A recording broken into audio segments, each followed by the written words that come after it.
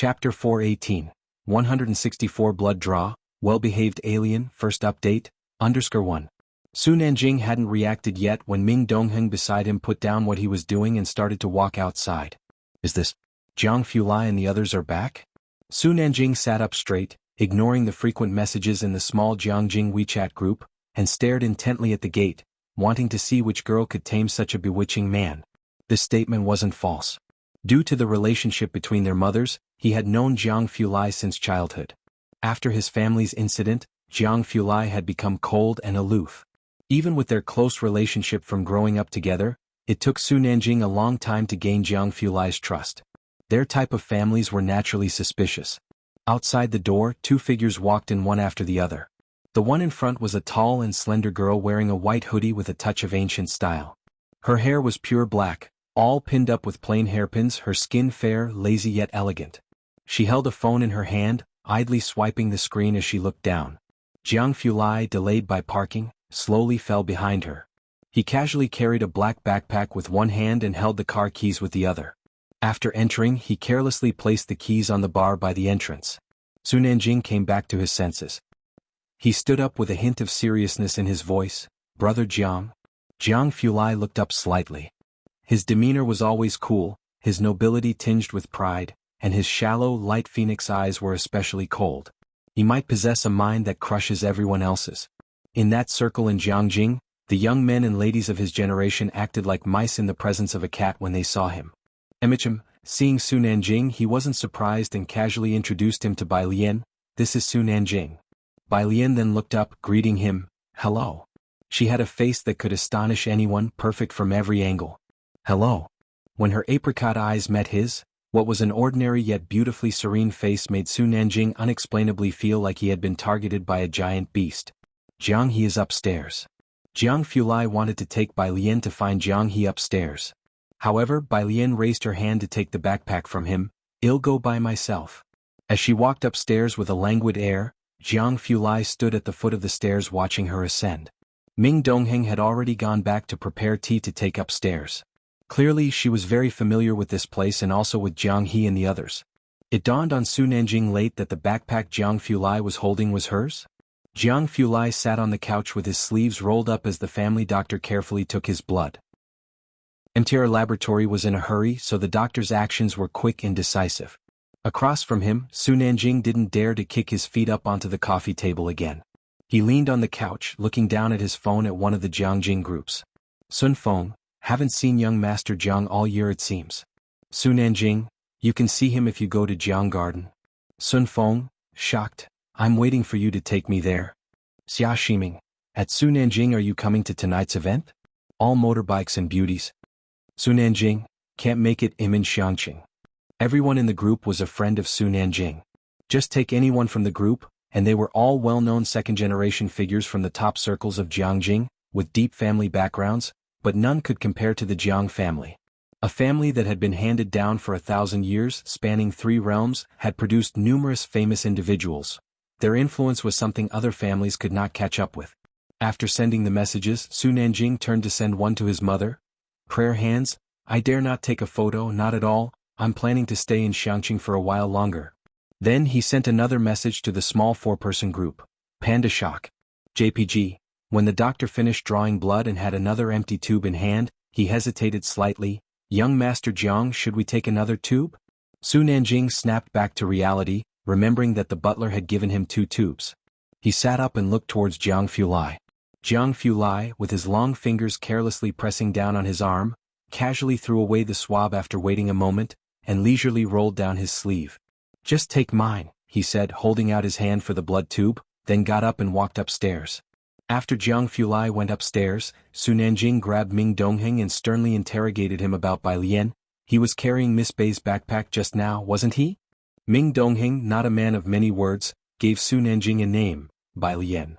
Having just met Bai Lian, his curiosity deepened even more. Chapter 419, 164 Blood Draw, Well-Behaved Alien, First Update, _2. Ming Dongheng still acted cool, just nodding and giving Su Nanjing a look that said, "You're really dumb, and what's so surprising about that?" Jianghe's room.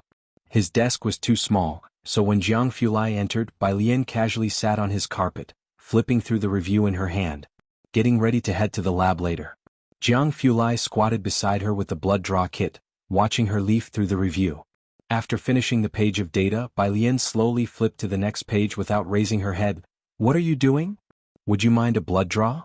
Jianghu asked, tilting his head slightly, his eyelashes drooping as he showed her the kit in his hand, and added, "To check a routine blood panel?" "A routine blood panel?" Bai Lian pressed her hand on the review, looking towards Jianghu. Her eyes were extremely dark, like the depths of a heavily fogged abyss, where one could easily get trapped once fallen in. "Okay, will you do it?" About 2 minutes later, Bai Lian agreed. Jianghu nodded. Bai Lian paused and then unhurriedly rolled up her left sleeve, revealing her wrist and elbow, her wrist shimmering with the cold light of silver iridium. Her skin was pale and her wrist unusually slender. The veins on her wrist were plainly visible. Jianghu looked down, his slender fingertips pinching the needle, the vein right before his eyes. He had learned this. 3 minutes later, his cool face bore a trace of defeat. "He'll get a doctor to come up." He set down the needle. The next day, Monday, Jianghu had a routine group meeting. Grandma Ningxiao wasn't feeling well, so they didn't work on problems together, and the group of teenagers all went their separate ways. Wang Qi was wailing as he leaned on Tang Ming's shoulder. "Why another test? Tang Ming, how exactly do you study?" With Bai Lian's and Ningxiao's nearly supernatural memory, he didn't wish to ask. "I just study," Tang Ming said succinctly.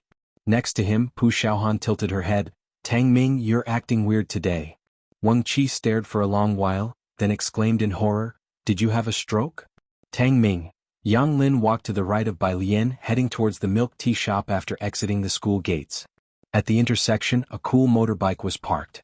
Su Nanjing, tall and handsome with a sunshine-like demeanor, stood out from the surrounding students with his noble air and distinguished appearance. His face always wore a smile, and with a helmet in hand, he saw Bai Lian and raised his hand. "Hi." The passing students all turned to look this way. Seeing the motorbike, Bai Lian stopped and walked towards him. "I forgot to give you this yesterday," Su Nanjing said, extending his hand to hand Bai Lian a paper bag hanging from the handlebars. Bai Lian took it. It was full of unsealed books. "Comprehensive questions for senior year," Su Nanjing said, stepping onto the motorbike. Bai Lian looked up. Her persona at school was always obedient. "Thank you." Over the years, Su Nanjing had never met anyone quite like Bai Lian. Too well-behaved, seemingly without any distinct personality traits, yet somehow different from yesterday. He couldn't quite put his finger on it, and at that moment didn't dare to suggest taking Bai Lian out to be seen at a club. He just put on his helmet. "No problem, do well on them, I'm off, little sister." With a roar, the motorbike sped away. Not far off, a classmate from class 8 walking with Ren Wanxian nudged her. "Who is the school beauty talking to?" "I don't know." Ren Wanxian had not been having an easy time recently. Ren Qian was still implicated by Secretary Zhou. This year at the committee election, Ren Qian's term had expired, and many from class 8 knew about it. Their attitude towards her was no longer as respectful as before. Since when did Xianxia have such a rich street racer? Ren Wanxian didn't know much about motorbikes. "What? That bike, it must cost $1 million. Shenju narrowed his eyes watching the bike drive away. "And that license plate? It didn't seem to be from Xianxia. Purest street." Xiaojia parked the car and frowned. "Living here is really inconvenient for them. The alley where Jianghu lived was narrow and cars couldn't drive in. Every time one had to walk a distance to get there." The butler got out from the back seat as the two of them walked towards Jianghu's home. As soon as they entered Purest Street, they saw a girl wearing a school uniform talking to two boys dressed in flashy clothes at the entrance of a small store not far away. One with yellow hair, one with red hair. Xiaojia glanced casually and noticed the girl wearing a Xianxia No. 1 middle school uniform, her face partially visible with a plain hairpin shining brightly behind her head. "Is that such a distinct personal style?" He quickly recognized her as Bai Lian. The butler retracted his gaze and frowned slightly. "It's her." But the two of them were not interested. They were here for Jianghu's yard. When Bai Lian returned with the exercises Xiaowu had brought back from Jianghu, Jianghu was talking to the butler. Xiaojia stood respectfully behind the butler. "Grandpa." Bai Lian entered, closed the door behind her and greeted Jianghu. Jianghu, holding his smoking pipe, unusually not embroidering, finally relaxed a bit when he saw Bai Lian return. "You didn't stay to do problems today?" As soon as Bai Lian returned, the butler stopped talking and lowered his head to drink his tea. Everyone had matters to attend to, replied Bai Lian succinctly. Knowing that Jianghu must be discussing something important, she didn't disturb them anymore and went back to her room to put down her backpack and take out the problems Su Nanjing and Su Wenyao had brought her. On her cell phone, Dean Jian had sent a message. "Do you have an idea for your new song?" Bai Lian took out the abridged score and briefly tried it on the guzheng. Jianghu, seeing Bai Lian return, went to the kitchen to get her a plate of fruit to take over. He always placed Bai Lian's needs first. The butler was speaking with him about important matters, and this attitude from Jianghu made him purse his lips slightly. Xiaoxia, noticing this behind him, quickly stepped forward to take the plate from Jianghu's hands. "He'll take it in for you." He was quick, and by the time Jianghu reacted, Xiaoxia was already knocking on Bai Lian's door with the plate. 3 polite knocks. After receiving permission, Xiaoxia went in, aware this should be Bai Lian's room. He didn't look around much, just placed the plate on the edge of Bai Lian's desk. "Thank you," Bai Lian said, her pen pausing on a stroke of the character 4, as she looked up slightly. "Very polite. No need to be polite. Is there anything else you need? They'll bring it all in together, so Jianghu doesn't have to keep worrying." As Xiaoxia spoke, his gaze swept over the items on her desk. Bai Lian's desk was cluttered with many items, yet everything was neatly arranged. A blue crystal glass bottle, a silver pendulum, a guzheng beside them, and even 3 lighters scattered in a corner. To the left were piles of white paper books. Xiaoxia guessed they might be the novels that middle school students liked, with the covers ripped off by her. Further down, Bai Lian held a pen, writing something akin to the 4 great standards, something that seemed like numbers but wasn't quite. He didn't understand what she was doing and didn't figure it out. Bai Lian lowered her head and finished writing the small character for, "No, that's all." "All right." Xiaoxia retracted his gaze and left, closing the door behind him. He silently thought that the 45 she wrote was quite neat. Although Xinqin always said her niece was very diligent in her studies, he couldn't see that now. "I am going to take your eldest son back to Jianghu," the butler continued the earlier conversation. "The conditions here are not suitable and we need him to change his surname back to Mu." Jianghu struck a match, lit his cigarette, and flicked his hand to extinguish the flame. What about his safety? That was his only concern. The butler tapped his fingers lightly on the stone table, his age showing. "You can rest assured about that too." Jianghu remained silent then, blowing out smoke rings for nearly 10 minutes before finally he spoke again. "I understand." Seeing he finally relented, the butler relaxed. "Then please talk to him. We will depart for Jianghu in a few days," he said as he stood up to bid goodbye to Jianghu. After the two left, Xiaoxia asked, "We're not observing further, are we certain about taking this Ji Xiaojun back with us?" The butler squinted. "You just had contact with Bai Lian. What do you think of her?" Chapter 420, 165 Incident, The Arrogant Su Nanjing Second Update, _1. Xiaoxia pondered briefly, recalling everything he had just seen. Then he hesitated before speaking. "I don't know what she's doing." Those neat numbers, he recognized each one individually, but when they were together he couldn't recognize any of them. He saw Bai Lian wearing a middle school uniform, so she must be learning middle school content, but what she wrote down seemed so strange and bizarre. The butler's tone was heavy. Ji Xiaojun received education from the Mu family when he was young. Taking him back won't cause any slip-ups. We've lingered in Xianxia for too long. The butler felt there was no longer any need for him to stay here. The result of this trip was unexpected yet within reason. Such a pity. Xiaoxia looked back at Jianghu's brightly lit yard.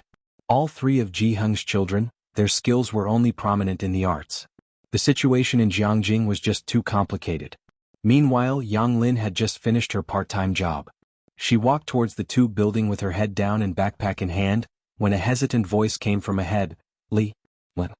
That voice. Yang Lin suddenly looked up to see a middle-aged woman in a plaid shirt looking hesitantly at her from 3 meters away. "Is it really you?" The middle-aged woman subconsciously tucked her hair behind her ear. "After all these years, are you doing well?"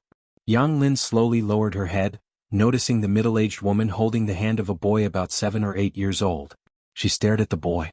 The middle-aged woman quickly pulled the boy behind her. This is also your brother." "Weirdo." The boy poked his head out from behind the woman and made a face at Yang Lin. "She's not my sister." Yang Lin's pitch-black eyes stared from behind her thick hair at the pair in front of her. "Why are you two walking so fast?" A man's thick voice sounded. The boy ran towards him. "Dad." "Ah, my precious son." Yang Lin didn't look at the woman again and started walking forward. Soon, a conversation could be heard behind her. Is that your ex-husband's daughter? Look, we just moved back and there's no space for her at our place. You're not thinking of bringing her back for me to take care of, are you? The man's voice was wary. The woman spoke meekly. I didn't think that. Well, you'd better not. With a father like that, she can't be much good. Don't even think about letting her come to our house. What if she spoils Xianxia and Tianbao? Yang Lin quickened her pace and soon returned to the tube building. The stairs were cluttered with a pile of junk and trash. 4th floor. On the right, an old lady gently opened a door a crack and whispered to her, "Your father seems to have come back." The next day, Bai Lian noticed Jianghu Lai's blue car parked at the entrance to Purist Street early in the morning. What's this? She saw a small thermos next to the driver's seat. Jianghu Lai waited until she was seated before starting the car, his demeanor cool and voice soft. It's made by the chef. I brought a bowl for you as well. Bai Lian played her English reading out loud and opened the thermos to take a sniff. The faint scent of medicinal herbs. She identified the blood-nourishing ingredients. Her pale fingers paused at the mouth of the thermos. Bai Lian looked hesitantly at Jianghu Lai to her left. Blood tonics? Just for that little bit of blood? Was it necessary to replenish? The traffic light turned red and Jianghu Lai stopped the car, turning his head with a sharp look in his eyes. What? Nothing. Bai Lian withdrew her gaze, recalling that Jianghu Lai seemed to have had blood drawn as well. She sipped the soup leisurely and everything started making sense. Upon reaching the school, Bai Lian asked him to stop at the intersection next to the bus station. She waited for Jianghu Lai's car to leave before leisurely walking towards the school. She arrived at her class and not many people had come, including her desk mate and Ning Xiao. Bai Lian put down her backpack and sat down on the chair, noting that her phone was lit up inside the bag. She picked it up to check. It was a message from Xiaowu about someone who lived below Yang Lin. Her father is back, 6 o'clock in the afternoon. Tick-tock. In the pitch-black bathroom, Yang Lin slowly regained consciousness, her eyes a bit blurry. The bathroom door wasn't tightly closed. She could see the faint light outside and hear Yang Jianpain on a phone call. What? 30,000? Wasn't it 30,000 7 years ago? Alright then, come and pick up the person right away. Yang Lin suddenly became fully alert. 30,000? Pick up the person? She opened her eyes, steadied herself on the wash basin and slowly stood up, supporting her entire bodice strength to walk outside. Outside the place was in disarray. Yang Jianpain finished the call and seeing her coming out, he crushed a beer can. What about your homeroom teacher? Isn't she always sponsoring you? Why not ask her for living expenses? Chapter 421. 165 Incident, The Arrogant Su Nanjing 2nd Update, _2. Yang Lin suddenly laughed. She spoke with a hoarse voice. Don't go looking for Teacher Lu, I still have 2,000 in my card, I'll withdraw it for you. Hurry up and go. Yang Jianpain slammed the beer can onto her head. Looking at her emotionless face, the excitement in his eyes, fueled by alcohol, began to spread. You're a monster too. Not even capable of crying. Yang Lin lowered her head, gazing at the lily crushed under Yang Jianpain's foot. It was her lily, she thought. Auntie Zhang always saved the best for her, and now it was being trampled underfoot. With her head covered in fresh blood, she slowly opened the door and went out. Across the way, the old lady cracked her door open to watch her, opened her mouth as if to say something, but in the end she didn't. Yang Lin took back her gaze, knowing what the old lady wanted to say. Everything will be better when you grow up. That's what everyone kept telling her. When she was 9, that's what the police told her. But how old did one have to be considered grown up? She made her way slowly down the stairs. She was now 19 years old. She had been looking forward to growing up since she was 5. Was 19 grown up enough? But why couldn't she see the end of the road? She had walked so far, endured so much suffering, never been afraid. She was only afraid she wouldn't reach the end of this road. People on the street stared at her strangely. Some even asked if she needed to call the police, if she needed to go to the hospital, but Yang Lin ignored them all. Her bangs were matted with blood and stuck to her forehead, and with the blood loss, her vision was beginning to blur. Yang Lin reached the street corner, mechanically withdrew the money, all savings from her part-time jobs for her college education. She bought a bottle of liquor and then went to a pharmacy to purchase some sleeping pills. The clerk looked at her head wanting to say something, but Yang Lin walked away. Once outside, she calmly opened the bottle and stuffed the pills into it. Finally, she came to a convenience store and bought a knife. With the knife in hand and clutching the bottle of liquor, she walked step by step toward the tube building. Inside Jiheng's courtyard. Ji Xiaojun had to leave for Beijing earlier today, and Ji Heng, taking advantage of Bai Lian's school hours, sent her a message. The butler was telling Ji Xiaojun and Xin Qing what to watch out for. Ji Xiaojun was somewhat startled. But my students? At a time like this, you shouldn't be worrying about that. I will take care of it for you, Xiaojia interjected with implied meaning. The butler bowed his head, slowly and methodically sipping his tea. He paused for a moment. This tea should be the same as he remembered, served by the old master of the Mu family in its heyday to him as a reward. The butler clearly remembered this familiar taste. Where did this tea come from? He suddenly looked up. Xin Qing glanced over. It should be from Xiaojiang. Xiaojiang? It was the butler's first time hearing this name. Who is he? It's aliens? Xin Qing hesitated briefly. What exactly was Jianghu Lai's relation to them? Beside him, Ji Heng blew out a ring of smoke, his demeanor very detached. Alien's friend. Alien must be Bai Lian, the butler thought in surprise. Bai Lian had friends like that? He looked down at his cup of tea, or perhaps there was something wrong with his taste. At 6:30. Xiao Jie spoke up. We should be leaving. If we're any later we won't make the flight tomorrow. Upon hearing the departure, Xin Qing couldn't help but grip Ji Xian's sleeve, and the group made their way outside Purist Street, where Ji Heng smoked in silence without speaking. Ji Xiaojun didn't inform the Ren family about his departure. Of course, even if he had, there's no guarantee they would have come. A silver commercial van was parked at the street corner. Xin Qing looked towards the bus stop, murmuring softly, "Why hasn't Alien returned yet?" The butler glanced at Xin Qing and Ji Xiaojun.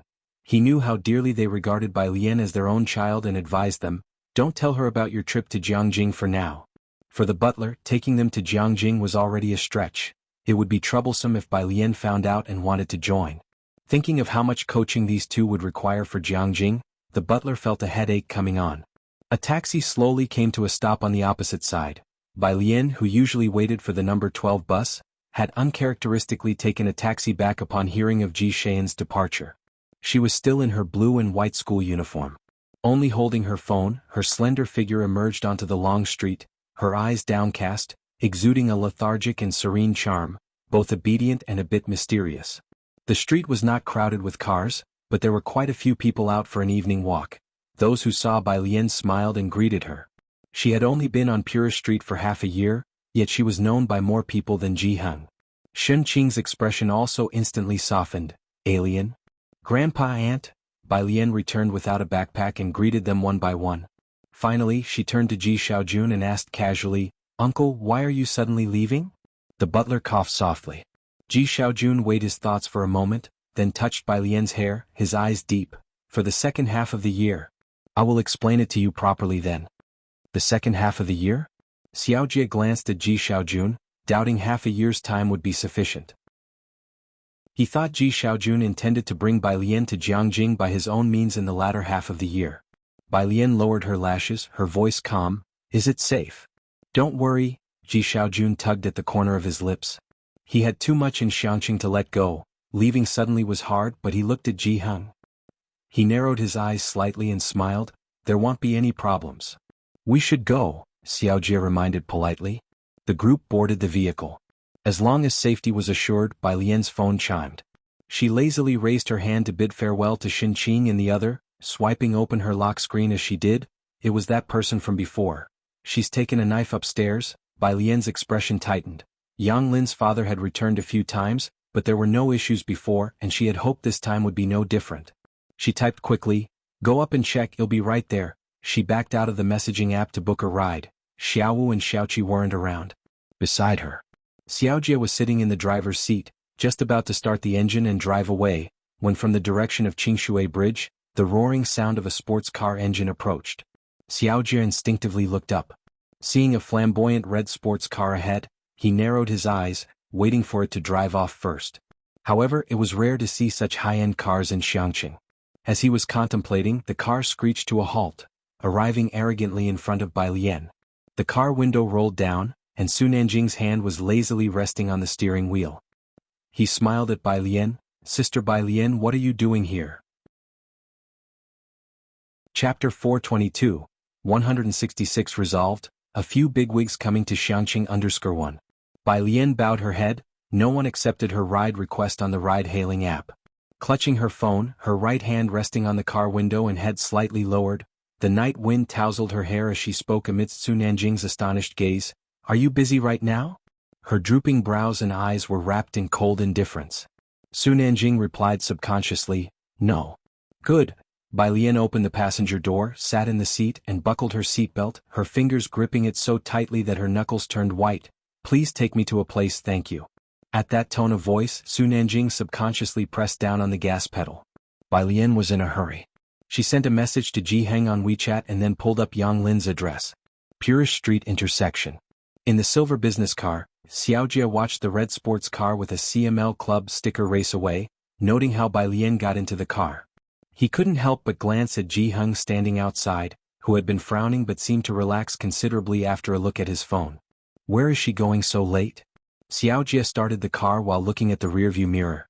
Shunqing was also open-mouthed. It was her first time seeing such a sports car in Xianxia. Hearing Xiaoxia's words, she said, "She must be going to study, I guess." Besides studying, Shunqing didn't know what else Bai Lian could be doing. After all, Bai Lian used to study in the library until it closed every day before going home. Going to study in a sports car this late? Both the butler and Xiaoxia were surprised, feeling that the whole family seemed to inexplicably trust Bai Lian.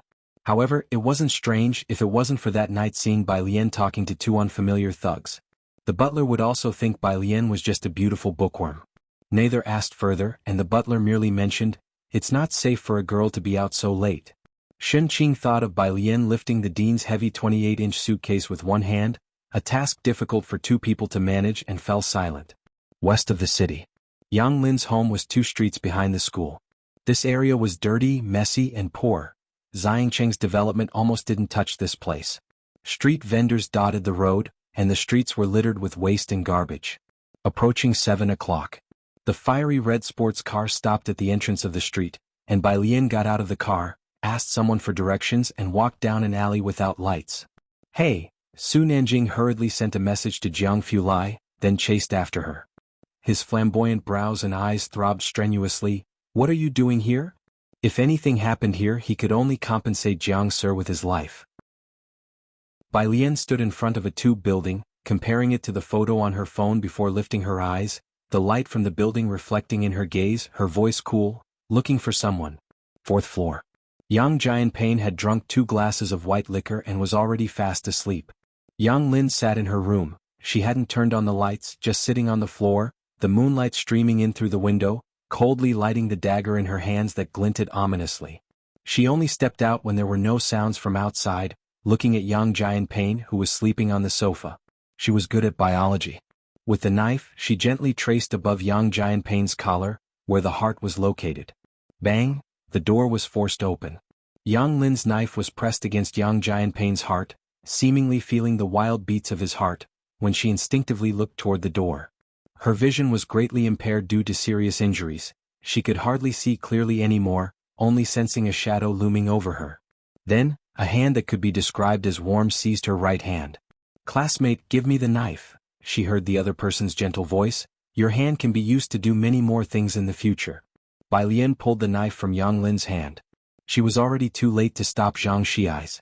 Yang Lin seemed to recognize the person in front of her, the warmth on her hand similar to what she had felt before. She let go of the knife, her face deathly pale. She had been sober under the belief that she would die, but as her spirit relaxed, she fainted entirely. Bai Lian caught her, then turned her head to look at Su Nanjing, who had just entered. "Hurry and take her to the hospital." Su Nanjing scanned the surroundings, his smile fading as he saw she had no intention of leaving. With a grave voice he said, "Come with me." Bai Lian lazily twirled the knife in her hand and kicked away a beer can at her feet before bending over to pick up the lilies that had been stepped on next to the sofa.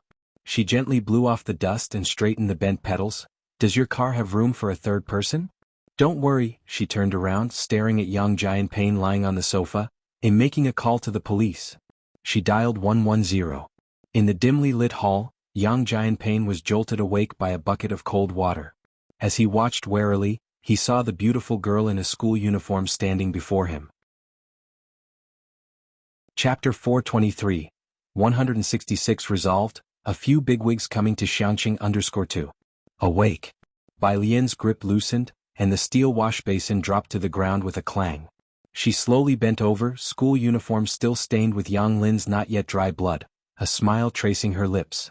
Yang Jianpain was used to throwing his weight around, and with a flick of his hand he aimed to throw something at Bai Lian. But she blocked it effortlessly with 2 fingers. In Yang Jianpain's terrified gaze she smiled faintly, seized him by the neck and lifted him up. "How could there be someone like you here?" Then casually tossing him to the ground, Yang Jianpain's forehead glistened with cold sweat as he shakily got up from the floor.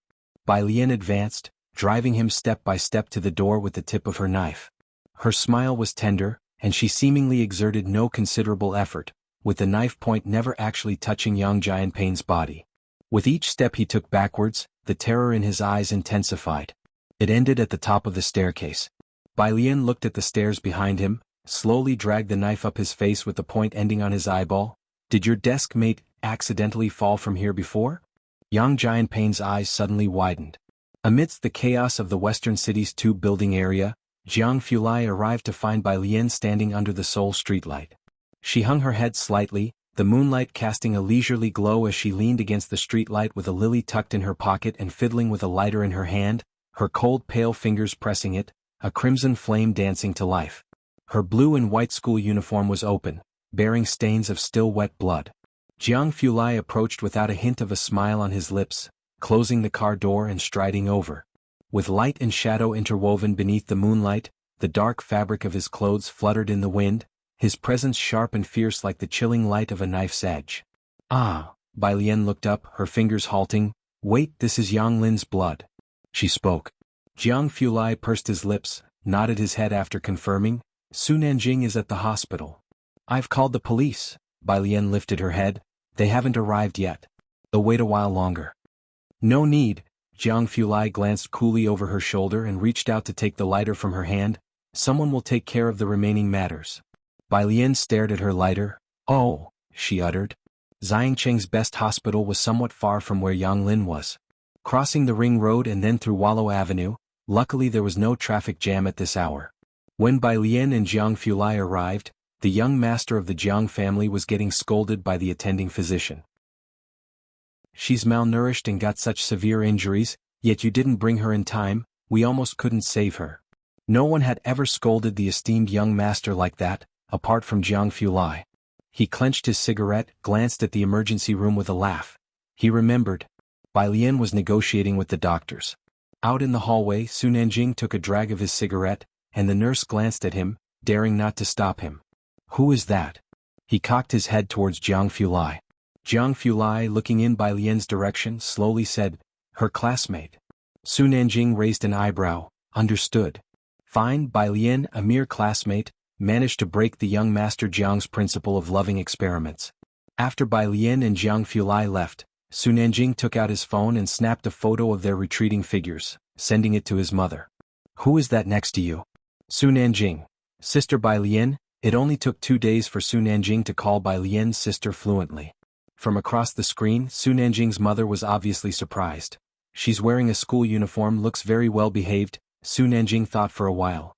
"She studies every day." This was what Ming Dongheng had said. He mentioned he had never seen someone who loved studying more than Bai Lian. Su Nanjing arranged for a caregiver to look after Yang Lin. Yang Lin didn't wake up until the afternoon of the next day. Su Nanjing booked a private room with its own reception area. When Bai Lian arrived, he was sitting in the outside living room, holding a piece of paper, leg resting on the coffee table, with the deputy director by his side. "How did you fall down the stairs?" Su Nanjing gave the deputy director a polite smile. "Do you need me to reenact it, or are you suspecting me?" The deputy director wiped the sweat from his forehead. This young master looked friendly, but dealing with him felt even more pressured than dealing with Chief Chen. "Not at all," he laughed nervously. Yang Jianpain had a history of previous occurrences, and now he was also suspected of human trafficking, so the deputy was just following up as a matter of routine. People are still blatantly human trafficking these days. Su Nanjing tossed the paper onto the table, having always been bold and brash. "What has Chen Yongquan been doing for the past half a year?" This continued until Bai Lian entered. Su Nanjing put away his half-amused expression, looked up, gave Bai Lian a smile, and also greeted Pu Xiaohan who was with her. Chapter 424. 166 Resolved, a few bigwigs coming to Xianxia _3. Your classmate is so cool, didn't say a word, didn't eat anything, Su Nanjing concluded with a slight frown. There might be some psychological issue.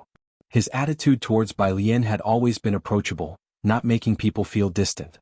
Su Nanjing lowered his head and saw the papers that Bai Lian was holding, on which he could see the logo of Xianxia No. 1 Middle School.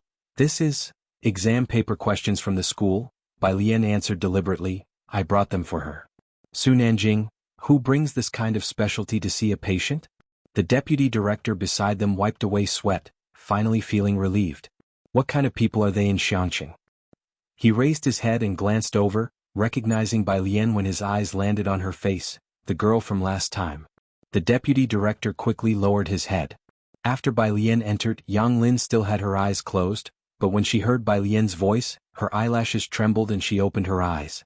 She lay on the hospital bed with most of her head wrapped in gauze. Heiress, your exam paper. I and Ning Xiao were at the library doing homework on Saturday. Bai Lian placed the papers beside her and glanced around the environment. Yang Lin whispered her thanks. Su Nanjing crossed his arms and leaned against the door with raised eyebrows thinking, this girl's silence is selective. Of course, he didn't know that Yang Lin was even more notoriously unapproachable than Ning Xiao in Xianxia No. 1 Middle School. Bai Lian just sat down on the chair beside her and calmly said to Yang Lin, also 12,870 yuan, remember to pay me back. Yang Lin smiled gently and said softly, okay. She was transferred to a regular ward that very day. Su Nanjing touched his nose at the door, watching Bai Lian without daring to speak. The deputy director hurried out of the hospital. He encountered Ren Xian. Ren Xian's position had recently been taken over by someone else, and he was facing retirement. He hadn't been sleeping well lately, dark circles under his eyes. Seeing the deputy director, he quickly stopped. Director Wang, what brings you here today? Came to follow up on a case. Although just a deputy director, hearing Ren Xian call him director made Deputy Director Wang's heart comfortable, prompting him to add a few more words. Ren Xian naturally noticed the file bag in the deputy director's hand. What case would bring him personally to the hospital? Has there been some major incident in Xianxia? Ren Xian feigned surprise. However, this time Deputy Director Wang did not elaborate, only smiling at Ren Xian. Old Ren, take care of your health, I've got things to attend to. After the man left, Ren Xian tilted his head slightly, find out who's been admitted to the hospital. In the evening, Ren Xian invited Qin Gang over and casually mentioned the incident at the dinner table. Has some big shot come to Xianxia again? Qin Gang was startled, as he was unaware of any such news. Seeing Qin Gang's reaction, Ren Xian nodded, realizing Qin Gang was also unaware. It wasn't because he had been marginalized. No matter, keep asking around. Qinzhu, after you finish eating with Wanxian, go study straight away. The college entrance exams are coming. At the dinner table, Qinzhu nodded, but as he looked down he remembered the cool motorbike he had seen at the school gate that day. Saturday. Su Nanjing got up early and saw Ming Dongheng carefully holding a wooden box. He settled at the table and gestured to have his breakfast brought over. What's this?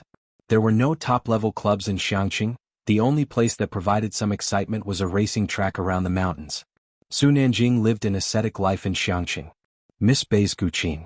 Ming Dongheng set it down, then called the maintenance teacher. A Guqin needed regular maintenance and care. Bai Lian had gone to see Xianxia's with Jianghu, so the task fell onto Ming Dongheng. Guqin? Su Nanjing, with one leg casually draped over, sipped his tea leisurely and upon hearing this smiled at Ming Dongheng. Ming, can little sister Bai Lian play the Guqin? This was somewhat unexpected. He had seen Bai Lian that night. She lived in bungalows, and Su Nanjing had originally blamed Jianghu severely after finding out where she lived. Her family circumstances seemed average. It didn't seem like she would learn to play the Guqin. Yes, Ming Dongheng spoke succinctly, it seems she really loves the Guqin. It was said that Bai Lian even took her Guqin with her for the short time she was in Jianghu. Is that so? Su Nanjing picked up a dumpling while sending a message to his mother. Where has your young master Jiang gone? He asked offhandedly. Ming Dongheng surprised him with his answer, prison. Cough cough. Su Nanjing showed a rare expression of surprise. Prison? Miss Bei's classmate is there. Su Nanjing uttered an ah sound, feeling somewhat stunned. Not really, so all of Sister Bai Lian's classmates were so explosive. One wanted to wield a knife in a fight and another was already in prison?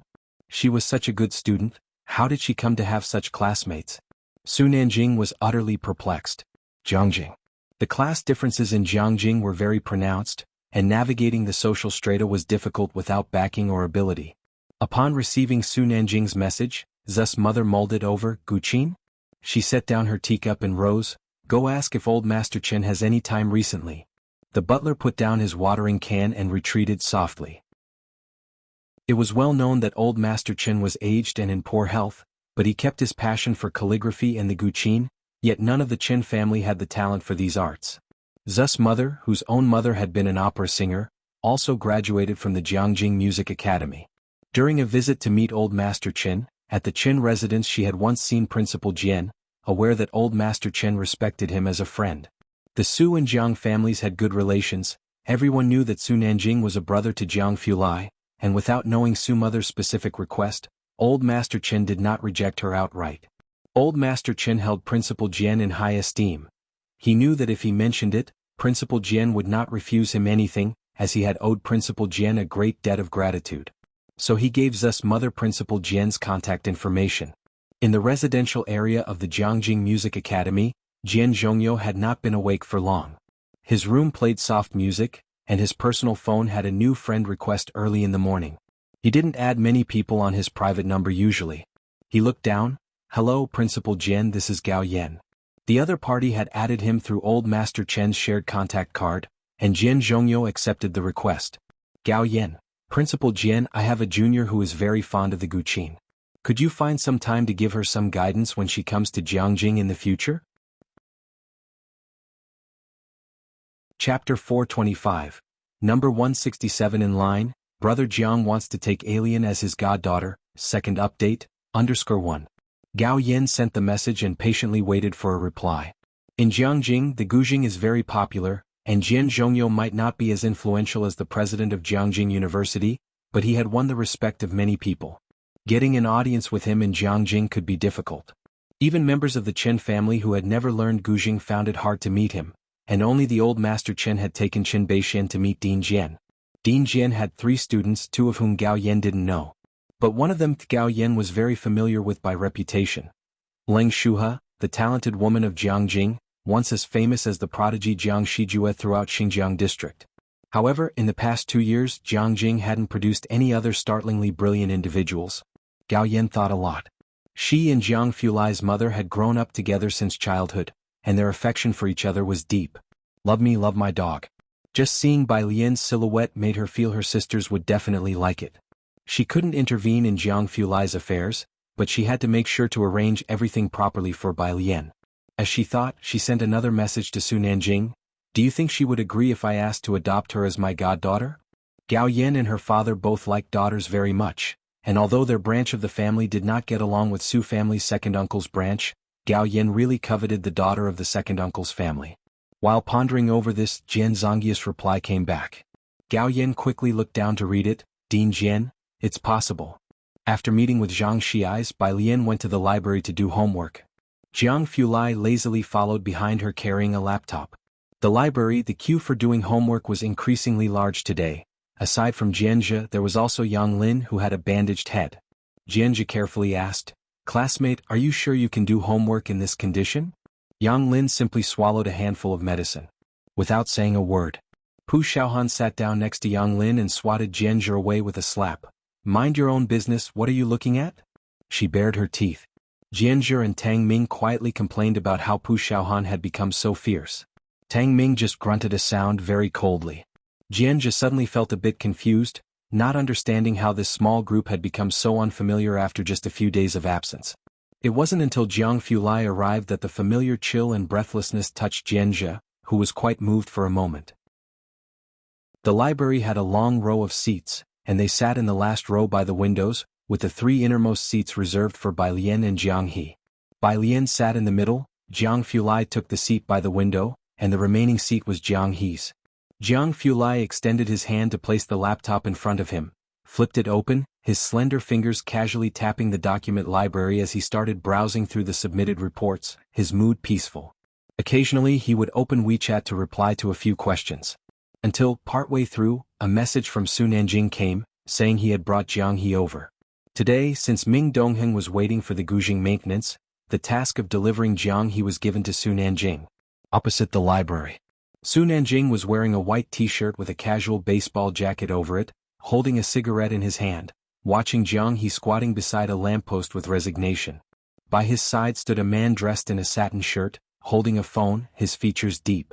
Bingwen, Su Nanjing took a drag of his cigarette and shook his head. You should know I can't get involved in this matter. You could go to Qin Yongquan or Sister Beishan instead. While speaking he was also messaging Jiang Fulai.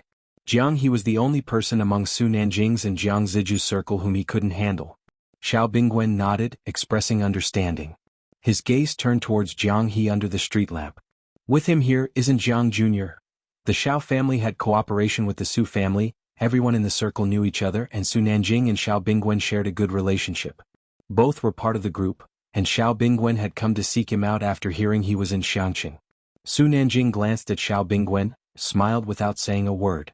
Jiang Fulai's whereabouts in Jiangjing were always a secret, but Xiao Bingwen was not a talkative person, and Su Nanjing trusted that he understood discretion. As the two talked, a lazy figure came walking over from the opposite side. The person wore a white top and a pale blue long skirt below, the collar, cuffs and hem all embroidered with delicate peach blossom patterns. Judging by the time, the peach blossoms in Xianxia should begin blooming soon. Seeing her, Su Nanjing extinguished his cigarette and took a step forward. Are you alone? Where's Jiangji? Su Nanjing was very surprised. With Jianghe having a fit, Bai Lian's coming was pointless. Him? Bai Lian's cold, half-lidded black eyes glanced at Jianghe squatting under the street lamp, her tone indifferent. He's queuing. Queuing huh? Su Nanjing pinched the cigarette, nodding his head. The next second, he hesitated and looked towards Bai Lian. Sister Bai Lian, what did you say he's doing? Standing in line for milk tea. Bai Lian explained. Su Nanjing. At the side, Xiao Bingwen stopped discussing serious matters when he saw the unfamiliar woman approaching. He just stood aside looking at Bai Lian with surprise a few times. Such a look was rare to see even in Jiangjing. Let's just wait for him to come over, none of us can handle Jianghe. Su Nanjing looked at Bai Lian's beautiful and lazy face, unable to associate Jiang Fulai with lining up. His brain instantly became somewhat chaotic. As he was speaking, he saw Bai Lian walked over to Jianghe and grabbed his collar. She picked up the child in one swoop. The child frowned, looking at her expressionlessly. What's wrong? Bai Lian squatted down. Jianghe was wearing a blue little vest. Go to school, go back. With just 2 words, Bai Lian understood his meaning instantly. Did your brother say he will send you back to school the second half of this year? Jianghe was about to raise his hand to block his ears. Bai Lian reached out to push his hand away. Jianghe put it back again. Fine, Bai Lian smiled. He'll also go to Jiangjing in the second half of the year. Jianghe was startled for a moment. Bai Lian slowly said, I will become a university student and you? She smiled. Jianghe silently lowered his hand. Come along by yourself. Bai Lian patted her dress as she got up, and then politely bid farewell to Su Nanjing. He'll take him to the library first. Su Nanjing watched dumbfounded as Jianghe obediently followed behind Bai Lian. He then took out his phone and sent a message in the group chat. Su Nanjing, at Ming Dongheng now I understand your, what the hell, Ming Dongheng? Jiang Shijue? Question mark. Su Nanjing put away his phone. He watched Bai Lian leave, having had 2 what the hells today. Once the others left, Xiao Bingwen still gazed in the direction where Bai Lian had departed. She is... Xiao Bingwen could tell from just now that the brother Jiang Su Nanjing had mentioned was Jiang Fulai, and that girl was just with Jiang Fulai. Yes, it's exactly as you think. Su Nanjing came back to his senses. Jiang family's young master's principles and bottom line seemed to have no use with Bai Lian. Thinking this, he smiled at Xiao Bingwen. Xiao Bingwen retracted his gaze. She, how come I have never heard of her in Jiangjing? In his memory, there was no one who matched the girl he had just seen. Su Nanjing relit his cigarette. Normal, she's not from Jiangjing, just a good student from this locale. What? Xiao Bingwen was especially surprised. No wonder he had never heard of her. Jiangjing's top circles were only so big, especially among their generation, there were only a handful of impressive people. Xianxia? Xiao Bingwen then lost any interest in delving deeper. Don't talk nonsense after you go back. Su Nanjing glanced at him with a smile. I know your family is also acquainted with the Gao family. Xiao Bingwen's heart tensed up. Nanjing, rest assured. Su Nanjing chuckled, not reminding him further about the matter. In the evening. Bai Lian returned with Jianghu Lai. She was going to pick up her guzheng. By the time the 2 adults and 1 child got back, the sun had not completely set. In the antique-looking hall, Su Nanjing had just gotten back not long ago. He finished a phone call with Gao Yan, and when he saw Bai Lian he immediately stood up. Jianghu was sluggishly trailing behind Jianghu Lai and Bai Lian. Jianghu Lai was holding a stack of books, and Bai Lian was casually playing with Jianghu Lai's laptop with her hands. It was not a large laptop, very thin, and she could spin it on the tip of her finger. Xiao Bingwen, sitting hesitantly beside Su Nanjing, was talking to Ming Dongheng. Master Xiao, Ming Dongheng replied very formally, I don't know about Director Chen's affairs, but even Mr. Wang has not found any leads. Wang Yufeng had mines, but he was affiliated with the Dawson family. It was not easy to find out that he had been providing resources for experiments and heavy industry over the long term. Xiao Bingwen knew that both Director Chen and Ming Dongheng were hard to deal with. About to continue speaking, he saw people returning at the entrance and he quickly stood up, his eyes focusing on Jianghu Lai, young Master Jiang. Jianghu Lai placed the stack of books on the coffee table, his eyes and brows exuded a chilly pride, and without raising his head, keep talking. It meant not to mind them. Jianghu Lai went to get Bai Lian's guzheng. Bai Lian leaned against the doorway, not entering as she waited for the guzheng to go have dinner with Ji Heng. Xiao Bingwen glanced at Bai Lian beside him but did not continue speaking. It was Ming Dongheng beside him, though, who upon seeing Bai Lian, got up to pour tea, and Xiao Bingwen was taken aback by his actions. Su Nanjing paid attention to the laptop spinning in Bai Lian's hands and was terrified. If it fell, the whole laboratory would be heartbroken. Sister Bai Lian, Su Nanjing held back his gaze from looking and recalled Gao Yan's words. He walked over to Bai Lian, somewhat hesitantly. Have you ever entertained the thought, for instance, of having more family members? Or having another mother? Bai Lian placed the laptop flat in her palm, finally resting it on the bar counter, while looking at a message on her phone. What? On the phone. Wang, how long can my godmother last? Chapter 426. Unusually talented individual _1 takes the 168th preliminary exam. Bai Lian had reminded Wang Yufeng about his grandmother's sickness during the new year. Ning Xiao had also been coming out to do homework less frequently lately.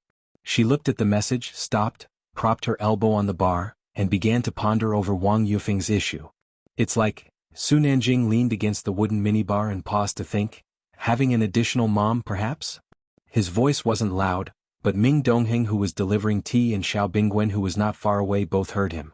Not to mention Xiao Bingwen, even Ming Dongheng was particularly surprised. Bai Lian was sensitive to the word mom. She didn't look up, idly tapping on her phone's screen, but her hanging hand was a bit tense. Then let's forget about it. She picked up the tea Ming Dongheng had brought over and took a leisurely sip with her head bowed, her expression relaxed and casual. Not far away, Jianghu Lai put down his violin. Bai Lian stood straight, reaching out her hand. Give it to me.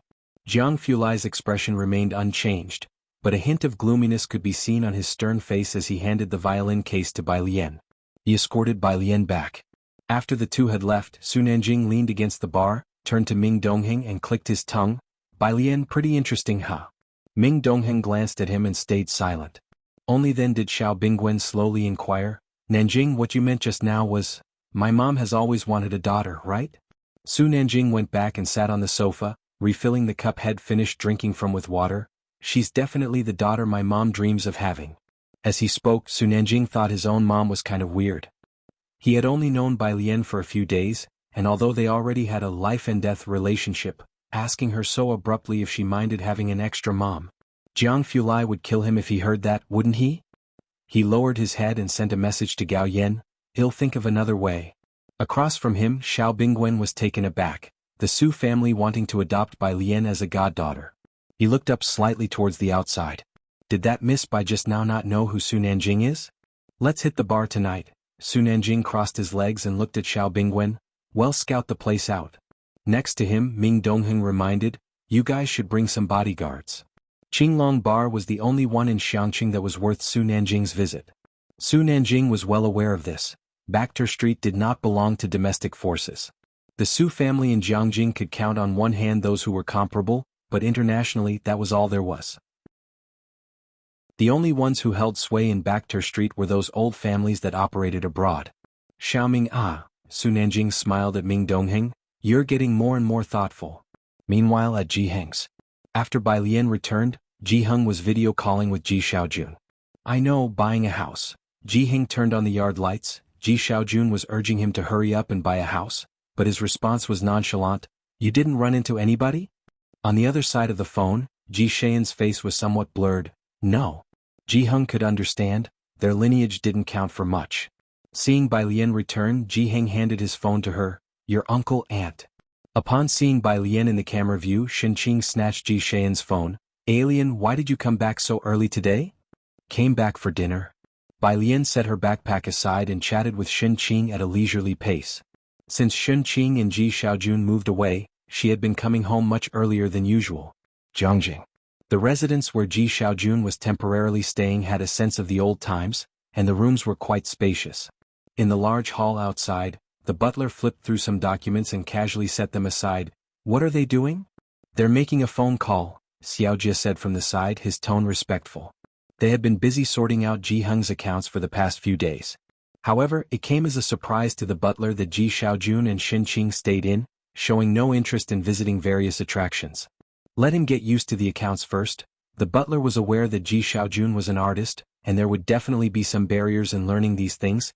If it really doesn't work out, find someone to manage them on his behalf. Xiaojia furrowed his brow, originally thinking he'd be able to bring back an assistant for the master, especially since Mu Heng had some skills back then. But now, it appeared to be causing trouble for the Mu family.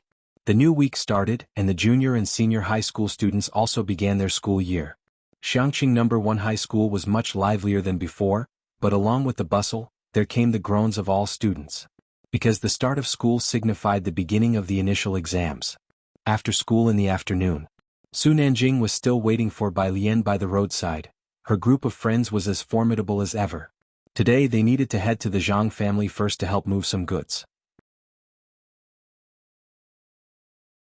Chapter 427. Unusually talented individual _2 takes the 168th preliminary exam. Seeing Bai Lian, he lifted his hand slightly. Sister Bai Lian? He was wearing casual sportswear, very relaxed. He had been looking for Bai Lian frequently these days, his face noble and handsome. There was even a dedicated thread for Su Nanjing on the forum at school. When they learned he was Bai Lian's certain brother, a bunch of girls exclaimed underneath, sure enough, a Bowtie's relatives are all beauties. The boys in school were rather frustrated. After all, they had just gotten rid of Xianxia's and now another outsider had appeared. Bai Lian asked Wang Qi and the others to go ahead to Jianghu family's place before she went to find Su Nanjing. As she approached, Su Nanjing noticed she was holding a roll of A4 paper, all rolled up, not knowing what it was.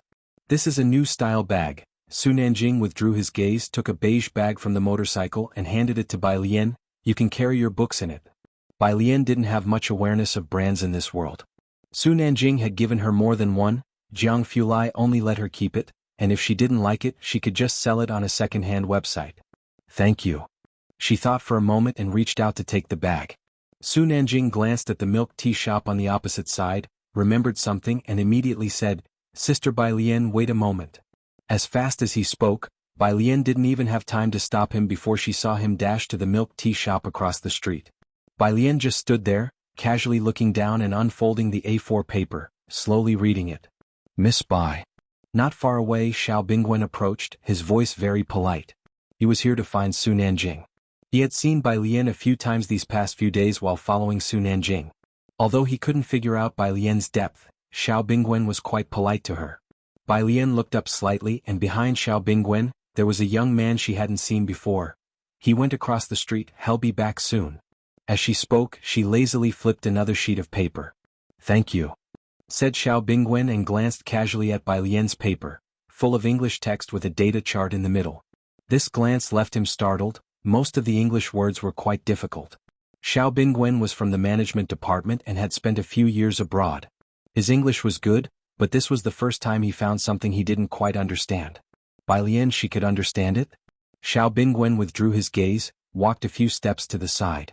Young master, Xiao Yilei looked at Su Nanjing very surprised. What's the third young master doing? Xiao Yilei was Xiao Bingwen's right-hand man. They had been scouting the Qinglong bar for several days, got to know a few people, and today heard that a new boss was coming. Before heading to Purist Street, Su Nanjing was busy with a bag and a trip to the milk tea shop. Xiao Yilei naturally found it strange. He looked at the girl in front of him, head down looking at the A4 paper, his gaze falling on her school uniform. Are you bringing her along too? Bring her? Xiao Bingwen withdrew his gaze and shook his head. Even with 3 times the courage, Nanjing wouldn't dare. Although he didn't understand why Jianghu Lai was fond of her, these days he had more or less figured out Bai Lian's place in the hearts of Ming Dongheng and the others. The junior and senior kids were back, and the line to buy milk tea grew long. Yang Lin stood in front of the cash register, her head wrapped in gauze, but these wounds had become common for her, so she didn't fall behind in her classes or part-time job. Yang's mother came in to buy milk tea with a boy and another girl, and immediately noticed Yang Lin in front of the cash register. Are you okay? The incident with Yang Jianpain had spread throughout the tube building. What would you like to drink? Yang Lin didn't look at her, her tone indifferent. Next to Yang's mother, the girl looked impatiently at Yang's mother. Hey, what are you actually here for? The little boy stepped on the girl's shoe next to him, then looked up at Yang Lin and made a gun-shooting gesture, very arrogantly as if had been spoiled. Bang bang, kill the ugly monster. He was Bianji halfway through when someone picked him up. What are you doing? Seeing her son being lifted away, Yang's mother was very anxious and rushed to intercept the tall figure, protecting her son. Su Nanjing gave Yang's mother a glance, shrugging gently and very amiably. Your son? Sorry, I thought he was an orphan. Laughter from the school kids nearby followed. Feeling humiliated, Yang's mother decided to leave without buying the milk tea, taking her son with her. 2 milk teas. Su Nanjing finally leaned against the counter, his tone unhurried, the kind your desk mate always drinks. Yang Lin didn't say a word and made 2 identical cherry milk teas. Su Nanjing took 1 cup, the other he left in place and with a smile said, thanks a bunch. He turned back, handed the bag of milk tea to Bai Lian, and looked at Xiao Bingwen. How did you end up here? Chapter 428. Unusually talented individual _3 takes the 168th preliminary exam.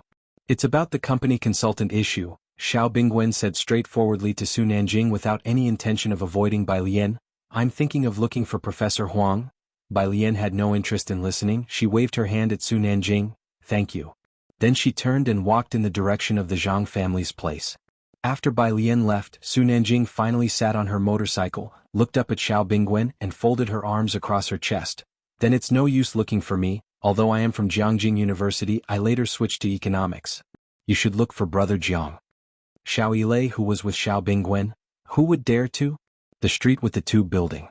Yang Lin's mother quickly received a call from her current husband, who said with more than a hint of sarcasm, did you give her money? Don't forget that your son is going to get married someday. They moved back only after hearing that Xianxia was becoming prosperous, and when real estate prices there rose, they simply bought an 80 SQM apartment near the tube building. Ever since Yang Lin's mother returned, her husband had been very bothered about Yang family's business. Yang Lin's mother felt an inherent sense of guilt about leaving Yang Lin behind after all these years. Chastised by her husband like this, she hesitated. She's about to take the college entrance exams? So what? The current husband became alert. Anyway, don't bring her back here and don't give her a penny. The daughter of a gambler, Tianbao, is going to apply for Beijing University in the future. Don't let her lead him astray. After so many years away, Yang Lin's mother felt nothing for Yang Lin except guilt. Realizing this after her husband's words, she remembered that her future old age would depend on Tianbao's support. She weighed her options and concluded, I understand. Several students from class 15 were in the backyard of the Zhang family's house, moving flower pots and merchandise. Mr. Zhang was not at home today. He had probably gone on a business trip after the new year. Mrs. Zhang brought out a bunch of snacks and coke for the group of students. I've told you there's not much merchandise today, you didn't have to come. When Bai Lian arrived, most of the heavy lifting was already done. She moved the last box of flowers from the truck and placed it into the backyard. Just in time, Suan called her, his voice cheerful. Alien, recently, those people have stopped prying into your grandfather's information. Maybe we were mistaken. Thank you, Bai Lian replied while holding a pair of scissors, slicing open the tape on the box to reveal a bunch of fresh flowers. She only raised an eyebrow, of course. No one was inquiring anymore because the person had been found. Is there anything you or your grandfather are lacking lately? Suan asked, then seemed to remember something. Also, what has your uncle been up to? I've called him twice and he hasn't answered. It's nothing, he's just been a bit busy lately, Bai Lian replied nonchalantly. With that, Su En no longer dwelt on the issue with Ji Xiaojun. After hanging up the phone, Mrs. Zhang passed her a can of Coke. "Auntie," Bai Lian opened the Coke with one hand and took a sip. "Zhang Xiais has earned a commendation in prison, decreasing his sentence by a month and a half." She and Jiang Fulai had been tutoring Zhang Xiais every week. But Mrs. Zhang only got to visit him once every half-month, so she hadn't heard this news. "Really?" Mrs. Zhang instinctively looked up upon hearing news about Zhang Xiais. How did he earn a commendation? During the new year there was a disturbance in the prison. Zhang Xiais had knocked down the ringleader, quelling the unrest, and it was said he gained quite a few minions inside. However, Bai Lian did not go into detail with Mrs. Zhang about this. He helped the prison warden catch someone. Bai Lian downplayed the incident. She knew full well how clumsy Zhang Xiais was and that he must have suffered a lot in there. Bai Lian was not concerned, but she knew Mrs. Zhang could not bear to hear it. Good. Mrs. Zhang wiped her eyes. "He'll go and tell Yan Lu the good news." A reduction of a month and a half in the sentence meant he would be out even sooner. This weekend, the entire Xianxia No. 1 high school had scheduled a beginning-of-term examination. All 3 grades would take it together. The internal exams at Xianxia No. 1 high school were not as rigidly structured as the college entrance examinations. Saturday's exams were Chinese, mathematics, and English, with the final exam on Sunday morning still being the comprehensive science subject. Bai Lian only brought 2 pens as usual. She was ranked first in the final exams, and all the senior year teachers knew her by name and face. Seating for the exams was done by rank, so she was at the first table in the first examination room.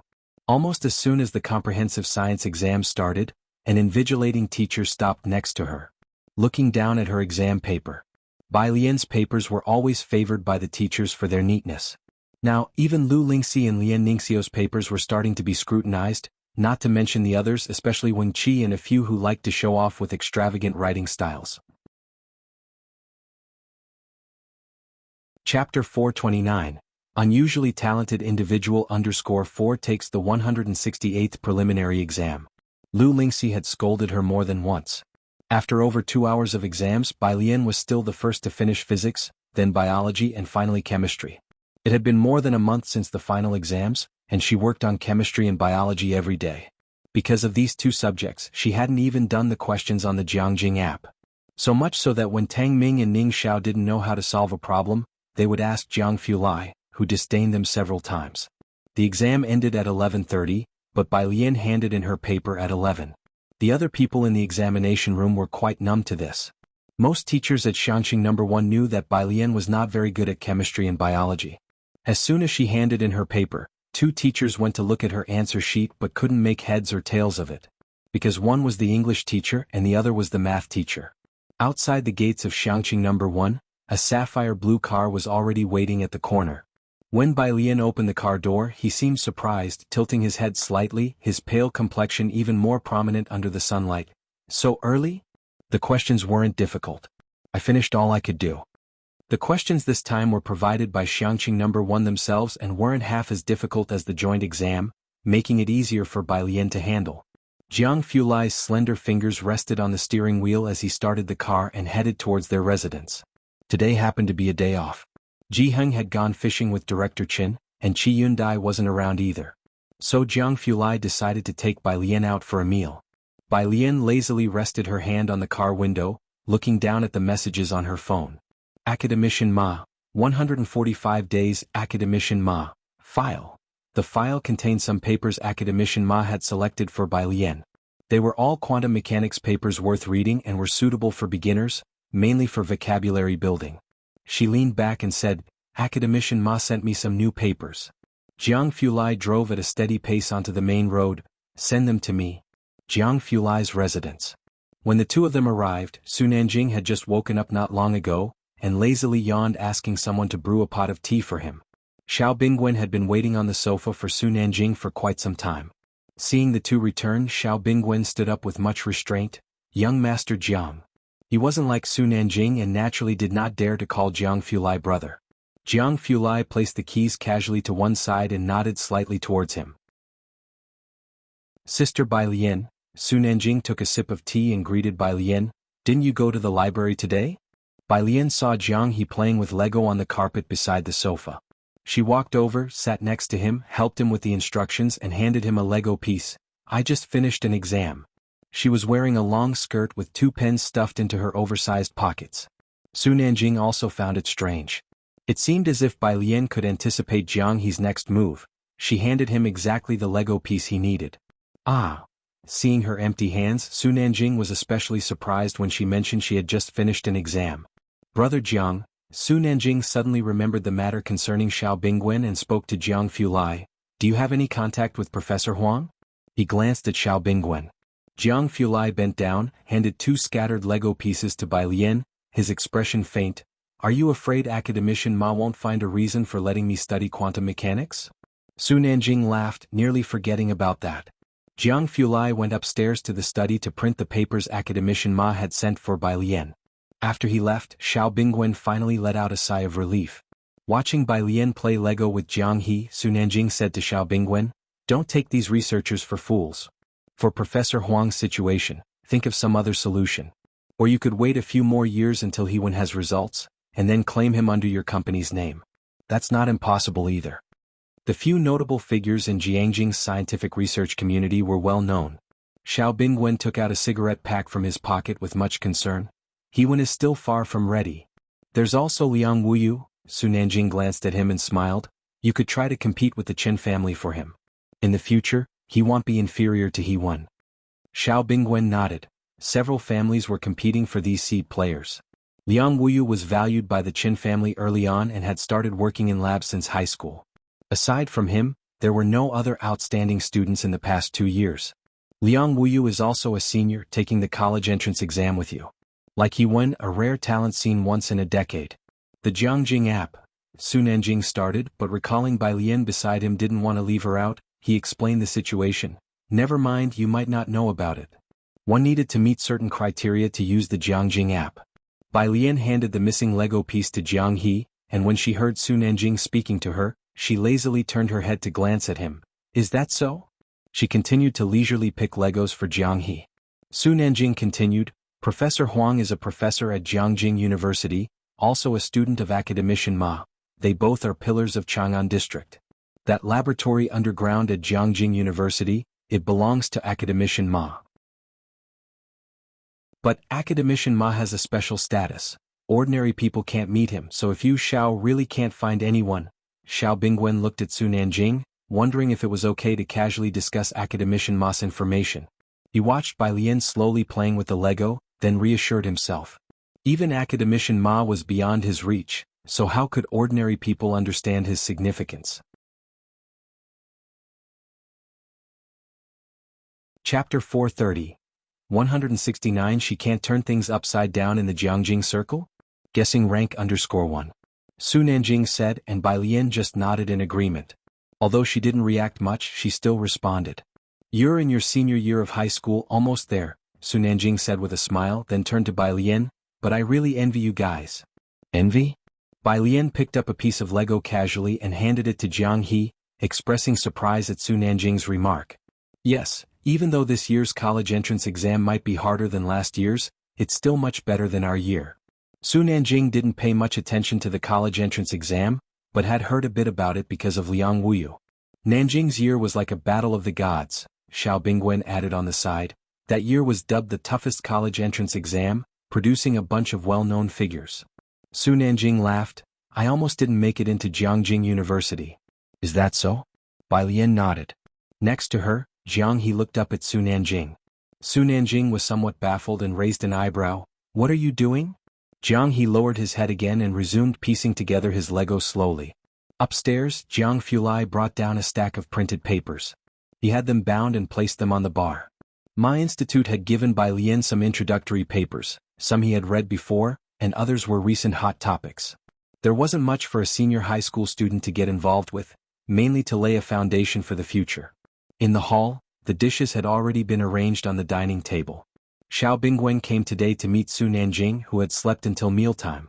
Jiang Fulai didn't let him leave and invited him to stay and eat. He dared not sit close to others and took a seat next to Su Nanjing. Are your school's test questions sufficient? Jiang Fulai knew about the tension between Xianxia and Beiqing, but his reach wasn't that far, and in the end Xianxia No. 1 High School had to develop on its own. The Chen family had been a great help to Xianxia No. 1 High School in recent years, but still it didn't rise up. Like the Chen family, Jianghu could only offer them some resources. As he spoke, he noticed there were no drinks next to Bai Lian, so he got up, fetched a can of cola, casually opened it and placed it beside her. This scene didn't surprise Su Nanjing sitting nearby, but Xiao Bingwen was exceptionally astonished, thinking he had to be even more courteous to Bai Lian in the future. After all, even Jianghu didn't receive such treatment now. Taking her time, Bai Lian picked up the cola and took a sip, thinking about the school's issues. For now, yes, most of the students have poor fundamentals and can't handle the more difficult comprehensive questions. It wasn't just the senior students affected, but also the freshmen and sophomores. Listening calmly to her, Jianghu Lai's left hand casually rested on the table. After the college entrance exam, based on the exam quality, well, reassess and aim for provincial key status without too much worry. It was the first time Bai Lian had heard of the provincial key assessment, and she asked some details. Teacher qualifications, school environment, and student performance were all part of the assessment, with student performance being the most critical. Apart from high scores, the school's bachelor's degree qualification rate was also important. Both Su Nanjing and Xiao Bingwen were listening and were quite surprised. Doesn't Xianxia have a provincial key high school? The two of them were discussing studies. Xiao Bingwen looked at Jianghu Lai, who sat beside Bai Lian, always slightly bowing his head, quietly listening to Bai Lian speak. Although he still seemed enveloped in a chill, this gentle and jade-like demeanor was very different from what Xiao Bingwen had imagined. He felt that Jianghu Lai was just a bit cold, nowhere near as terrifying as the rumors said. Did you get the news about the supplier? Su Nanjing asked casually with chopsticks in hand, starting a conversation about business with Xiao Bingwen. Xiao Bingwen nodded with a smile on his face. Chael, he's involved with the Dawson family. I had a friend check it out locally, it's confirmed. Unable to find a collaboration with Wang Yufeng, they had to find a workaround. The two had been hanging out in bars the past few days, and with Su Nanjing's generous spending, they had gathered quite a bit of information and, through mutual interests, met a contact. Su Nanjing narrowed his eyes slightly. Get him more drinks tonight and probe some more. We want to secure this person. Also, how are the preparations for the Panshan Highway coming along? Almost done. Then let's check it out this afternoon. We have to be ready before the reporters come. Su Nanjing, hearing the news about Chael, was in a good mood. Turning to Bai Lian, he said, would little sister Bai Lian like to come have a look? There will be people doing bends this afternoon. After finishing her bite of food, Bai Lian looked up at Su Nanjing, her eyes bright. I haven't read today. Su Nanjing, right? That's true. Little sister Bai Lian, the studious good student, probably didn't even understand that his mention of doing bends referred to motorcycle racing. After lunch, Jianghu went for a nap. Su Nanjing took Xiao Bingwen to check out the Panshan Highway and went to the small bar to pick up the keys. Chapter 431. She can't turn the world upside down in Jiangjing? Guess rank _2. His eyes immediately caught sight of the printed papers that Jianghu Lai had left on top. Research paper? Even though it was a stack of English printouts, Su Nanjing instantly recognized the website identifier, and said to Xiao Bingwen, I can't understand any of these kinds of documents. Su Nanjing realized it was a physics research paper and complained a bit to Xiao Bingwen. I don't understand it either. Xiao Bingwen had never published in that journal, and it was only after Su Nanjing mentioned it that he learned of it, inevitably recalling what he had seen at Bai Lian's place last time. Was she actually reading scientific research literature? Because of exams, Bai Lian didn't bring any books today, and planned to read the new review articles published by Academician Ma in the afternoon. She watched Jianghu lying on the small bed, her hand curled around the literature. Jianghu Lai stood to the side watching her and suddenly said, Do you want to take a noon rest? Bai Lian didn't nap because she basically couldn't fall asleep, except for that half hour in the library last time. Upon his mentioning it, she also hesitated a bit. Is there another room here? Her gaze shifted towards Jianghu Lai, remembering correctly, Su Nanjing lived here. I don't sleep at noon. Jianghu Lai turned around calmly, opened his own room, dressed in black cotton soft home attire, his delicate profile highlighted in a soft haze under the light streaming through the window. Bai Lian looked up. His room was laid with gray flooring. It was a large room with a gray bed in the center, and a desk under the windowsill, all in a very cold color tone. The temperature was much lower than that in Jianghu's room. If you want to rest, you can come here. I will work on my project. Jianghu left the door half open, his slender and jade-like fingers resting politely on the iron door handle. Bai Lian walked in to take a look, nodded lightly and said, "Okay. Nighttime." Jianghu took Bai Lian back to Purist Street. Ji Heng and Director Chen had caught quite a lot of fish today, but the courtyard was not as lively as before. Director Chen helped Ji Heng cook in the kitchen. That evening Ji Heng invited Jiang He and Jianghu to stay for dinner. When Jianghu returned, his room was still tidy, but on the desk by the window, there was a new piece of paper with a half-completed physics thought map. The handwriting on this paper was very neat. Jianghu looked down at it for a while, then carefully folded the paper. She hadn't slept there, but she had read for a long time and written for a length of time. After the people in the courtyard had left, only Bai Lian and Ji Heng remained. Ji Heng hung the fish outside, planning to make dried fish. He did not embroider today but took out paper and a pen to sketch the designs for the graduation outfits for males, who didn't have many requirements, but Ji Heng had high standards for himself. Under the bright light, his head bowed slightly as he dropped a gentle stroke of the pen. Occasionally he would glance at Bai Lian sitting under the tree. "Grandpa, if you have something to say, just say it." Bai Lian's fingers rested on the piano strings, her head not even lifting as she tuned. Ji Heng was silent for a moment. "You," seemingly finding it hard to say, he thought for a long while before hesitantly speaking, "you might be getting a sister or a brother." Ji Mulan was pregnant. Ji Heng had known this news since Friday, but since Bai Lian had exams this week, he hadn't mentioned it. In fact, for the first decade plus of Bai Lian's life, she had always been the only child of the Bai family, and Ji Mulan felt that Bai Qiming had made it clear she was the heir. Who would have thought Bai Shaoqi and Bai Shaoke would come along later? And that's when Ji Mulan realized Bai Qiming had a backup plan. Ji Heng knew Bai Lian had been the only child for many years. The incident with the Bai family had already saddened her into returning to Xianxia, and now here came this news about Ji Mulan. "Oh." Bai Lian set her hand on the table, her tone nonchalant. She showed none of the sadness Ji Heng had anticipated, which only made him more silent. Ji Heng looked at her a while longer, sighed slightly, and resumed his drawing. He didn't know if Ji Mulan would seriously raise the child, he just felt she was carefully preparing her next masterpiece. A few streets away was a small courtyard. Inside, the lights were dim, and from a corner room came a continuous low coughing. The middle-aged man in a black coat had his eyebrows furrowed, a cigarette unlit in his hand, watching the old man on the sick bed with a frown. Ning Xiao sat at the bedside, adeptly helping her grandmother breathe smoothly. Grandma Wang's coughing had quieted down a lot, and sleepiness appeared to loom over her. As Wang Yufeng watched Grandma Wang's eyelashes slowly close, the weight in his heart lifted, but just then his phone in his pocket rang. Fearing that Grandma Wang would awaken, Wang Yufeng quickly hung up and stepped out into the courtyard. Chapter 432, 169 Can't she turn the world upside down in the Jiangjing circle? Guessing ranking _3. Hearing the sound from the room dwindling, he finally relaxed. Clenching the cigarette between his teeth, he pulled out his phone to return the call. "What is it?" His voice was heavy.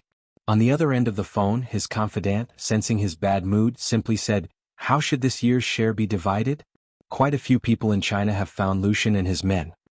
"Well, talk when I get back." Wang Yufeng recently had no mood to deal with these matters, the scar on his brow imbued with a fierce aura. "Tell them to tighten up." "Yes, boss," his confidant replied. Wang Yufeng hung up the call, irritated. After waiting a while longer, Ning Xiao emerged from the room. His hair at the front was a bit long, shadowing the gloom in his eyes. "Uncle Wang." His tone was indifferent. "Godmother stopped taking her medicine?" Wang Yufeng sought countless doctors for Grandma Wang in the past, but she had long been plagued by illness. Being over 90 and still alive was already not easy. Ning Xiao went to sweep the trash in the courtyard, responding coldly with a "hum." Wang Yufeng was not surprised by his cheap nephew's attitude. Watching Ning Xiao's retreating figure, he reached out to light his cigarette. "Your technique is good, it reduced Godmother's pain considerably.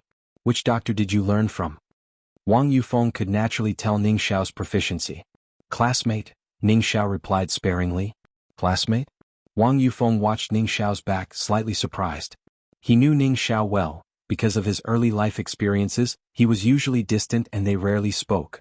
It was only in the last 2 years, as Grandma Wang's health failed, that they communicated more. Wang Yufeng glanced at Ning Xiao, took a slow drag from his cigarette and spoke softly, "In a couple of days, he'll find a chance to invite your classmate for a meal. You let them know." Ning Xiao remained silent.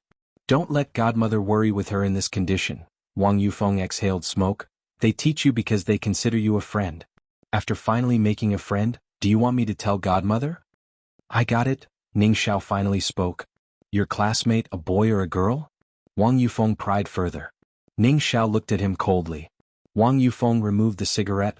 All right, I won't ask. You stinker." Jianghu Su family. Mid-month, the Su family gathered for a meal at the old master's place. The Su family lineage had substantially more people than the Jiang family, and with ambitious younger generations, strife within big families was inevitable. Gao Yin sat next to Su Juling below the old master.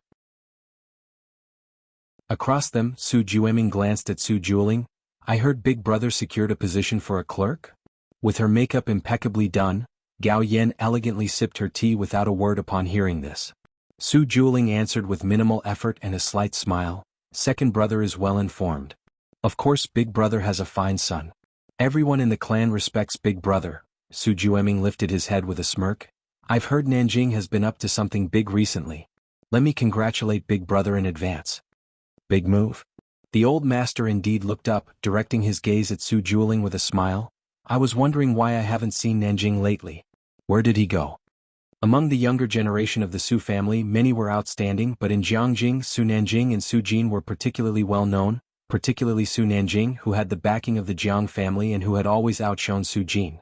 Giving Su Jueming a brief glance, Su Juling reported to the old master, "Dad, don't mind the nonsense from my second brother. Nanjing has been off riding motorbikes in some secluded place recently." Less than 10 people knew that Su Nanjing went to Xianxia to draw blood from Jianghu Lai. "You're being modest." Su Jueming turned to the old master. "Nanjing wants to give you a surprise." Su Juling frowned slightly. After the meal, on his way back to his own yard, Su Juling finally spoke to Gao Yin. "Who did you want that position for?" he asked casually, knowing his wife was a person of discretion, which is why he hadn't refused when she brought it up. "For our future daughter." Gao Yin, wrapped in a thick military coat over her Cheongsam in the Jiangjing cold, paused as she recalled Su Nanjing's response. "Shui Dinga's daughter," she answered. Su Juling was used to Gao Yan's odd descriptions. "Daughter? Su Jini?" Su Jini, Su Juming's daughter, was currently the highest status socialite in Jiangjing circles. Old Master Su greatly doted on her, and Su Jini was also very promising. Unlike her father, Gao Yin had a good impression of her. After all, with the family's prominence in the Su family, the only ones who could outshine Su Jini were members of the Jiang family. But in this generation of the Jiang family, there was no other young lady but Jianghu Lai. Chapter 433. 169 She can't turn the world upside down in the Jiangjing circle? Guessing rank _4. Gao Yin had been envious of her for a long time. "It's not her, I have my eye on a goddaughter for you, it's—" Gao Yin laughed softly, then seemed somewhat distressed. "She doesn't seem to like us very much, though." "Oh." Su Juling was surprised but not overly confident. Gao Yin had the idea of taking a goddaughter, and throughout Jiangjing, there couldn't be many people who would refuse, right? This was indeed novel, but since Gao Yin was not keen on elaborating, he didn't ask. Lin Uncle, who had grown up with Su Juling, was particularly astonished. Gao Yin wanted to take a goddaughter? Given Su Nanjing's status, if Gao Yin took a goddaughter, wouldn't she turn the Jiangjing circle upside down? After all, a huge part of Su Jini's high status in the circle was because she was a member of the Su family, and the Su family. Everyone knew Su Nanjing was a good friend of Jianghu Lai. Back in the courtyard, Su Juling called Su Nanjing, his eyes slightly narrowed. "What have you been doing these past few days? You got news so fast?" On the other end of the phone, Su Nanjing sat at the bar, elbow resting on the counter, lips curved in a smirk. "I've landed a deal that, if successful, means you won't have to worry about lab supplies for the coming year." This was indeed a big deal, and Su Juling narrowed his eyes slightly. "You need to be careful with this matter. Your second uncle might know about it." "Don't worry," Su Nanjing squinted his eyes. Monday. A few scores were released first. This time, it was an internal exam at Xianxia No. 1 High School. The questions, formulated by the grade-level academic teams, were not difficult. There wasn't a significant gap in the high scores. Mathematics was relatively easy compared to the final exam. Bai Lian and Ning Xiao both achieved perfect scores, and even Tang Ming aced the test. In class 15, the math teacher glanced over the students with a smile, instructing the papers to be distributed. Everyone did quite well this time, and the improvement in math is rapid. If you have any questions, feel free to come to me. Wang Qi came over, saw that Bai Lian and Ning Xiao got perfect scores again after English, muttered, terrifying, and returned to his seat. The questions were somewhat easy for Bai Lian and Ning Xiao. Therefore, Bai Lian didn't gain an advantage in mathematics and physics. After school in the afternoon, a group from class 15 walked together. Not far away, students from class 8 were also gathered. Class 8 was full of tough kids, either from wealthy families or families with power, many of whom had private tutors. Everyone only checked their own scores for the end-of-term joint exam and did not know other scores, but Ning Xiao becoming first in place of Chen Zhu during a few monthly tests last semester was alarming. Therefore, almost everyone in class 8 had been taking supplementary classes during the winter break. Winter break was also a chance to pull ahead. The last two subjects' results will probably be out tomorrow. I wonder how much Bai Lian and Ning Xiao scored, said the class 8 monitor, who used to be close to Xianxia's. With a buzz cut, his gaze landed on Bai Lian in front of him, his voice lowered. Did Bai Lian hire a private tutor over the winter break? Upon hearing this, Chen Zhu, who was with Ren Wanxian, also paused in his steps, looking toward Bai Lian's side. No, Ren Wanxian, holding her backpack, squinted toward Ning Xiao and Bai Lian, and finally rested her gaze on Bai Lian. She went to Jianghu for a wedding. Ren Wanxian knew this from Ren Qian. The Su family had not extended an invitation to the Ren family. Hearing this comment, Chen Zhu was momentarily stirred. He and Ren Wanxian had been staying home, studying with the family tutor from Beijing, not missing a single day. Ren Qian had high hopes for Ren Wanxian, and the tutor they hired was among the best in Beijing. Vacations meant relaxation for other students, but for Ren Wanxian and Chen Zhu, it was an optimal time to fill in the gaps. Jianghu, huh? Then you definitely want score higher than her this time, the class 8 monitor said to Chen Zhu, chuckling. Ning Xiao's family surely can't afford a home tutor. Chen, you have a great chance. These weren't random speculations. Playing for winter break certainly wasn't the same as studying for it. Chen Zhu heard this and just shook his head. Not necessarily. Not far away. Wang Qi noticed the looks from the students of class 8, frowning. What are those people from class 8 staring at us for? I don't know, Pu Xiaohan shrugged, playing with the camera in her hand. Their brains have always been a bit off. Tang Ming and Bai Lian were discussing a physics problem. Ning Xiao didn't pay attention to those people. Ning Xiao walked alongside the two, not talking much, only occasionally glancing at Bai Lian. The electric field comes down like this. Bai Lian's hand angled 45 degrees downward under the sunlight, her fingertips glistening like jade, looking at Tang Ming. Imagine in your head how the path of Q and E would intersect. An idea struck Tang Ming and he slapped his forehead. Right, how did I not think of that? He took off his backpack and pulled out a practice workbook.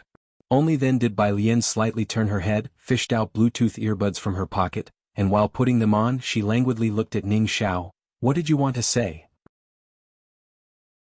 It's just, Ning Xiao was inviting a friend to dinner for the first time, his eyes and voice both dropped, very quiet. My uncle wants to invite you to dinner to thank you. Do you have time?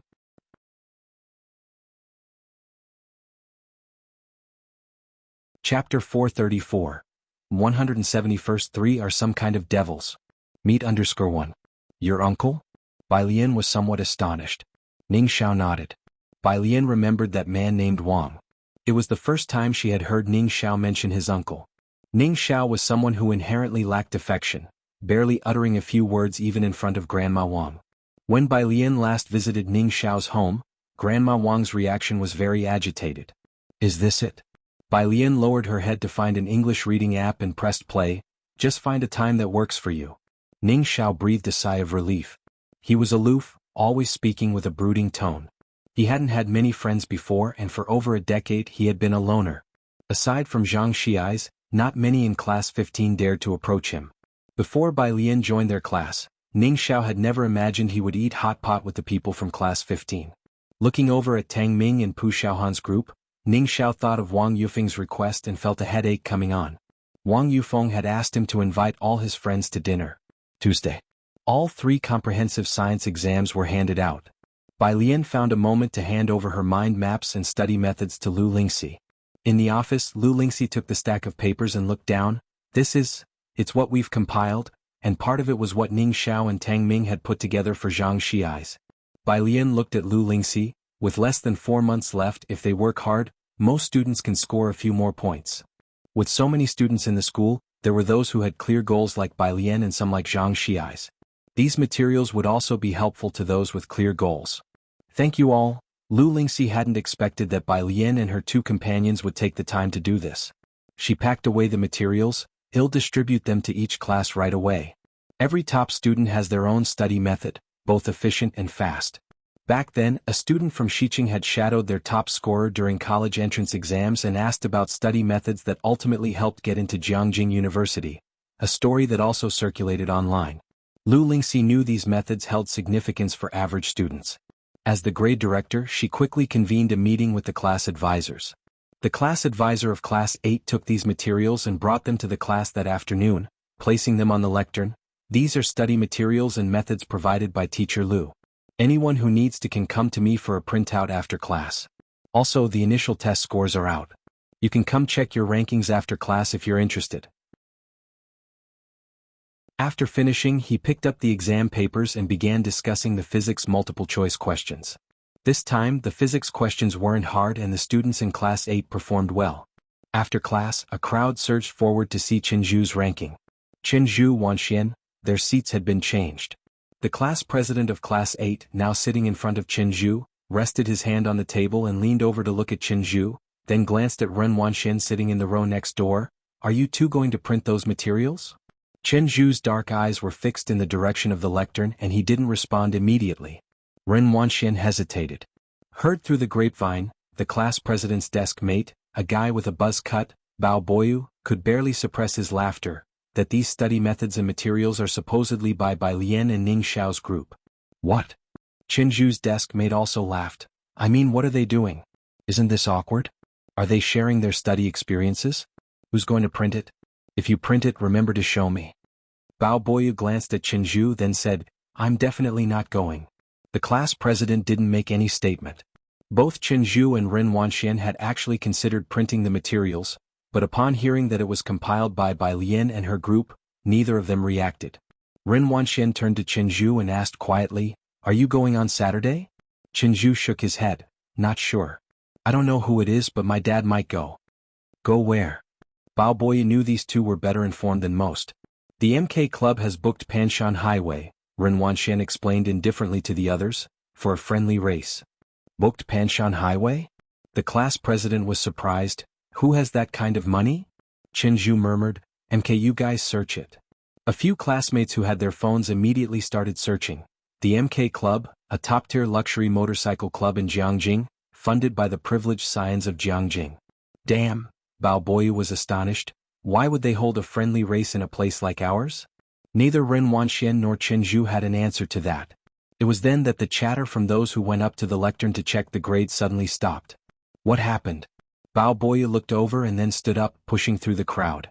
While speaking and laughing, he said, What rankings for Chenju and Wanxian this time? It can't be that Ning Xiao has surpassed them again. Chapter 435. 171st 3 are some kind of devils. Meet_2. Upon looking, he was too late to close his mouth that was agape.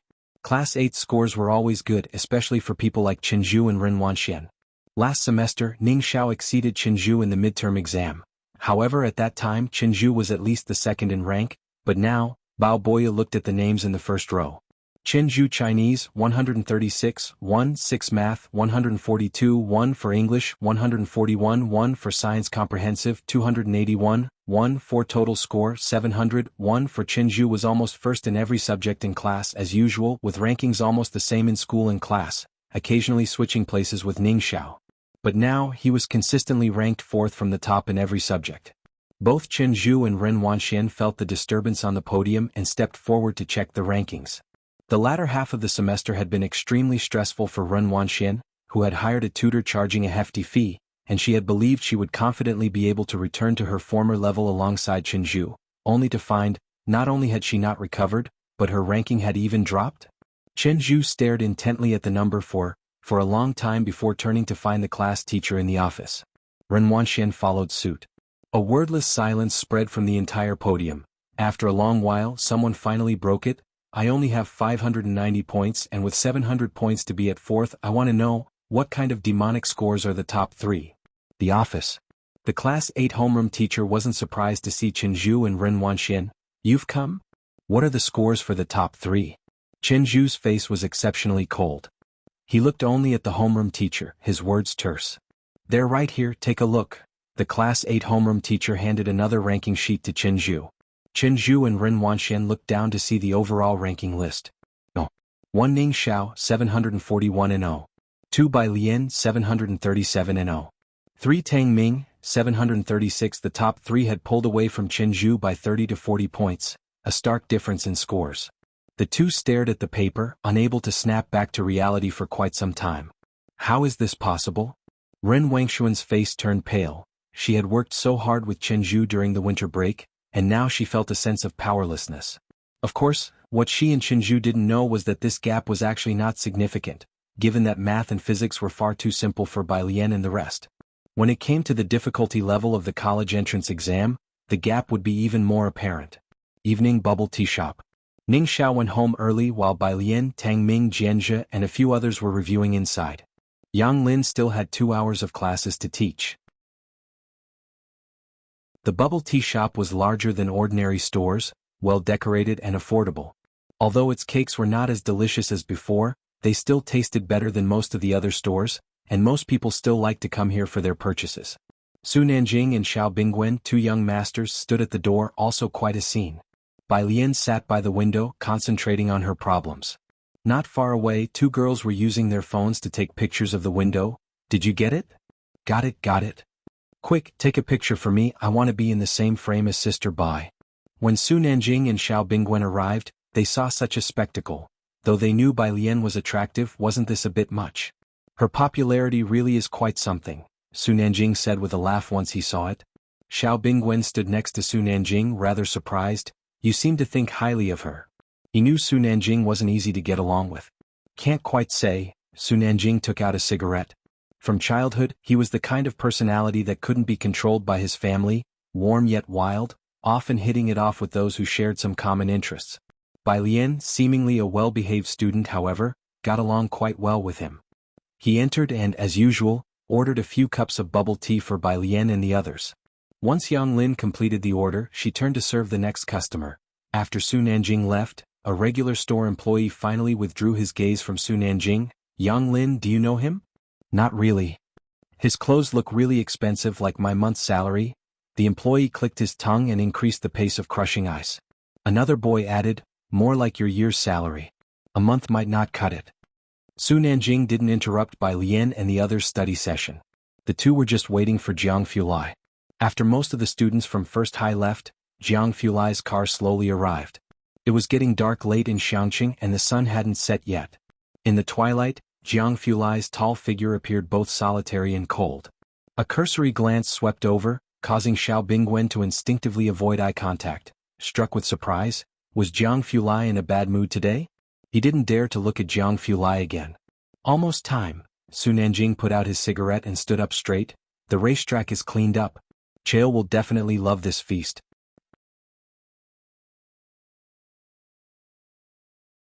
Chapter 436. 171st 3 are some kind of devils. Meet_3. Jianghu Lai had just stepped out of the laboratory when he heard the statement and gave him a look. Well done. Scarce mineral resources on Earth were just so much, and it was not easy to pry a bit away from a family like Dawson's, with its profound heritage and affiliation with M country. It's on Saturday night. Su Nanjing raised an eyebrow, curling his lips. It should be quite a big event. Are you and Bai Lian planning to come? Xianxia was not as chaotic as Jiangjing, and with Jianghu Lai around, Su Nanjing faced almost no obstacles from start to finish. Everything was surprisingly relaxing. So much so that he even invited Bai Lian and Jianghu Lai to attend the grand banquet. Jianghu Lai walked towards the milk tea shop, his gaze falling on the glass window, his expression easing slightly. I'll ask her. Then she might not be willing, Su Nanjing pondered. She'd rather choose to study. 8 o'clock in the evening. Purish Street. Jianghu Lai took Bai Lian to the usual place. The streetlights were bright, casting long shadows of the 2, It wasn't late at this time and passers-by would greet Bai Lian from a distance. At the intersection, after sending off Bai Lian, Jianghu paused, then reached into his coat pocket to take out a sandalwood box. "What's this?" Bai Lian looked down. "Sandalwood," Jianghu said calmly and succinctly, "for helping with sleep." Bai Lian took it from him, looked up, the streetlights casting hazy contours on her face. "For sleep?" In fact, even Jianghu wasn't aware of her sleep issues. "Yes." Jianghu was reluctant to explain further, simply embracing her fully, resting his chin on her shoulder, his voice still clear and cool, his phoenix eyes slightly closed. "Su Nanjing invited us to watch the race on Saturday night." "A race?" Bai Lian asked, clutching the wooden box, shadows cast on her face by the streetlight. "What race?"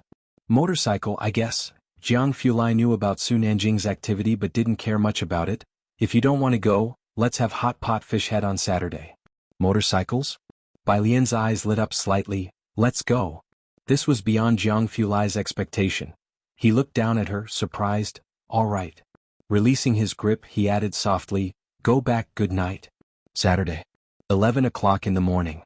At Jianghu's residence, the sun was gentle and a mild breeze caressed the face. Su Nanjing and Xiao Bingwen sat in the wicker chairs outside, talking. Above them was the gazebo and the sunshine, Su Nanjing leaning back, his eyes slightly closed as he tapped his fingers on the armrest. "How's Xiaoguo's practice coming along?" "I've asked Chael to look after the club. This race can't afford a single mistake." Su Nanjing being able to chat with Chael was in part due to sharing the same hobby. "Don't worry, our people are keeping watch," Xiao Bingwen nodded, his expression serious. It hadn't been easy to approach Chael, and in all of Jiangjing, Su Nanjing was the first to reach this step. Who could have known that Chael would be hanging around the Azure Dragon Bar and would share the same hobby as Su Nanjing? Ming Dongheng was sitting next to Su Nanjing, his face cold, saying nothing. As the two talked, Bai Lian came out of the house and Su Nanjing immediately looked over. "Hi, little sister Bai Lian, done with your homework?" By his side, Ming Dongheng picked up the keys on the table and stood up. Bai Lian greeted Su Nanjing in a lazy tone as well. "It's almost time for dinner, where are you going?" Su Nanjing realized that Bai Lian was about to head out as he looked at Ming Dongheng. Today was the day Su Nanjing and Chael had organized a motorcycle chase. For this he had prepared for 10 days. The group was planning to go to Panshan Highway just after lunch. "Going to dine with classmates first," Bai Lian said, holding a canvas bag, smiling at him. Today, Uncle Ning Xiao was inviting Ning Xiao's classmates for a meal. Su Nanjing looked at Ming Dongheng, saying, "We happen to be heading to Panshan Highway earlier as well, Xiaoming. Don't make an extra trip, he'll take little sister Bai Lian there." Ming Dongheng gripped the keys tightly. Half an hour later, Xiao Bingwen's car stopped in front of a very clean, old-fashioned local restaurant. This street was somewhat ancient and was not frequented by non-locals. Bai Lian got out from the back seat and said goodbye to Su Nanjing. Su Nanjing leaned out to watch as Bai Lian entered, then withdrew his gaze, noticing two burly men who had just gone in and feeling slightly surprised, as they looked like martial artists with extraordinary abilities. So many martial artists in Xianxia? It was out of the ordinary to see two such figures in a small restaurant. Xiao Bingwen also glanced over. "This place is on the border. Mercenaries are common here." Su Nanjing nodded. The two continued their talk as the car drove away. On the second floor in a private room, Pu Xiaohan and Tang Ming had arrived 10 minutes before Bai Lian. Wang Yufeng was wearing a more amicable outfit today and he greeted Ning Xiao's two classmates with a smile. "Ning Xiao has a difficult personality, please be forgiving of him." Ning Xiao sat by his side, his face cold, silent. "Uncle, it's because the academic god was willing to hang out with us and even explain problems to us." Pu Xiaohan expressed his gratitude to Ning Xiao. "Our class ranked first in the average score for the midterm exams, all thanks to him." Wang Yufeng was surprised. He glanced at Ning Xiao and then asked, "Didn't you say there was another classmate coming? Why hasn't the person arrived?" Ning Xiao looked down at the time. "She's here."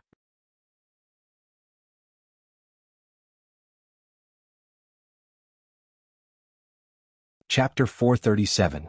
171 Are your requirements high? Second update, _1. Wang Yufeng knew the last one to arrive was the student teaching Ning Xiao the techniques. By Tang Ming's side, Pu Xiaohan's eyes also lit up. "Lian is here." Ning Xiao by Wang Yufeng's side also sat up straight. This made Wang Yufeng feel strange. It seemed that the last student was the leader of this little group. Just who was this person that could even captivate someone with Ning Xiao's personality? Just as he was thinking this, the person outside had already walked in.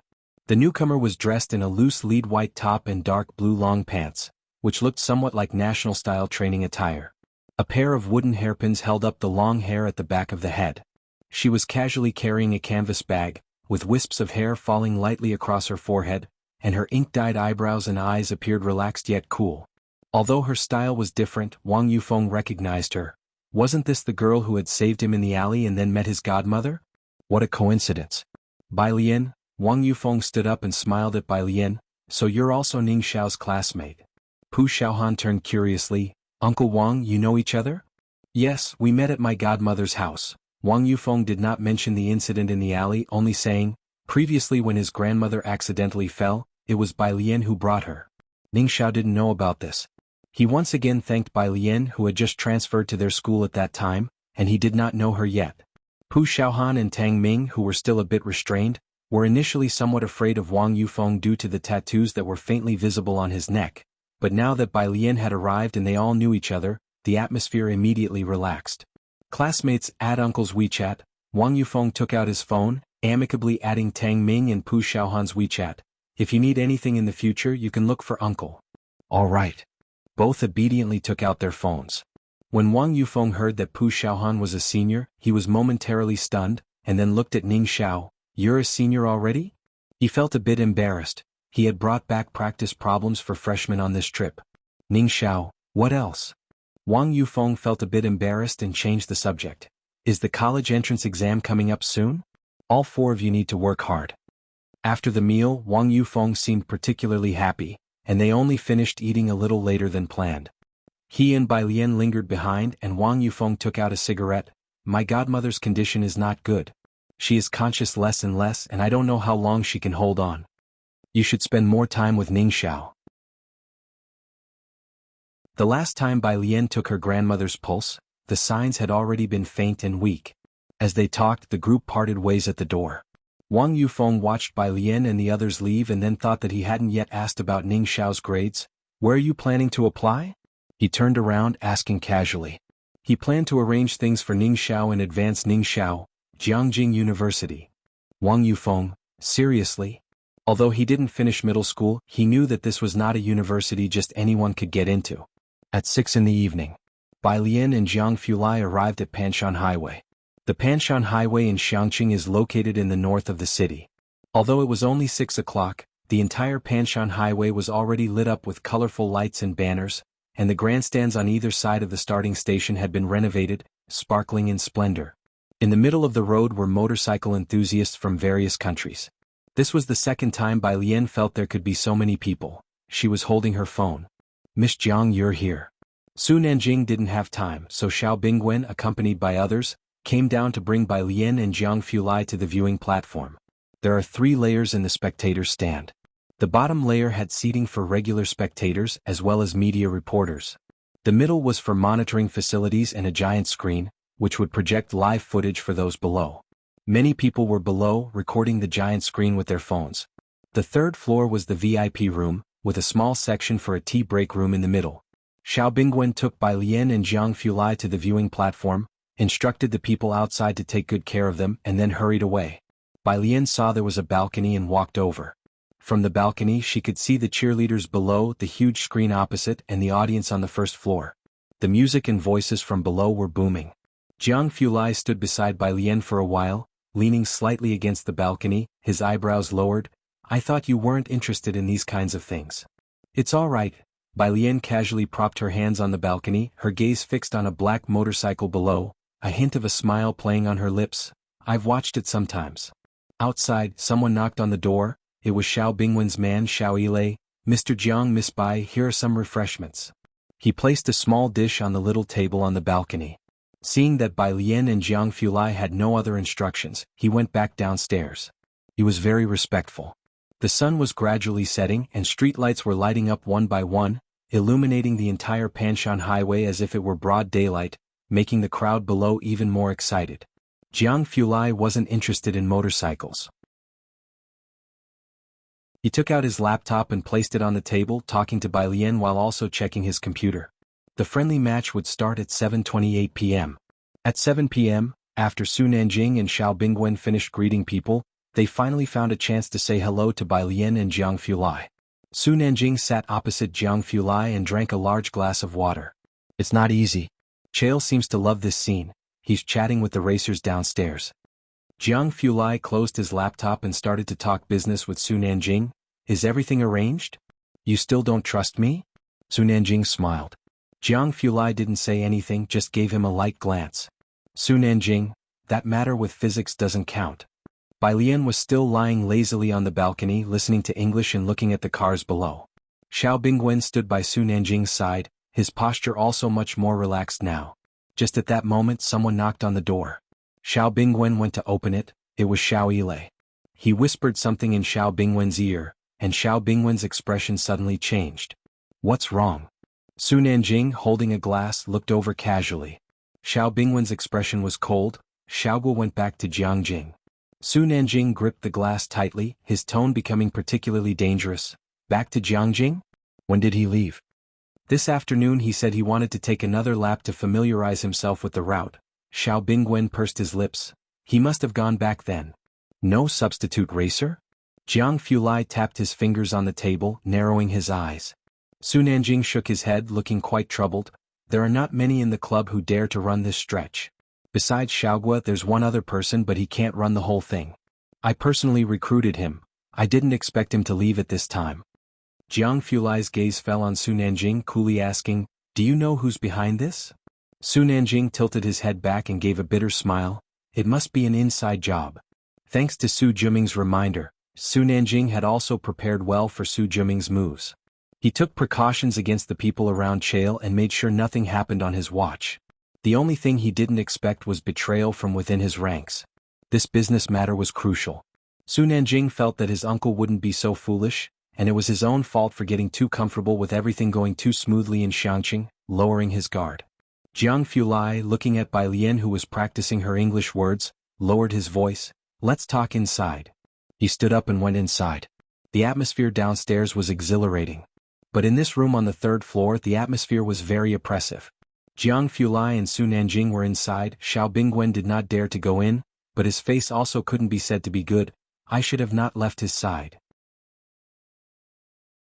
No one could have anticipated this. Xiao Yilei clenched his fists in anger. Xiaoguo's betrayal is just despicable. Bai Lian tilted her head and looked at the backs of Jianghu Lai and Su Nanjing. She asked Xiao Bingwen, Is it that serious, missing one person? How could it not be serious? This was Su Nanjing's big opportunity to get on good terms with Chael, concerning rare metals and international trade. Explaining all this to Bai Lian might be futile since she probably wouldn't understand. Xiao Bingwen, pressing at his brow, suppressed his irritation and explained to Bai Lian, If this matter isn't handled well, things will be even harder for Nanjing in the Su family. The Su family members scrutinize his every move, and his uncle has always been against him. Bai Lian took off her headphones, her hand lazily resting on the balcony, listening to Xiao Bingwen's explanation. It was now 7:18 p.m. and the staff knocked at the door. Third young master Chael is asking when you will come down. As soon as the words were spoken, the atmosphere in the room sank even lower. The match would start at 7:28 p.m.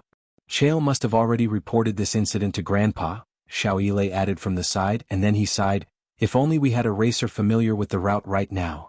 There were no motorcycle clubs in Xianxia, and the routes on Panshan Highway were complex. There weren't many who ran them, so finding someone familiar with the route on short notice was not easy. After Xiao Yilei finished speaking, Bai Lian thought for a moment, How high are your requirements? She wasn't professional, she had only run this Panshan Highway with Mao Kuan and the others. When she needed to blow off steam she would either go to a fight club or drive here. Su Nanjing had given her things before. If their requirements weren't high she could race a stretch. Of course she wasn't professional but she was wild enough.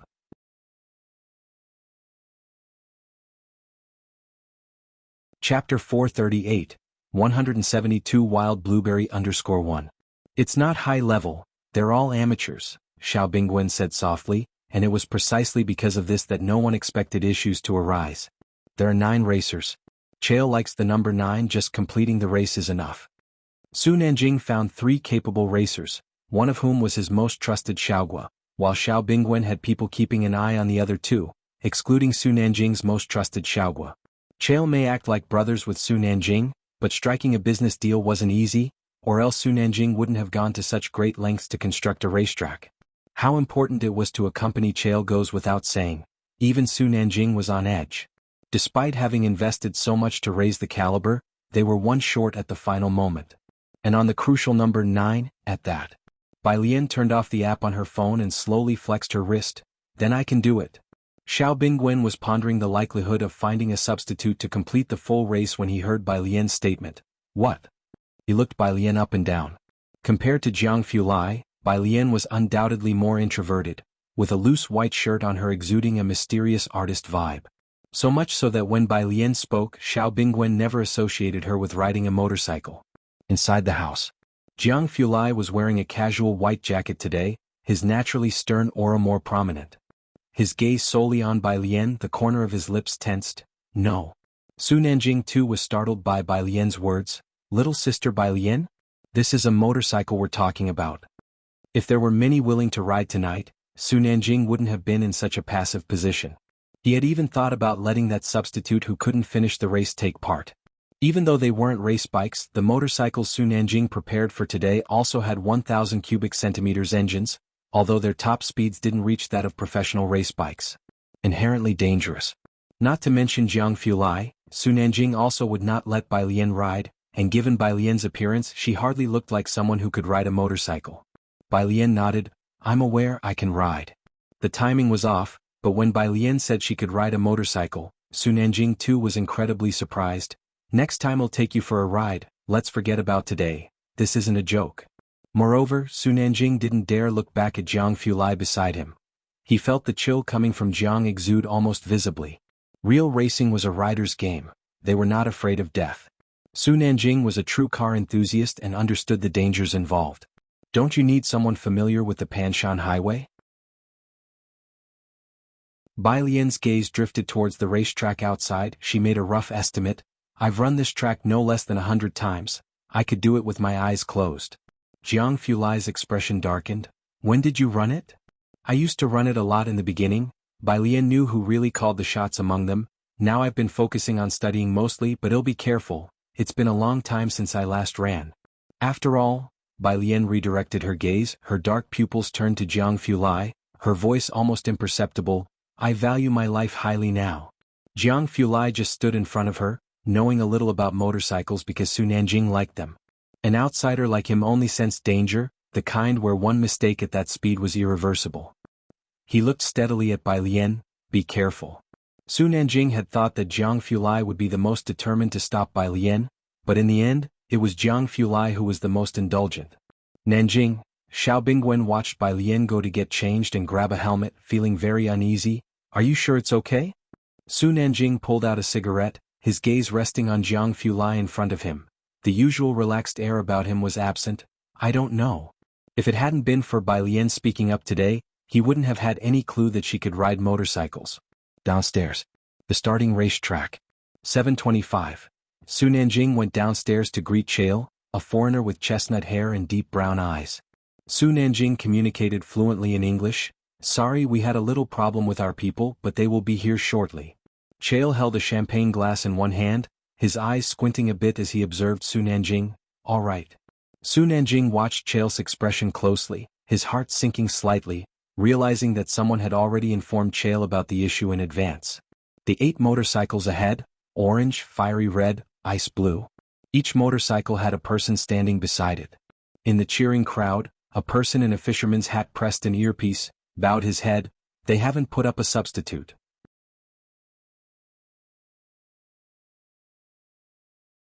Chapter 439, 172 Wild Blueberry _2. On the other end of the earpiece, Jiangjing. The middle-aged man put the phone on speaker. Su Jueming played with the bird in the cage.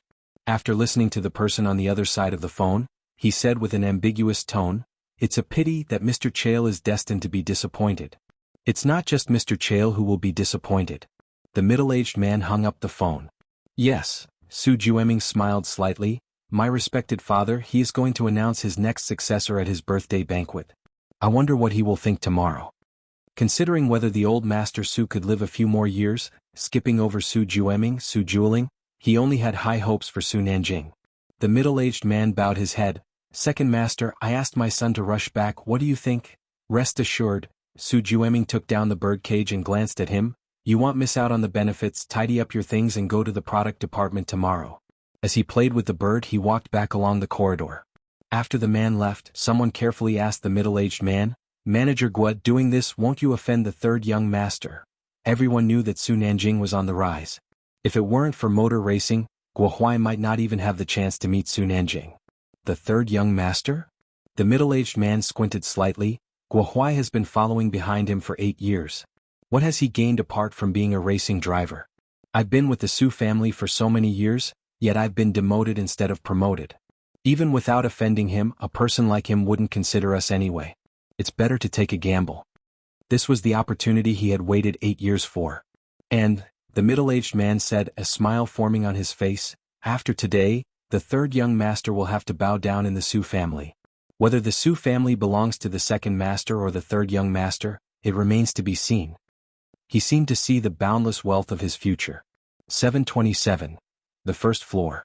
Jianghu had also come down, his gaze fixed on the big screen. From this angle he could only chase the camera's view on the screen later on. By his side, Xiao Bingwen still felt like he was dreaming. Hesitantly, he said to Su Nanjing, "Can she really do it?" While keeping an eye on Chael's movements, Su Nanjing shook his head. "I don't know, Chael has already found out." "What?" Xiao Bingwen pursed his lips, realizing his voice was too loud. He lowered his voice. "So there's no hope for today?" 99%, I guess, Su Nanjing said casually as he watched the racetrack. There was still 1% chance on Bai Lian.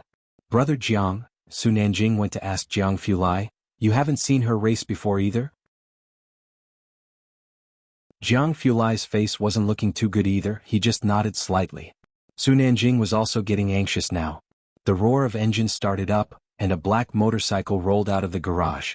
The person on the bike wore a black and white motorcycle suit, a black helmet, which wasn't very form-fitting.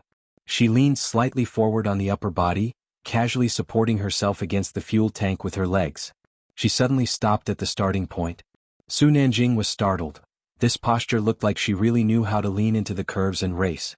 Because she was the last to appear, the camera gave her a close-up.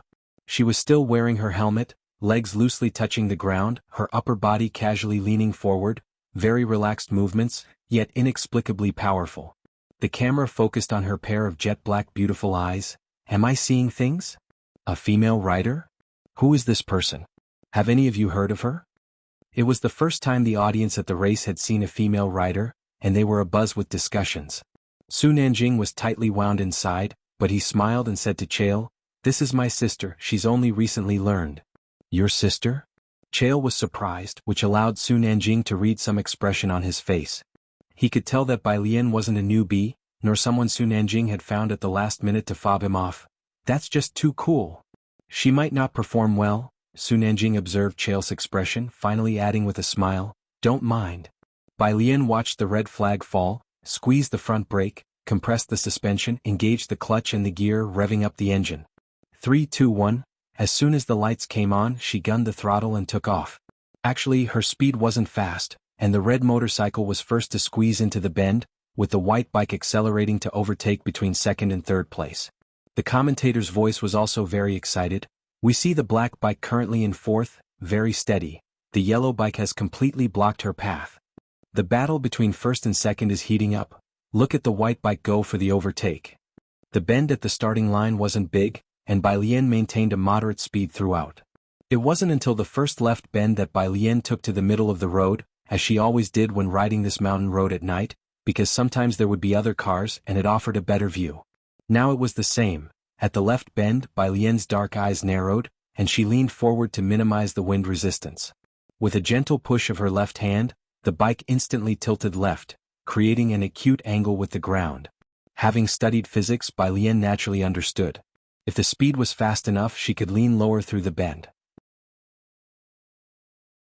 The camera switched to her just in time to see her bike at high speed almost blur, making it hard to see her clearly, but the viewers knew that the bike was at a sharp angle with the ground, nearly touching it with her clothes as she passed. Gasps of amazement came from the crowd periodically. The racetrack had a total of 15 bends. The race lasted less than 20 minutes and Bai Lian was too familiar with this road, just as she had said, she could run it with her eyes closed. Quick, we have the black bike. Last 2 bends and she's going to overtake 3rd place? The commentator was passionately exclaiming. The last 2 bends. A left followed by a right, the biggest and most difficult section of the entire track. If not managed well, one could either crash or drift off the track, and the first 3 riders were also braking to control their speed, except Bai Lian whose speed remained unchanged. She rested her heels on the foot pegs, adjusting her posture to control the bike's center of gravity. The black motorcycle under her command was like a nimble warhorse, leaning into and pressing through the bends, leaving a trail of sparks and flash on the outer track. Look, she's passed one. Let's see if she can hold on to 3rd place. On the final lap, the camera was fixed on her. With a high-pitched screech of rubber on asphalt, the red bike stopped at the finish line, followed swiftly by the black bike cutting through the bend past the original 2nd-place yellow motorcycle, ZZZT. Stopping at the finish line. On the big screen, the intense battle made it impossible to pay attention to anyone else. All eyes saw the black bike resting next to the red one, with a rider in a white and black racing suit casually resting one hand on the cool-colored fairing and the other pulling off her helmet, as her legs supported her against the ground. Her dark hair was loosely tied at the back of her head with a band, and under the slanted white lights, the loose strands were lifted by the wind, turning her tumbled dark hair luminous with a pale yellow glow. Her cool gaze inadvertently swept towards the camera, aloof yet wild. It was a rebelliousness etched in her very bones.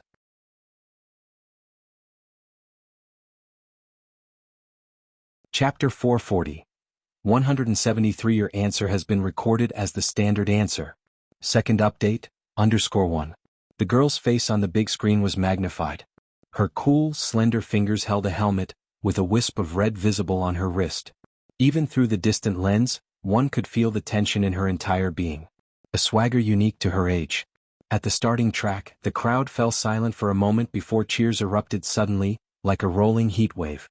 It was uncommon to see female riders on the racetrack, even more rare to see one with such strength, especially a 3rd kind, one that was so good-looking. Sue, that was amazing.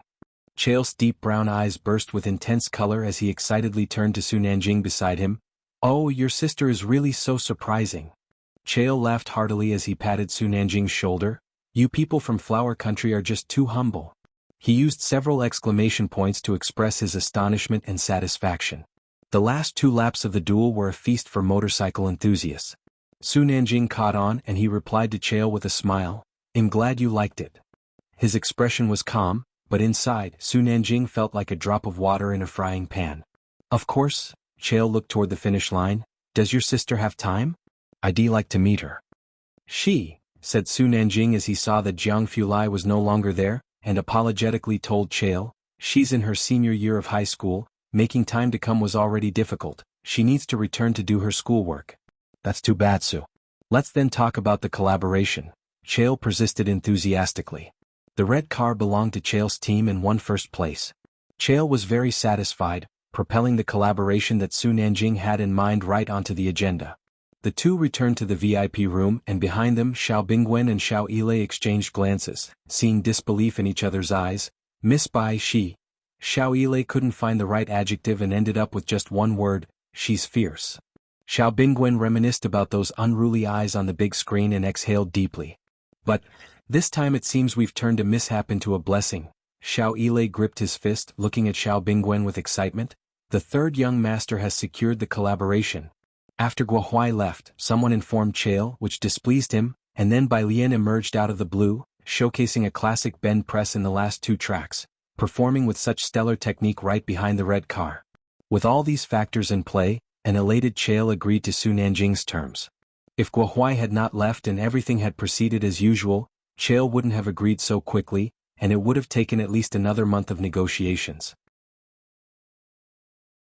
After today, her status in Nanjing's heart might surpass that of Su Jini, Xiao Bingwen commented softly. With Jianghu around, very much to Su Nanjing's liking, skilled in motorcycles, securing a deal with Chael. Xiao Bingwen thought, it might no longer be a might.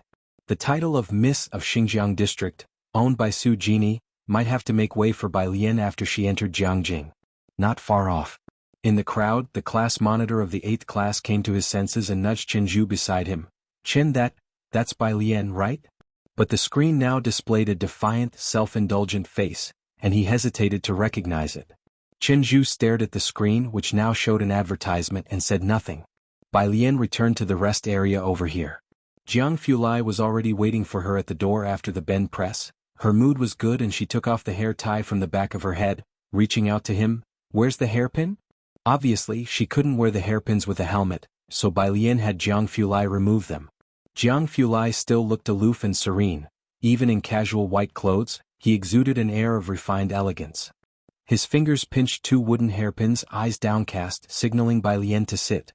Bai Lian sat on the sofa with Jianghu standing behind her. His articulate fingers threaded through her black hair, his movements slow and methodical, gathering a bunch of hair smoothly. "Do you know how?" Bai Lian felt him fiddling with her hair and leaned back slightly onto the sofa, a hint of doubt in her voice. Jianghu responded nonchalantly with downturned eyes, tying half of the hair behind her back. The first attempt wasn't smooth, but by the second, had found his rhythm. "I just watched it." Jianghu twirled the dark hair around the wooden pin, his movements gentle, his voice soft. "The process was very cool." His earnest compliment. Bai Lian lounged lazily on the sofa, not rushing him. "But," Jianghu gently inserted the hairpin into her hair. It was loose but anyhow bound together. Then he paused and picked up the second hairpin. "It's very dangerous."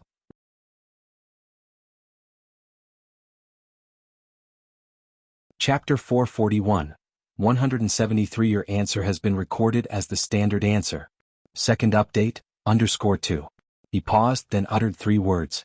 Su Nanjing knew how to race, but Jianghu had never seen a racing scene before. Today was because it was Bai Lian's first time watching. The whole process was extremely perilous. Especially in the last 2 bends, Bai Lian's reckless attitude nearly left Jianghu out of breath, while everyone else cheered. Jianghu put on her second hairpin, as her loose hair seemed a bit more secure. But not as neat as when she did it herself. He glanced at her, then slowly turned to face her, squatting down slowly to meet her eyes. There was always a touch of aloofness between his eyebrows, but today it had softened slightly. Jianghu said softly, "Even if you have to ride a bike, can you go a bit slower next time?" Those light-colored eyes, like glass beads, watched her quietly, earnest and persistent. "Otherwise, I'll tell your grandfather," he added. Bai Lian, "Fine.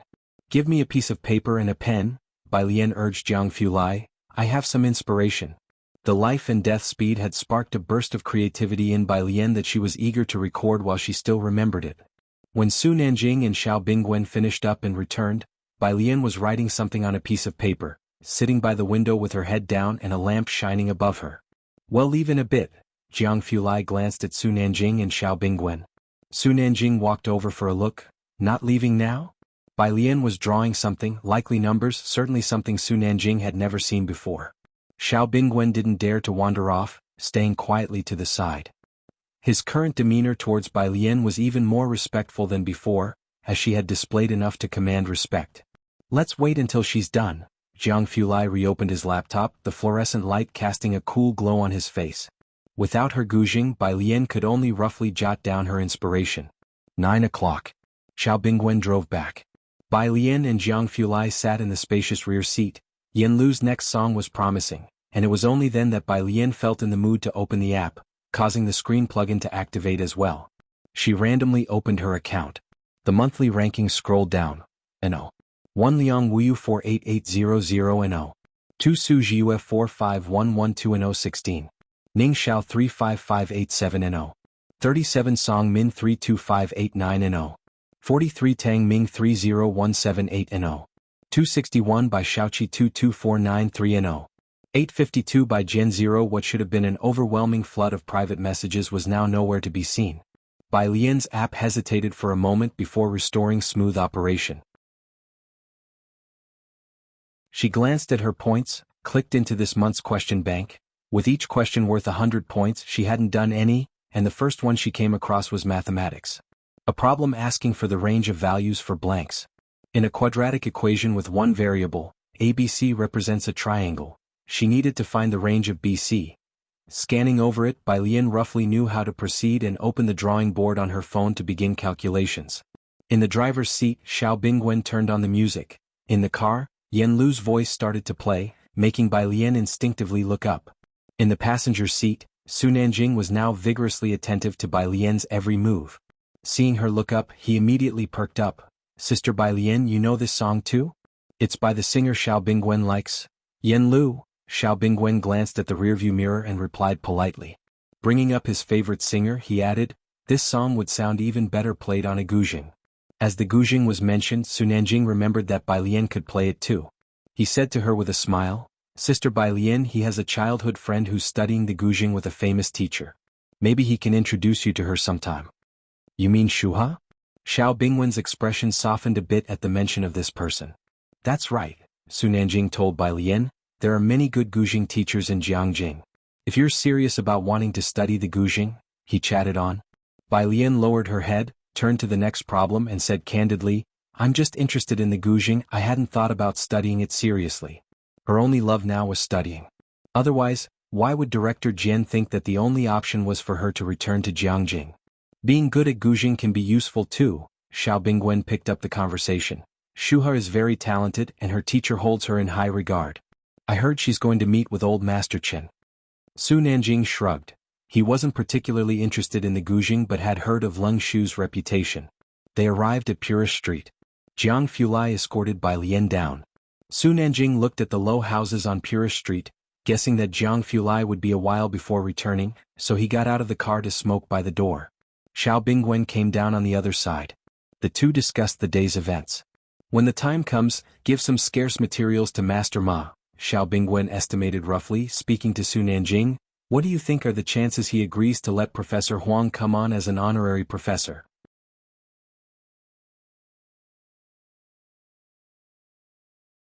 Chapter 442, 173. Your answer has been recorded as the standard answer. Second update, _3. He still hadn't given up. If academician Ma's materials aren't enough, he'll turn to young Master Jiang, unless you come up with something that truly excites him. Su Nanjing flicked the ash from his cigarette and shook his head. If he were so accessible, he wouldn't be known as the clear stream among academicians. One who joins no power and focuses solely on research. His own achievements, the medals he has received. Even old Master Chen treats him with great respect when they meet. What are you planning to do about Guo Huai? Xiao Bingwen remembered the matter at hand. Su Nanjing's eyes turned cold. My second uncle got the news so fast, I'm sure he'll soon find out about my negotiation with Chael tomorrow. If he knew the collaboration was pushed forward by a fortuitous mistake. In Jiheng's courtyard. It was Saturday and Jianghu had been with Jiheng all day, swinging his legs as he watched Jiheng draw the designs. Seeing Bai Lian return, Jiheng looked at her hair. Where have you been? Your hair is a mess. Bai Lian almost wanted to laugh but held it in. Jogging? There's supper. Knowing Bai Lian loved to exercise, Jiheng simply pointed at the pot and continued to focus on his drawing. Bai Lian took the supper back to her room, took out the guzheng and a sheet of paper, and refined the piece inspired by the night's musings. This musical composition was also nearing completion. Unlike the previous two, Bai Lian intended this one to be a boisterous feast. Wary of disturbing the neighbors, she lightly pressed the strings, planning to refine the piece in the next 2 days. After roughly adjusting the piece, she picked up her smartphone and slowly worked on the exercises from the app. No one knew that NO. 852s by Jian had climbed to NO. 598 in just one night. Monday. After school. At the school gate. Class 8 also noticed the standout Bai Lian. What are you doing? Bao Boyu, who was seated beside her, slung on his backpack and glanced at the class president. The president hesitated and lowered his voice. I'm going back to print out the study methods and materials from Bai Lian and Ning Xiao. You coming? As soon as he spoke, Bao Boyu hurriedly looked towards Chenju and Ren Wanxian in front, then finally said, Are you really going? Yeah. The president, recalling what he had seen the night before in the school rankings, said, You know, all 3 of them scored 730 points. So what? Even if you read it, can you score 30 in 3 months? Bao Boyu whispered, Could you possibly get into Beijing University? You'd be better off currying favor with Ren Wanxian and young Master Chen. Both of their grades weren't far off, but there was still a long way to go to reach Beijing University. The class president paused. What if? I'm going to print it out, aren't you coming? Bao Boyu helplessly gave him a look, as Bai Lian seemed to have some inexplicable power of faith within the school. Not going. Then he'll go alone. The president left quietly. Up ahead. Bai Lian held her smartphone, scrolling through questions on the screen when she saw Su Nanjing waiting outside. He was talking on his phone while watching the flow of people. On the other end of the phone was Gao Yan. You owe a big favor for this. Did young Master Jiang hit you? It's fine. Su Nanjing touched his nose, laughing. Anyway, you are the only one who needs to know about this. As for the rest, arrange as you see fit. First, find me about 10 home tutors. Chael played a significant part in this, and Gao Yan had been considering taking Bai Lian as her goddaughter. Hearing this news, she sighed. She truly is your lucky star. Don't worry, I've reserved her a spot for the future. Why don't you ask her again if she's interested in becoming my goddaughter? Su Nanjing just laughed. That I don't know. As Bai Lian approached, she heard him on the call but didn't interrupt. Su Nanjing's gaze briefly sharpened. He caught a glimpse of a familiar page on Bai Lian's smartphone.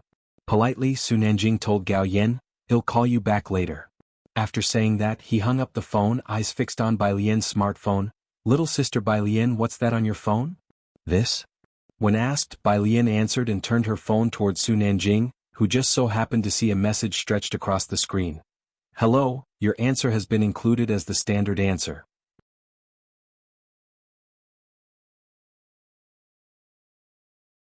Chapter 443. 174 Bai Lian's True Strength _1. The words at the top of the mobile screen drifted past. Su Nanjing had also been tormented by this app and once doubted whether Jianghu Lai and Jiangxi Jue were even human. He fell silent for a moment before putting his phone back in his pocket. Then, with a touch of impoliteness, he asked, Bai Lian, could I have a look at your question bank? Bai Lian? She handed her phone to Su Nanjing. Su Nanjing respectfully didn't tap anywhere else but opened the overall rankings, saw the familiar L, checked his familiar following list, and finally opened Bai Lian's homepage, NO. 192 by Jian 23875. From the get-go, Ming Dongheng had told Su Nanjing a few things about Bai Lian. The Su family, out of respect for Jiangxi Jue and those close to Jianghu Lai, didn't conduct extensive investigations. Ming Dongheng had said that Bai Lian's grades were average. Su Nanjing believed it until now. Nanjing, Xiao Bingwen stopped the car at the intersection, and seeing that Su Nanjing hadn't come over for a while, he came over to urge him. Upon seeing Bai Lian, he greeted her politely, Miss Bai. Su Nanjing slowly looked up, and returned the phone to Bai Lian. What's the matter with you? Seeing Su Nanjing's unusual expression, Xiao Bingwen asked. He knew Su Nanjing was there to talk to Bai Lian about tutoring. Su Nanjing took a deep breath. Her ranking on the Prep Camp app is 192. What? Xiao Bingwen looked at Bai Lian's phone in astonishment. Bai Lian nodded her head. Yes, 192. What about it? Even Tang Ming had made it into the top 50. Bai Lian felt that compared to others, her ranking was also within a normal range. Schools here probably don't understand the significance of this ranking. Jianghu University is open to the whole world, and the foreign exchange students inside are often lured by other students to stay in Jianghu, making the competition fierce. Being from Jianghu himself, Xiao Bingwen withdrew his gaze in shock. Therefore, on the app, domestic students who make it into the top 500 have a chance to get into Jianghu University, and the top 200. It means you're not only capable of getting into Jianghu University but also of choosing a very good major. Both these guys had a rough time getting into Jianghu University coming from a business background. Especially in Xiao Bingwen's eyes, being from a place like Xianxia with less developed teaching resources and information, breaking into the top 200 meant she had an incredibly daunting talent. Upon hearing this, Bai Lian understood the reason. You're that strong? Su Nanjing clicked his tongue and came back to his senses. I'm actually the one benefiting. When you apply for a research position in the future, you'll go straight to our senior management. He casually made a promise to Bai Lian, which made Xiao Bingwen take another look at Bai Lian. Bai Lian gripped her phone but gave no response, only asking Su Nanjing, what did you need me for today? Su Nanjing, just passing by to check on you. Tutoring? He was too embarrassed to say it. Bai Lian, such a random visit, even more outrageous than young Master Jiang. Alright, then I'm heading to a classmate's place. Seeing that Su Nanjing had no particular business, Bai Lian waved to him and turned to go to the Zhang family's home. Su Nanjing stood there watching her walk away. After Bai Lian left, Xiao Bingwen exhaled. Nanjing, she really is. No surprise, Su Nanjing murmured. 192. Should have figured it out long ago. Anyone young Master Jiang takes an interest in, where's there not a freak? How could those two know that Bai Lian hadn't even finished this month's questions? This 192 ranking was merely the result of Bai Lian refreshing the app for one day after a rest on her weekend. Thinking this was Bai Lian's limit, they had no idea that this wasn't her true strength. Today the Zhang family didn't have much product to unload. Only Bai Lian and Pu Xiaohan had come, and everyone else had gone back to do homework. The two sat in the courtyard eating the fruit washed by Mother Zhang. Xiaolu will probably finish shooting by the end of the month, Mother Zhang said to Bai Lian with a smile. When she mentioned Yen Lu, her eyes shone with pleasure. She'll be back in Xianxia after the shoot. Yen Lu had been filming for nearly 4 months. Her acting skills and foundation were solid, and she carried herself well. It was only her line delivery that sometimes couldn't keep up. She held her own even against seasoned actors. If it had been up to her alone, her scenes would have been completed long ago, but due to other actors, it was delayed until today. Bai Lian finished a cherry and nodded, "I see." Keeping diligent with her studies, Yen Lu usually didn't bother Bai Lian. Bai Lian hadn't checked on Yen Lu's progress recently, but Mother Zhang had seen her several times. "She and Xiaoza owe a lot to you." Mother Zhang looked at Bai Lian and then at Pu Xiaohan. "And you guys her classmates?" Mother Zhang didn't continue, but Pu Xiaohan and Bai Lian understood. "Auntie Yen Lu and him, they've done nothing wrong." Pu Xiaohan handled her camera, filming the backyard. She spoke unhurriedly, "And Xianxia, he's a good person."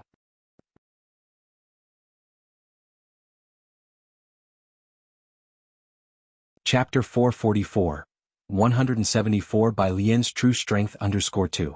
Zhang Shi's imprisonment this time was largely related to Yen Lu, yet Zhang Shi's parents never blamed Yen Lu. Bai Lian listened quietly, picked another cherry from the plate beside her, and finally opened WeChat. She sent 2 images to Warden Jian. New song Warden Jian, so soon? On the other side of the mobile phone, Jian Zhongyo put down his pen and picked up his phone. Not far away, a man and a woman stood up. "Teacher?" "Lu Jiu Shuha, keep practicing, I've got something to deal with." Jian Zhongyo raised his hand to signal them to carry on, then turned and walked back to his house on the campus. On his way back he opened up Bai Lian's lyrics and composition. The first image was the lyrics. When Jian Zhongyo looked at it, he was struck by the unusual fact that Bai Lian had not used her usual neat font. Instead, she had written with a wild and uninhibited style, as if the brushstrokes were flowing clouds and streaming water. Even though it was just an image, he could sense the unrestrained spirit of the person who penned the lyrics. Although Jian Zhongyo was not a calligraphy student, his background in a calligraphy family meant that he naturally recognized. This was clearly Liang's style. We transcribed this for Bai Lian. Jian Zhongyo marveled to himself and then focused on the content. Following the first, second, and third songs, the title of the fourth song was 4 characters. Rewriting the past, seeing the roadside flowers bloom for you again, the old path of bygone days once more we tread. Jian Zhongyo read through to the end and his eyes rested on the last 3 lines.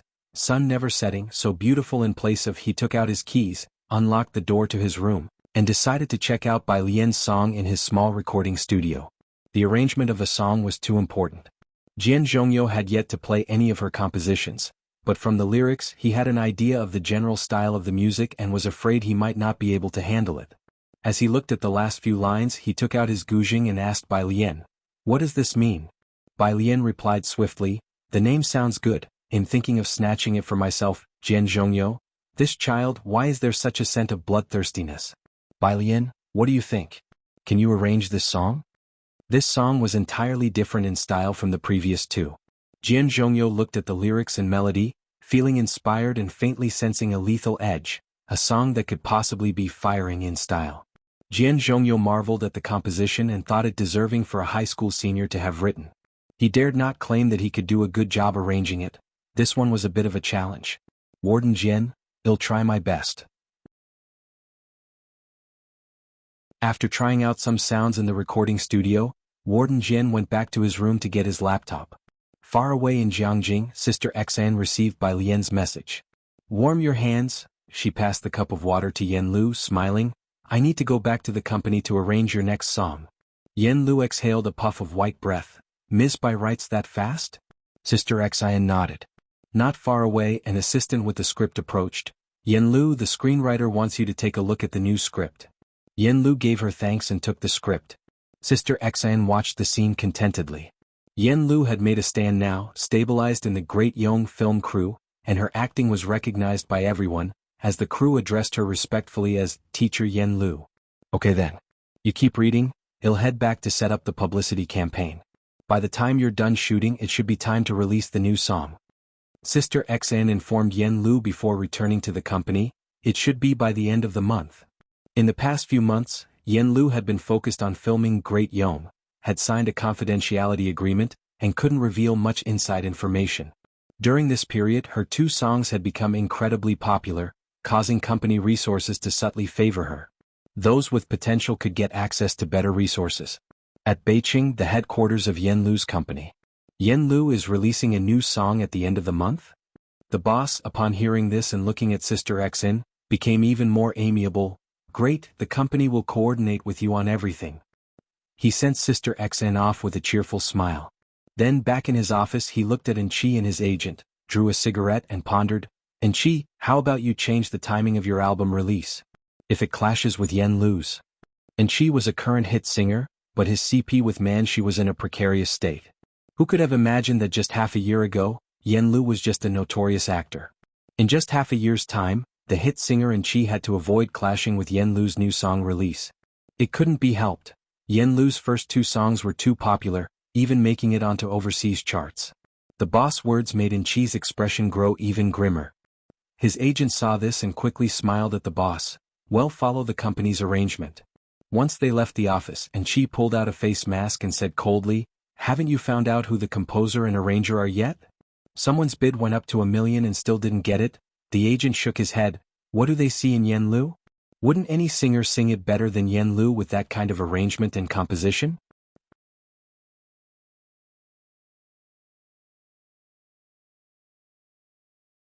Chapter 445. 174 by Lian's True Strength _3. Compared to professional singers, Yen Lu's singing skills are quite ordinary. It's also quite strange if you say Yen Lu has a financial backer, you don't see her flooded with resources. After thinking it over, the only envy-worthy thing is her composing and arranging skills. What do you think if you were still hyping a CP with Yen Lu? Would she tell you who they are? The manager asked Enchi softly, or maybe let you sing instead? Upon hearing this, Enchi fell silent. Rarely Enchi felt some regret. Because what the manager suggested wasn't impossible. Everyone knew Yen Lu was quite generous with people before. Look into it again, find out who's behind her. Enchi put on his mask and lowered his brows and eyes. At the end of February in Xianxia, Bai Lian had not been busy with anything else for the past half a month, just focusing on problem solving. Saturday afternoon. Bai Lian was doing homework by the fish pond in the garden, with Jianghu sitting next to her doing a puzzle, while Bai Lian neatly wrote answers on a blank sheet of paper with a pen. The app, apart from sending out 20 problems every month, also features a challenge question bank. Each time you complete a challenge question, your points multiply. Jianghu Li's unlimited points were gained just like this. Bai Lian didn't have an advantage in chemistry, she did more challenge questions, and most importantly, the challenge bank was all math problems. Su Nanjing came over to take a look and, having been away from high school for a few years, had nearly forgotten all these complex numbers, joining Xiao Bingwen in admiration. Sister Bai Lian's handwriting is really nice, truly befitting a top student. Xiao Bingwen didn't dare come too close, but he had seen Bai Lian's handwriting once or twice. He sneaked a glance at Su Nanjing, thinking, you didn't say that before. Jianghu Li stood nearby, towering and elegant, holding a box of fish food, pinching a little and carelessly sprinkling it down. The food he sprinkled seemed to carry a barrier, causing the fish to scatter in all directions. Jianghu Li's face was cold. Bai Lian sat on the stool, lethargically resting her chin in one hand and tapping on her phone with the other to upload answers. Her dark almond eyes half closed as she watched the fish. Stop feeding them, the fish will die of hunger. These were Bai Lian's words. Su Nanjing looked up, not daring to laugh.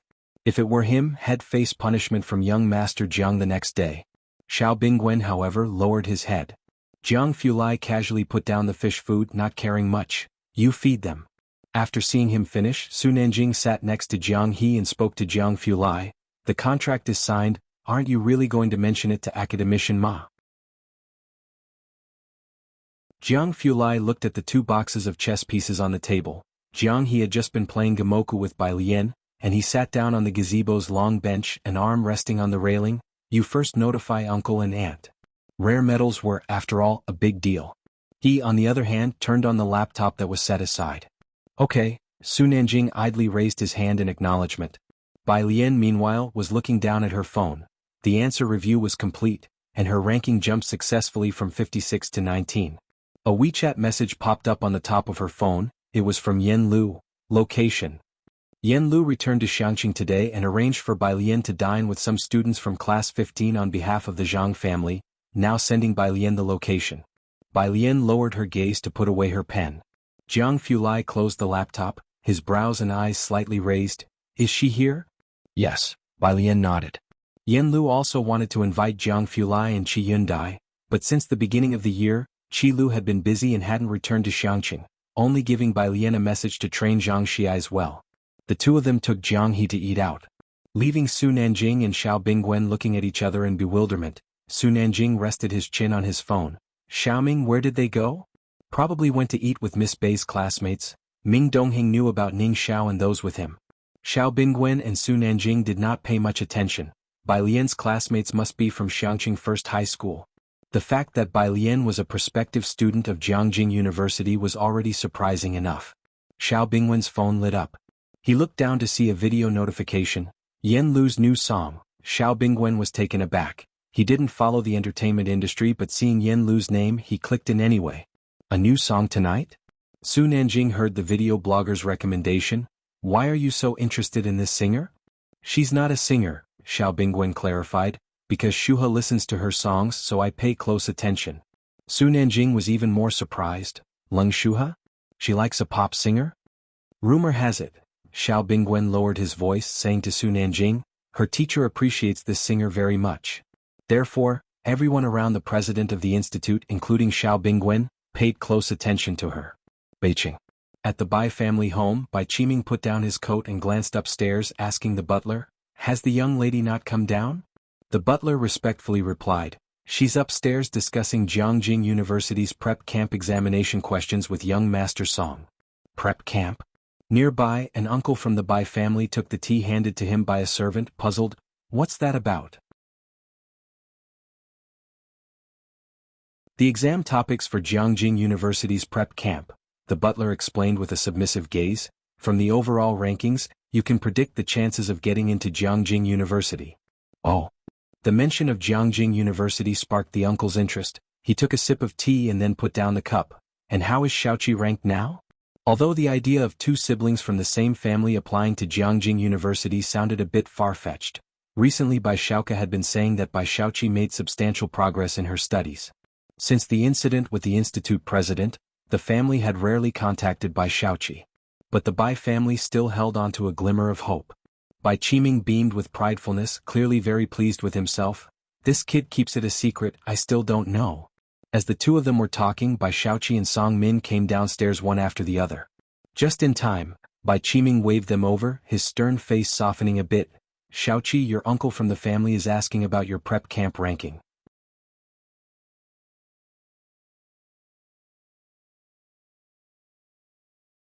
Chapter 446.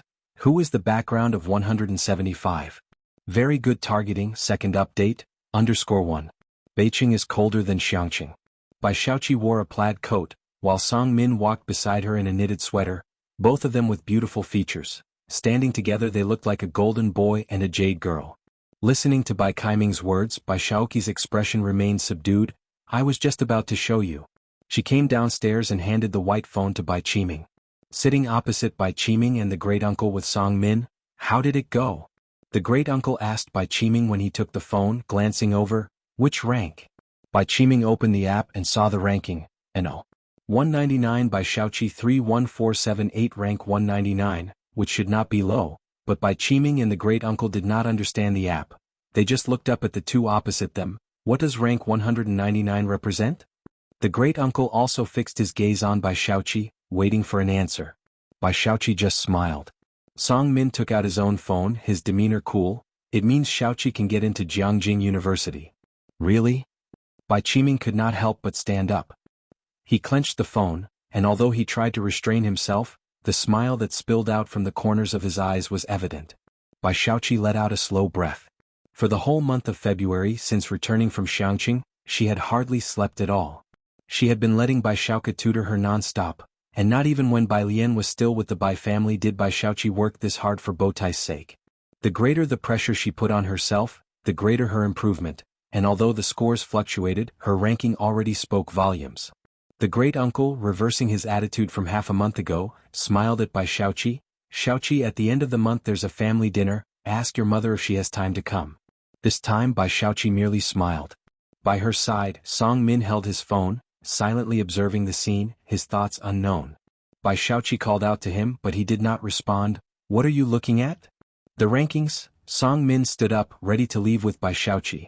They were off to the Song family to receive online training from Jianghu teachers. Which rankings? Song Min looked at the setting sun, his voice very light. By Jian's. Bai Xiaoqi had not paid attention to other people's rankings. Liang Wuyu and Su Jiue were too disheartening. Let alone the overall rankings. Upon hearing this, she scrolled through the monthly rankings on her phone, and it did not take long for her to see, No. 19 by Jian 54878, he's probably not a current student, Bai Xiaoqi said, even Liang Wuyu doesn't have standard answers. Song Min thought the same after all. What current student would already be writing these answers? However, Song Min spoke up, that name, it's the same as that composer, isn't it? Are you talking about Yen Lu's composition? Bai Xiaoqi naturally remembered that the two names were the same. It's probably a coincidence, but Yen Lu released a new song today, I want to watch it again. One was a prodigy on the Jianghu preparatory camp app, probably a treasure in the hands of the professors in the labs. How could they possibly mingle in the entertainment industry? Apart from coincidence, Bai Xiaoqi could think of no other explanation. Behind them, the Bai family. With a teacup in hand, the great uncle watched the two with a smile. Qiming, don't you think these two make a good match? Meanwhile in Xianxia, in a hot pot restaurant. The male assistant sat on the first floor looking upstairs. Xiaodan, who is Sister Lu meeting with to be so formal? He was a new assistant and bodyguard found for Yen Lu by Sister Xin, as there were some things Xiaotian, a girl, was not suited to handle. Xiaotian, playing with the menu, said, a friend of Sister Lu. With Sister Lu's current status, the male assistant marveled, those friends are lucky. Hey, everyone online is guessing the identity of the arranger and the composer, do you know anything? Xiaotian handed the menu to the waiter, casting a glance at him, just friends of Sister Lu, you should know how tough her journey has been. I think Director 1 has been really kind to Sister Lu, the male assistant scratched his head. That's because Sister Lu is talented, Xiaotian replied nonchalantly, stop asking or Sister Xin might give you a thrashing. All right then, the male assistant said, his eyes catching the sight of two adults and a child, suddenly commenting, Xiaoan, don't you think these two have an even stronger aura than Sister Lu? Xiaotian looked up to see a somewhat familiar back. The girl wore an ice blue blouse, its hem embroidered with plum blossoms in the snow, and feeling the gaze upon her, she lazily turned to look their way, her brows slightly lifting. Xiaotian inhaled sharply, it was that miss who had visited the set before. Upstairs. Today Yen Lu had invited a group of young people. Zhang Mama had not come. Pu Xiaohan, Ning Xiao, Wang Qi, the cultural committee member. Along with Bai Lian and Jianghu Lai, there were 11 of them in total. Yen Lu wore knee-high boots, a mid-length coffee-colored coat, her hair cut short and dyed smog blue, casually pinned to one side behind her ear, revealing a snow-white ear. Efficient yet charming, this was the look for her new music video.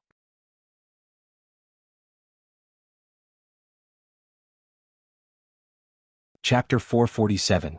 Who is the background of 175? Very good targeting, second update, _2.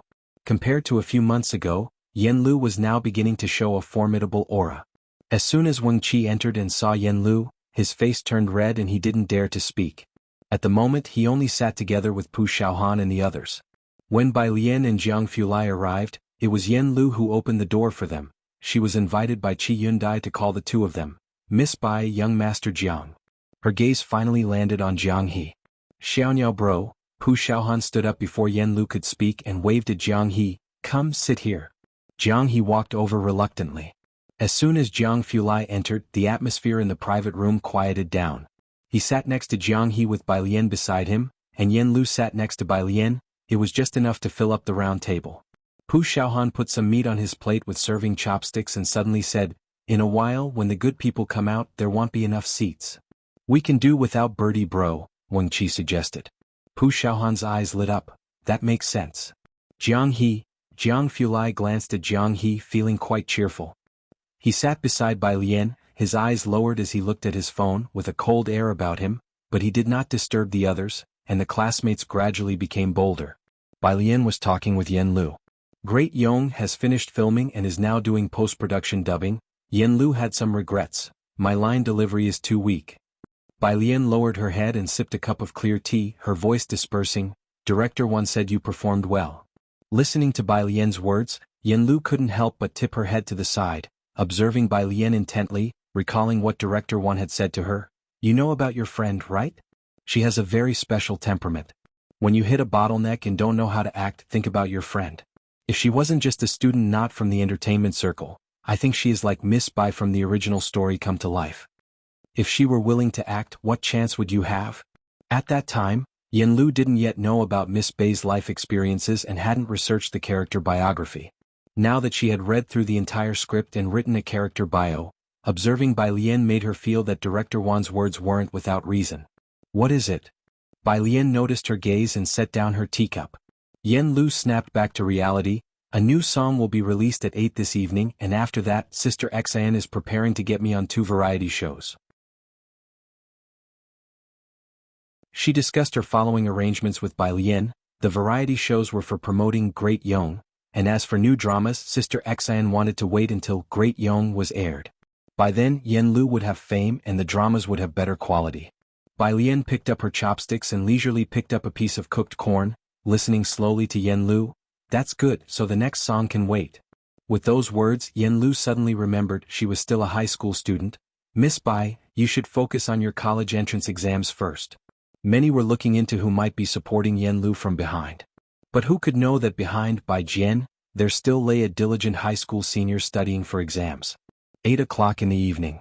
As soon as Yen Lu's new song Rewriting the Past was released, it shot up to the top of the new song charts on various music apps and landed on Weibo's hot search. Unlike the previous 2 songs, the top hot comment below said, "After listening, I feel like I can get into Jianghu University." Thanks to the hype of the previous 2 songs, this one became particularly popular among student groups, especially those who were studying for exams or about to enter the examination hall. As modern technology becomes more and more advanced, individuals face it as if they are facing the endless universe. There are too many people who find it hard to bear the feeling of helplessness. This song is like a wild festival, igniting the blood deep in people's bones. This song had a huge impact. Even more fervent than the last, Gambling with Liquor. Beijing and Chi Studio.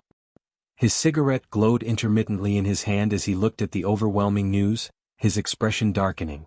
An actor like Yen Lu being able to press a singer like him to this extent, if someone had told Chi half a year ago that Yen Lu would threaten him, he wouldn't have believed a single word. Next to him, She sat down, put out the cigarette. Chi's manager cursed as he finished a phone call. He looked down at Chi, hold off on releasing your song. Her momentum is too strong. If you release it now, it will be suppressed by her new song. It went without saying who she referred to. She naturally knew about the heat on Weibo. She hadn't surfaced much in recent months and internet memories were short. The incident of her accidental finally came to an end.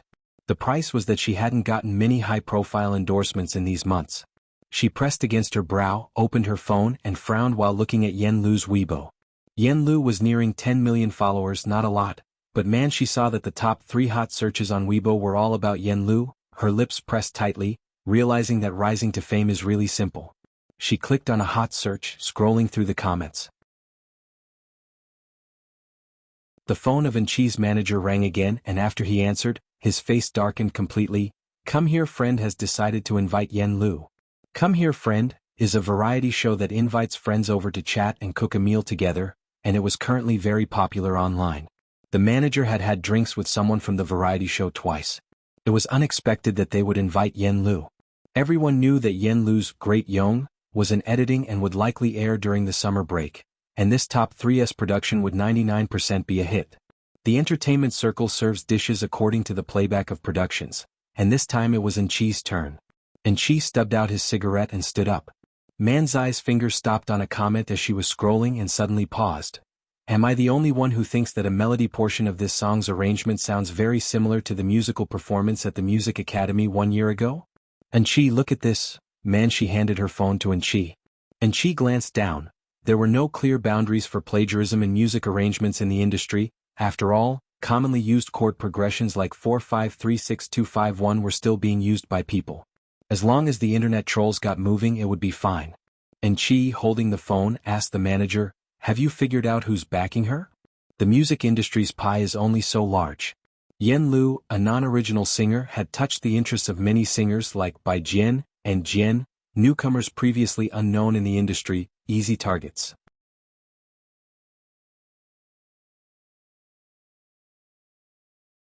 Chapter 448, Behind the Scenes Mastermind, the teacher found for Alien_1. Logically speaking, there are no secrets in the circle. The word and music composer and arranger behind Yen Lu really just came out of nowhere. Looking back, there's no similar style to be found. Nowadays, with hip-hop and rap prevailing, there are only so many people in the traditional music circle. The agent suspected it was a couple of top-tier artists who created alternate accounts to pave the way for Yen Lu, but no matter how long they investigated, they couldn't match these two with any known lyricist or music arranger in the circle. It's as if these two really did come into existence just for Yen Lu.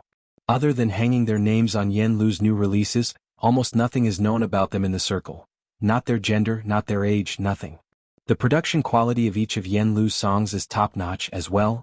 The flute, pipa, and guzheng sounds, taken individually, each would be worth listening to on repeat. It's simple why Yen Lu's third song immediately blew up. From the lyrics to the music to the arrangement to the singer, everyone involved seems like an expert. But oddly, no leads could be found. They didn't even know where Yen Lu recorded the songs. To say Yen Lu doesn't have a powerful backer seems baffling, yet to say Yen Lu does, well, she hasn't even landed any global endorsements yet, save for a single new product, solid foundation paste. Neither in Chi nor Man she was interested in it. First, her ambiguous history with Xiao Lu was all over the place, and there was no talk in the circle of her being particularly close to anyone. The agent shook his head. Yen Lu's background was easy to check.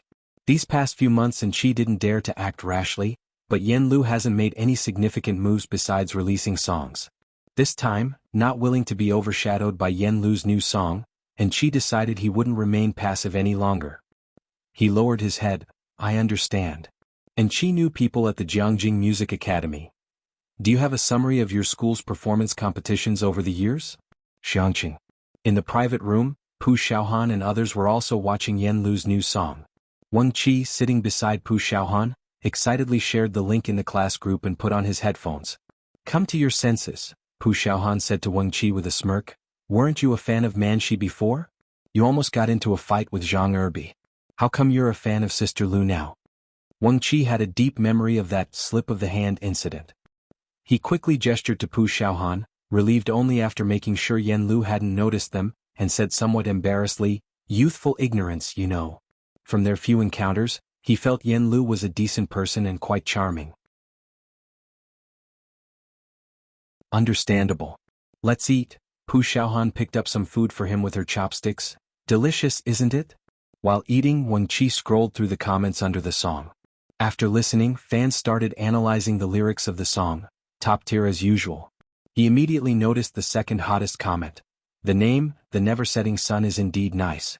When will we take it back?" Smirking, he laughed and then liked the comment. After everyone finished eating, Yen Lu offered to take the people from class 15 to karaoke. She knew that during her filming period, these kids often helped out at the Zhang family. Pu Xiaohan was the first to refuse. "Sister Lu, let's wait until after our college entrance exam. Recently, everyone's been tortured by Alien and the study God's notes to the point of sleeplessness. The learning atmosphere in class 15 has been good lately, probably moved by Bai Lian and Ning Xiao's study schedules." There was also Lu Lingxi's heartfelt advice during the class meeting. "High school and college indeed provide the best opportunities to break out of your original social class. It's hard to enlighten these students, but Bai Lian makes a good poster child." "That's true." Wang Qi sullenly crushed his can of cola. "I'm also trying hard to study. Alien, when you guys ascend later, can you take me with you?" Bai Lian raised an eyebrow, giving him a look. Wang Qi was genuinely a bit sorrowful. "I'm seriously afraid that after the exams, you'll either go to college in Beijing or Jianghu, leaving me here chanting Makabaka." Listening to their conversation, Yen Lu realized that the group around the table were candidates preparing for exams. After finishing their meal, Bai Lian and Yen Lu lagged behind. The other students were discussing problems up front. Jiang Fulai was following close to Bai Lian, listening to Wang Qi and Pu Xiaohan discuss a math problem for a while. For about a minute. He couldn't help but glance at Wang Qi and Pu Xiaohan. Touching the back of his head and sensing a chill, Wang Qi said, "So if you substitute the trigonometric function, why is this problem so perverse? 2/3 times the square root of 3. Before he could finish, Jianghu, who was being led by the hand by Pu Xiaohan, looked up slowly and said, 2/5 times the square root of 3. Ha! Wang Qi and Pu Xiaohan stopped their discussion.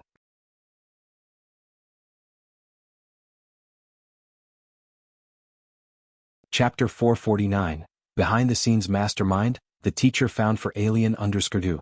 The two of them exchanged glances, then bowed their heads to pull out their mobile phones and check the answer. 2/5 times the square root of 3. Wang Qi, Xiaohan, what goes around comes around. The pair lifted their heads, pretending nothing had happened, not daring to discuss the problem in Jianghu's presence. I heard he's going to take the bar exam? Yan Lu came back today and visited Zhang Xi's with Mother Zhang, wearing a black mask and asking in a low voice, can he become a lawyer? After all, it was a criminal offense. Bai Lian didn't understand these things either. Jiang Fulai lowered his brow slightly. The temperature in the private room was cold, and he was holding a jacket in his hand, uttering only one sentence, don't challenge Qi Lu's professionalism. Yan Lu was worried and anxious, which of course Qi Yundai had already considered. She escorted Bai Lian to the door where Xiaotian and the male assistant waited outside for Yan Lu. This is Xiaotian, you've met him. Yan Lu didn't dare to speak much to Jiang Fulai but introduced the two new assistants to Bai Lian. This one is a Huang, a new assistant. Sometimes when there are too many trolls, it's a Huang who handles them. Even the most famous celebrities have trolls, let alone Yan Lu. A Huang was very curious about Bai Lian but did not dare to ask more. After Bai Lian and Jiang Fulai left, a Huang asked Xiaotian in a low voice, they're actually friends with Sister Lu? Who is this Miss Bai? How come Sister XN hasn't signed her? With that aura and appearance, wouldn't she become a star if she entered the entertainment industry? Miss Bai is not interested in the entertainment industry, Xiaotian replied. Otherwise she would have been snapped up long ago, wouldn't she? Yan Lu looked at the two of them. You can also take a couple of days off. It wasn't late after dinner. Jiang Fulai drove Bai Lian home, whereas Xiaohan was going to Jiheng's place to shoot new material, so she went with Bai Lian. Tomorrow would be March, and Jiheng had already finalized the designs for the males and females and began cutting and making clothes. Nearly 40 pieces of clothing needed to be rushed out by May, which was a bit of a tight schedule for 2 months. When the 4 people arrived at Jiheng's courtyard, there were 3 people in the courtyard of Jiheng. Seeing Xiaohan, Jiheng introduced these ladies. These are embroideresses from around here because there are too many clothes, and I was afraid we wouldn't make it in time for your graduation photos, so I asked them for help. Handcrafted clothes have a long production time. This is great, Xiaohan said excitedly to the 3 new embroideresses. Can you appear in the shot? Aunt Shin, having been briefed by Jiheng, nodded to Xiaohan with some reservation. We can. Xiaohan immediately took out her camera from her bag and began filming details under the courtyard's lights. She planned to edit a video from the start of Jiheng making the clothes until the whole class was dressed and had their graduation photos taken, which would be very meaningful as a keepsake. For this time's labor costs, Xiaohan contributed most of the funds and only a small portion came from the class fund. It's probably because Class 15's class fund was never depleted. Although Class 15 didn't have as substantial a background as Class 8, Xiaohan's video views were quite impressive, making her a little rich girl in Class 15. Jiheng moved the embroidery frames to the side, and Jiang Fulai placed his coat on the stone table, helping to set things up. Jiheng put down his smoking pipe, glanced at Jiang Fulai, and didn't say anything else. Xiaohan finished filming a segment and stopped next to Bai Lian. Lian's sister, Bird brother is 8 years old, right? Right? Bai Lian glanced down at Jianghu, who was sitting on the stone bench nibbling on an apple, and hooked her lips slightly. Why? And never mind, Xiaohan muttered and walked away with heavy steps. After everyone left, Bai Lian leaned over slightly and flicked Jianghu's forehead with her hand. What have you done? That evening when they parted ways, she had noticed Class 15 looked as though they had taken a hit. The little bird brother refused to answer. Rewriting the Past topped the new song chart overnight. Besides the composition and arrangement, the lyrics of the song also trended on the hot search. The sun never sets. Xiao Bingwen looked at the last line of the lyrics and found it interesting as well. Next to him, Director Qin, who was speaking respectfully to Su Nanjing, heard the words and laughed, not quite understanding music, but this phrase he caught on to, Ha, stealing the idea, I love it, I'll go have a listen. Director Chen didn't usually listen to songs. He just tuned into the radio when driving. He didn't pay attention to Yen Lu's new song.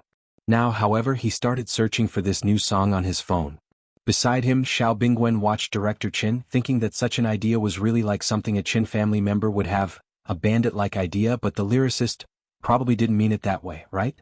Jianghu. Su family. The evening still featured a family dinner.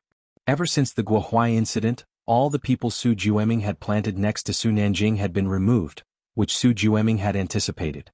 He would not have resorted to this if Su Nanjing hadn't made such a big move this time. With no one left inside, it became difficult for him to keep tabs on Su Nanjing. Although no one said anything out loud, Su Jueming knew that the Jiang family must have had a hand in the purge of Su Nanjing's inner circle. He really has some good luck. Su Jueming gritted his teeth inwardly. Had paid a heavy price and still hadn't gotten close to Jiang Shijua. At the dinner table, some were praising Su Jiming's son, Su Jin, who had just discussed cooperation with the official research and development department. The elder Mr. Su glanced at Su Jin and nodded in approval, offering a few words of praise. Not bad. His appetite was poor, and he didn't eat much, only looking up to ask Su Juling, "How is Nanjing doing lately?" Gao Yin sat next to Su Juling, her eyes downcast and silent. Su Juling was modest. "Big brother, don't be modest," Su Jueming said to Su Juling with a smile. "You must be negotiating a big deal but keeping it from Dad. Is it supposed to be a surprise for him?" There indeed was a surprise. Su Jueming bowed his head, hiding the cold sneer at the corner of his mouth. He had really set Su Nanjing up for a fall in the Su family from early on. Not to mention the elder Mr. Su, even other members of the Su family all knew that Su Nanjing was up to something big. Having been away from home for more than half a month, Su Nanjing had also been somewhat neglectful of the Su family affairs. Plus, with Su Jin recently chalking up one accomplishment after another, it inevitably led the elder Mr. Su to some contemplation when comparing them. "No big deal," Su Juling said with a smile, turning to his father. "This matter was supposed to wait for Nanjing to come back and tell you himself, but since you asked, I'll tell you now. Nanjing has negotiated a rare metal supply partnership with a foreign company. They will ensure a supply for the coming year, and the contract was just signed the day before yesterday." The moment these words were out, the laughter and chatter around the dinner table instantly vanished. A look of surprise and joy spread across Elder Mr. Zu's face. He sealed the deal? Good, truly worthy of being a member of the Su family. He was so pleased that he asked someone to fetch his prized daughter red wine to uncork. "Are you sure it's the Dawson family?" Su Jiming's fingers, hanging by his side, clenched slightly, his smile freezing for a brief moment before instantly returning to normal. "Younger brother, would you like to see the contract?" Su Juling asked with a smile. "We're going to deliver next month. You'll know then when you see it." "All right." Su Jueming struggled to form a smile at the corner of his mouth. Aside from saying "all right," he had no other words to offer. The Dawson family, the largest supplier in the world, almost monopolized the entire market. If Su Nanjing had indeed secured a deal with them, his standing in the Su family would only skyrocket. He had taken a great risk by having Guohuai come back. Why was Su Nanjing still able to close such a deal, especially so quickly? Su Jueming found it utterly incomprehensible. "We really owe it to that girl. What are you planning to do?" After dinner, Su Juling walked slowly back with Gao Yen, but try to ride the motorbike less. "It's not safe." Su Nanjing was home and Su Juling was strict with him too. "What can I do?" sighed Gao Yen, hugging her military coat closer.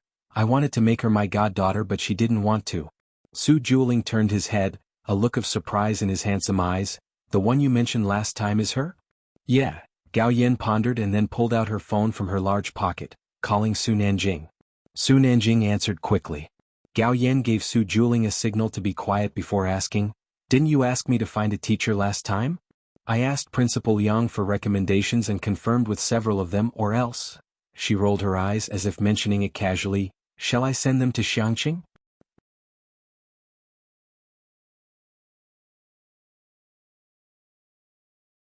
Chapter 450. 177. The True Arrangement, Dean Jian, Anger, Second Update, _1. Gao Yen had known about Bai Lian for a long time. Su Nanjing had only roughly shown her some pictures and when she asked him some questions he fell silent. Gao Yen had always wanted to take the opportunity to see for herself, but she didn't know when she would come to Jianghu. After she spoke, there was silence on Su Nanjing's end. Gao Yin raised an eyebrow, her tone leisurely. Do you think the person recommended by President Liang is no good? But this is the best teacher your mother could hire, and she agreed to help me only because of CC. Gao Si, Jianghu Lai's biological mother. It's not that, thanks mom. On the other end of the phone, Su Nanjing looked up, sighed lightly, but it seems we might not need it now. Bai Lian's academic performance was such that an ordinary tutor wouldn't suffice. Not needed? Gao Yin did not understand. She walked along the corridor, and the lanterns above her were not very bright. Su Nanjing said helplessly, Bai Lian's grades might be better than mine. Of course, Su Nanjing was too embarrassed to omit the might. Gao Yin? So, I can't go to Xianxia? Gao Yin drew this conclusion, feeling somewhat unwilling. Then when can I meet her? After the college entrance examination. Bai Lian was bound to score well enough to get into Jianghu University, no doubt about that. Sunday afternoon. And Qi finally found the clip mentioned by netizens among the many recordings. He edited it out and analyzed each phrase. Indeed, one phrase's arrangement sounded very familiar. Just one phrase, and Qi's manager looked at the harmony comparison generated by the studio staff with a frown. Is that persuasive enough? The studio staff coolly laid the evidence in front of him. It depends on how we operate this. So what do you say, should we go for it? And Qi's manager did not think for long. Most of the company's resources were currently invested in Yen Lu. Major music platforms were promoting Yen Lu's new song, and Qi's resources had decreased significantly, and even Come Here Friend was inviting Yen Lu, threatening in Qi's top brother's status. Resource allocation was finite. Contact all major entertainment bloggers and get everything ready to launch, and Qi's manager made the final call. Remember, after all accounts have posted, to immediately get the top comments pushed to prominence. That way the first thing the public would see would be the top comments, swaying even those with doubts. They had done this kind of manipulation before. Monday. Yen Lu's song had just been released Saturday evening, and Xianxia No. 1 High School's radio station began playing Rewriting the Past, right after classes on Monday morning. This song was more popular than anyone could have imagined, from its lyrics to its melody.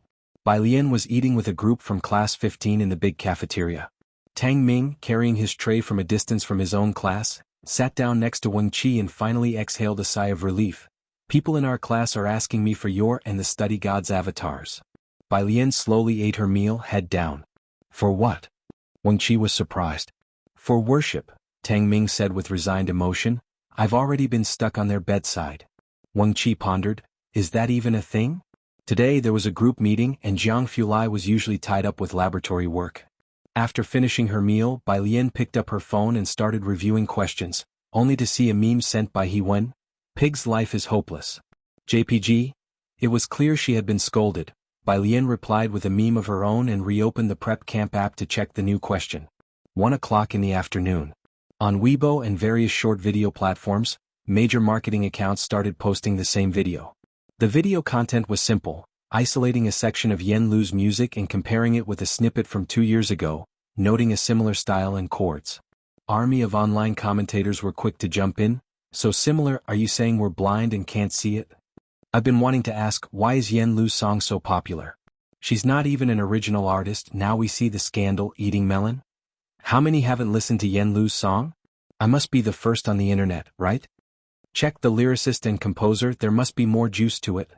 Yen Lu had stepped on quite a few toes, so as soon as the marketing accounts published it, many in the industry secretly added heat to the topic.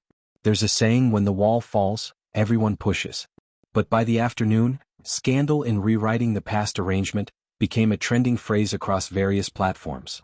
Following that, netizens also dug up Yen Lu's previous dark history.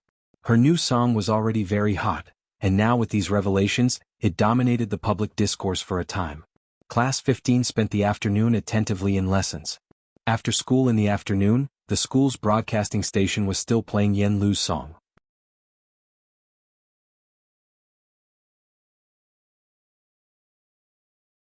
Chapter 451, 177, The True Arrangement, Dean Jian, Anger, Second Update, _2.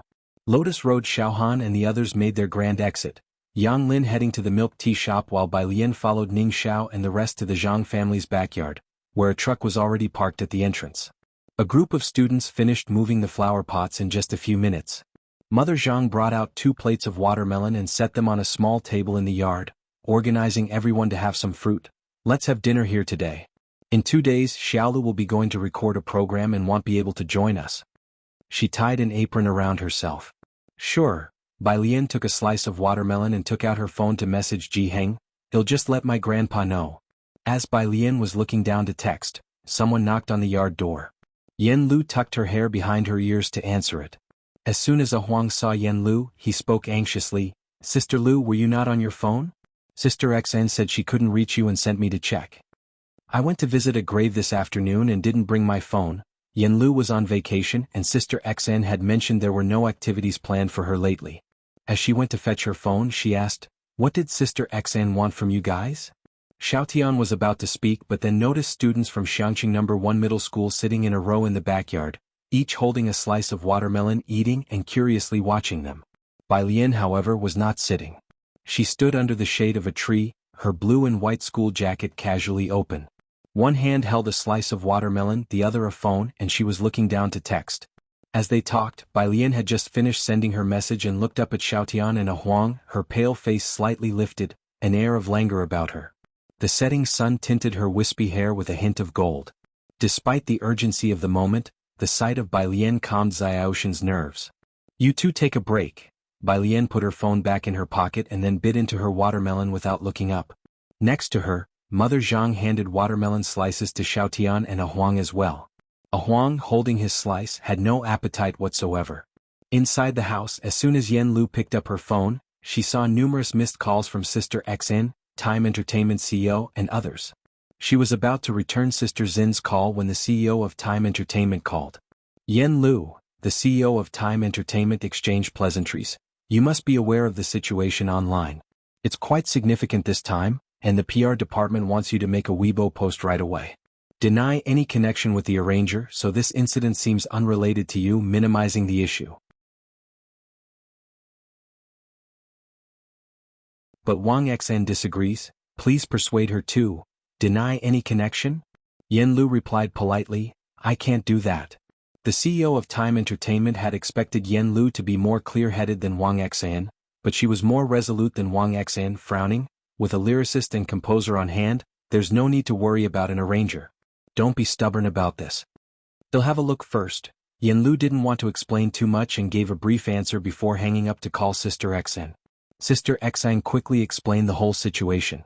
There was only one chord progression that was marginally similar, completely unrelated to the main melody, and definitely not plagiarism. But netizens wouldn't be convinced by such a dry explanation. Don't know who started it, but they're blowing this out of proportion, Sister XN said, her hand on her forehead. By the time I found out, it was already trending #1 online. It's tough to set boundaries on this kind of thing. The company wants to sever ties with the arranger, but I suggest you don't go along with it. This is happening because of you. Yan Lu knew her own rise to fame very well. Bai Lian was the biggest benefactor on her path and Ding Jian was found by Bai Lian. I know. Let's get someone to take it off the trending topics first, and if there's any issue, direct them to me, Yan Lu said, managing her own Weibo. As soon as she opened the app, she was flooded with direct messages. The song had received good feedback the other day, and combined with today's expose, a whole crowd of rubberneckers had poured into her Weibo. Seeing Yan Lu come out, Huang stepped forward. Sister Lu. Yan Lu raised her hand. Let's talk outside. She took Huang and Xiaotian outside, and as the three of them reached another yard, Xiaotian asked anxiously, Sister Lu, are you going to clarify this? Those who want to accuse me will find an excuse. Yan Lu had experienced a mass backlash before and wasn't overly concerned. What she cared about was that Bai Lian and Jian Zhongyu might be implicated because of this. And the song rewriting the past. Huang's phone beeped and he glanced down. It's Lu Yang's assistant. Sister Lu, they definitely want to talk about the Come Here Friend guest issue. What should we do now? Yan Lu would be recording Come Here Friend in 2 days, followed by going for acting lessons. Lu Yang was the friend arranged by the show's team for Yan Lu, a currently popular star, whose participation was quietly confirmed the day before yesterday. You answer it, Yan Lu said calmly. Xiao Huang, on the other end of the phone, Lu Yang's assistant was very polite. Lu Gu has caught a bit of a cold recently and might not be able to record Lu's show. Yan Lu gave Huang a look. Suppressing her irritation, A Huang smiled and said, "Lu Gu, take care of yourself. Let's cooperate another time." After hanging up the phone, Xiaotian couldn't help but say, "Not feeling well, my foot. He'll be recording other shows in no time. What should we do now?" A Huang asked. In the yard, Mom Zhang was calling out to Yen Lu, "Xiaolu, tell the two assistants to stay for dinner as well." "Sure," Yen Lu replied loudly, her face snowy white against the bluish foggy smoke, her gaze sweeping over the two. "Don't let Auntie and the others find out about this."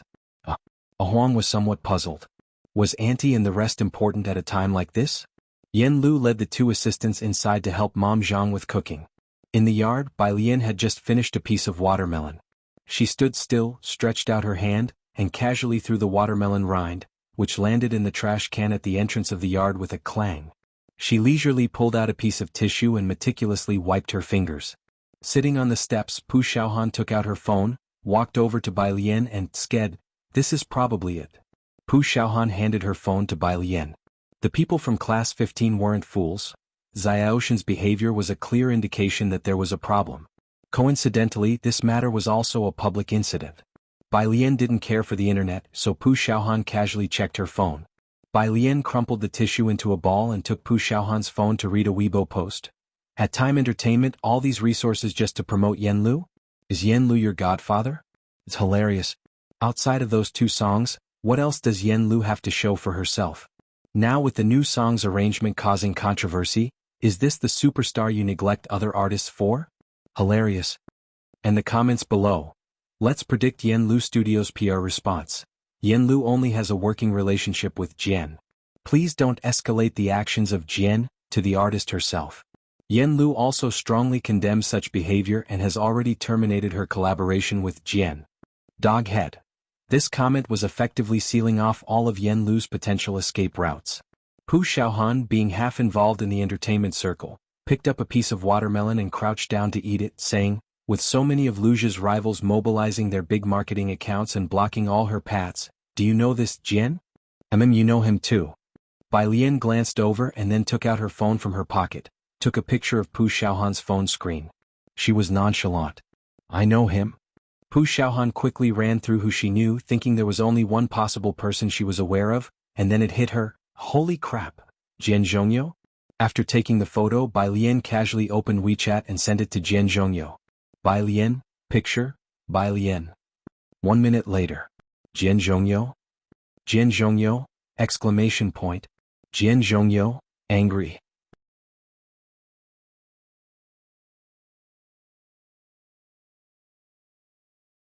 Chapter 452, 178 Brother Jiang intervenes _1. Young people's world is something Jian Zhongyo doesn't quite understand. He couldn't name a single hot star if asked. It was the start of the school semester, and he had even sneaked out for a trip during the holiday with many tasks awaiting him. Today was Monday, and he had just finished a meeting when he received a message from Bai Lian. As soon as he opened the picture, he saw the bold black letters. Rewriting the past, arrangement controversy explodes. He squinted his eyes and sent Bai Lian several symbols. The older generation could handle videos, but many Weibo functions remained a mystery to him, so he scrolled through somewhat slowly. At that moment, Bai Lian sent another message. Controversy? He hadn't found out what the controversy was yet, but he replied quickly, He'll take a look. Dean Jian was too lazy to keep scrolling and directly asked a teacher he knew beside him to operate it for him. Miss Yen Lu. The teacher took Dean Jian's phone. He had recorded with Yen Lu twice and naturally recognized her. Don't worry, he'll check it for you. It took the teacher just a few minutes on Weibo to understand the whole story. The barriers within the arrangement community aren't that high. Actually, before this, most people wouldn't go specifically digging into the arranger of a song. Now that it's been dug up by paid posters, it could only mean that this was the only flaw they could find in the song. On the other side of the phone, Bai Lian, having seen the reply, knew it had nothing to do with Dean Jian. She was waiting for Dean Jian to reply to her. Yen Lu was still busy in the kitchen with Zhang's mother. Xiaotian and A Huang, the two assistants, had originally come to bring Yen Lu back to deal with the situation, but before they could get to it, Yen Lu caught them and put them to work washing and sorting vegetables. Xiaotian, the kitchen space was small, and A Huang, who was squatting in the hall removing shrimp veins, felt a bit clueless. What exactly am I here for? Why am I squatting here? He turned his head to look at Yen Lu, who was helping in the kitchen. It was a big issue that concerned Yen Lu's reputation, but she didn't seem to be in a hurry at all. Instead, she was taking her sweet time in the kitchen. Xiaotian, while picking shrimp veins, felt a weird calm settle over him. Let's just keep sorting for now. Outside, after Bai Lian and the others had finished eating watermelon and went to throw out the trash, Bai Lian and Ning Xiao entered the house. Why haven't you started doing the problem sets yet? Ning Xiao brought in a flower pot, his voice calm. Bai Lian grabbed a pair of scissors. The ones on the app? At the beginning of the month, the app had released new problems, and Ning Xiao had already started solving them. Bai Lian hadn't started, and many people were stumped by a particularly current problem on the app. Yes, I was just looking at the Langland Seagull 0. Bai Lian stood by the window, started trimming the branches. He'll look at it in a couple of days. Right now, I have to sort out some materials for Hewen. Hewen was like a senior brother who had his younger sister do all the grunt work. As soon as new literature was published that he hadn't had time to read, he passed it on to Bai Lian, asking her to read it and summarize the core points and overviews for him. Bai Lian hadn't even started college yet, but she was already getting a taste of postgraduate treatment. But the literature Hewen sent was all in fields she was interested in. Ning Xiao, who already knew who Hewen was, as the two talked, Xiaotian and a Huang squatting nearby were completely lost. What app Hewen? And what was that about Langlands and Seagull again? All this was beyond them. The two were utterly confused. Eventually they got back to talking about Grandma and Uncle Wang, how the boy's grandma was sick and the uncle was taking care of her at home. That was what normal students talked about. Today the house was crowded, but with the help of Yen Lu and the two assistants, Zhang's mother quickly prepared the meal. She moved 2 tables together and a bunch of people gathered around to eat. Alien, when is Qi Lu coming back? At the dinner table, Zhang's mother recalled that the last time they had a meal, Zhang's father was there, and so was lawyer Qi Lu. When Zhang's mother mentioned Qi Lu, Yen Lu also looked at Bai Lian. Qi Lu was the life-saving benefactor of Zhang Xiai's. Bai Lian, holding chopsticks and picking up a stalk of bok choy, said upon hearing this, next month. Last year, Qi Yundai was in exile, but this year he was returning to his position. Ming Dongheng said he didn't have much vacation time, but he would still take the time to come back and test Zhang Xiai's. Around the dinner table they chatted about this and that, but no one brought up Yen Lu's issue. The dinner lasted until after 7 in the evening. As a Huang finished eating and started to help clean up the table, he looked down to ask Xiaodan, why does Sister Lu have so many student friends? Also, who is Qi Lu? I don't know, Xiaotian responded as he placed the dishes into the kitchen. Xiaotian and a Huang hadn't been involved with Zhang Shi's case and didn't even know that Qi Lu was a lawyer. They only thought it was some 2-character name. These students are so lucky to be friends with Sister Lu, a Huang sighed, then his concern returned to the pressing matter at hand. Time Entertainment knew that a Huang and Xiaotian were with Yen Lu. The public relations department couldn't reach Wang Xin for a decision, so they called a Huang. After taking the call, a Huang finally found an opportunity to speak with Yen Lu. Sister Lu, the public relations department communicated with me. You just need to post a clarifying Weibo. A Weibo post clarifying that she had nothing to do with the arrangement. Yen Lu shook her head, offering no explanation. If this matter isn't clarified with such a fuss, Yen Lu might lose a lot of resources. A Huang couldn't understand it at all and said, Xiaotian, what do you think Sister Lu's team is thinking? Who exactly made the arrangement? Xiaotian shook her head. Yen Lu recorded the songs herself, so she didn't know who wrote the lyrics and music. Within the entire Time Entertainment, probably only Sister Xian and Yen Lu knew about it. At 8 o'clock, a group of students bade farewell to Mother Zhang. Jianghu Lai's car had just stopped on the opposite side, waiting for her. As Bai Lian walked toward the car, her phone vibrated a few times. Principal Jian had finally figured out the ins and outs of the situation. He didn't send a message, he called Bai Lian directly. Pressing the answer button, Bai Lian walked towards the light across the street. Principal Jian. I found out, Jian Zhongyo didn't beat around the bush. He was still sitting at his desk, reaching out to click on a long recording. There is a video on the internet from a previous internal performance of our school, and I conducted that performance. I checked the records of that performance at the school. Principal Jian didn't have a vivid memory of that performance, and it was only after seeing the video online that he realized he had such an arrangement to his credit. It was indeed Jian Zhongyi's own stylistic hallmark. There was nothing much to say. Jian Zhongyo could only sigh. the netizens, or rather Yenlu's aggressive moves, were too powerful.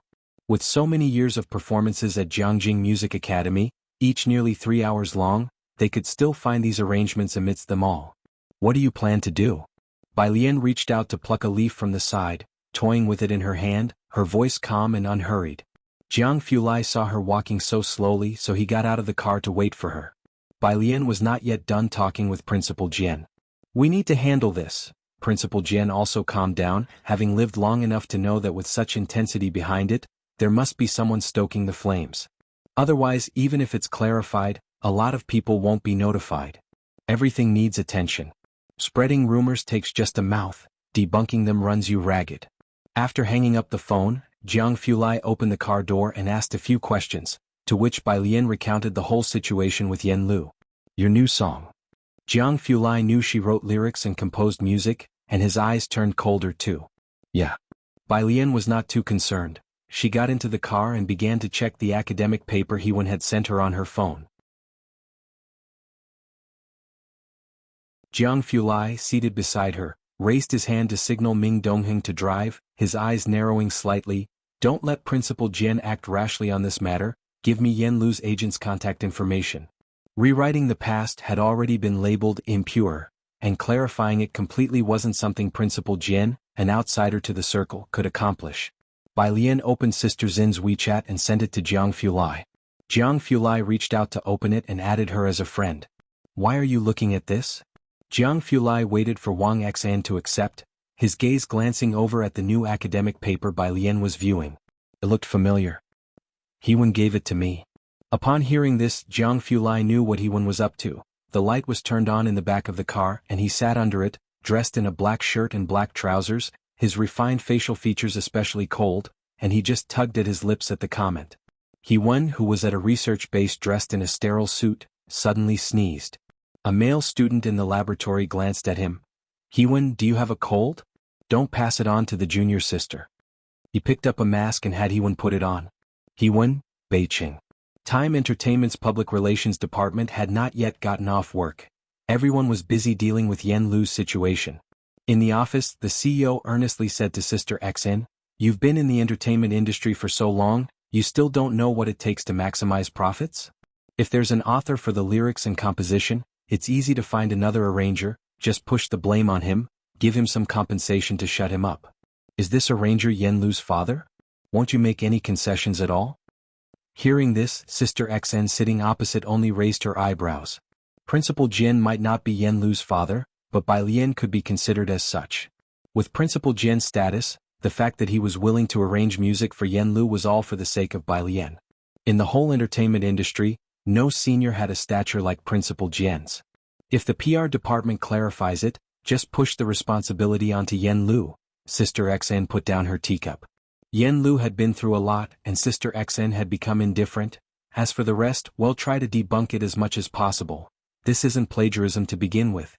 It seemed Sister Xn and Yenlu were already out of control. The CEO lit a cigarette, looking at Sister Xn. In that case, let Yenlu rest for a few more days. Let Manshi replace her in Perfect Day, this time to avoid the limelight. Perfect Day was a variety show invested in by Time Entertainment. Businessmen always seek profit and avoid harm. Now the netizens were all dodging Yenlu, and a bunch of her past scandals was being circulated. Time Entertainment was worried about affecting the reputation of their produced variety show. Yenlu was currently involved in 2 variety shows, Perfect Day and Come Here Friend. The latter had a signed contract while the former did not. Of course, now with Yenlu's situation escalating, it was damaging to the artist's image. The variety show could also break the contract and have Yenlu compensate for it. Sister Xan took out her phone and got in touch with the marketing accounts. Just as she turned on her phone, she received a new friend notification.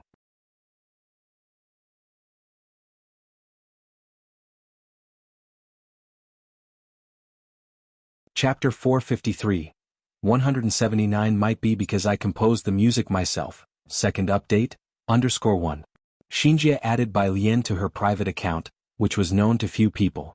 She opened her friends list, and although there was no information on the other party's certified page, the account name consisted of 3 words, Jianghu. Just a profile picture and a name, and Xianxia felt a chill down her spine for no apparent reason. Back when she was in Xiangqing, she had never heard anyone call out the name Jianghu. Even a prominent lawyer like Qi Yundai was addressed as Young Master Jiang, but Jianghu had mentioned his name when introducing himself. Xianxia remembered the pronunciation but not the characters. Now she finally matched the characters with the pronunciation. She reached out to accept the friend request and took the initiative to send a greeting. Jianghu on the other end didn't reply but recommended a business card to her. Jianghu, add him. Xianxia didn't dare to ask who this person was and directly added the stranger as a friend.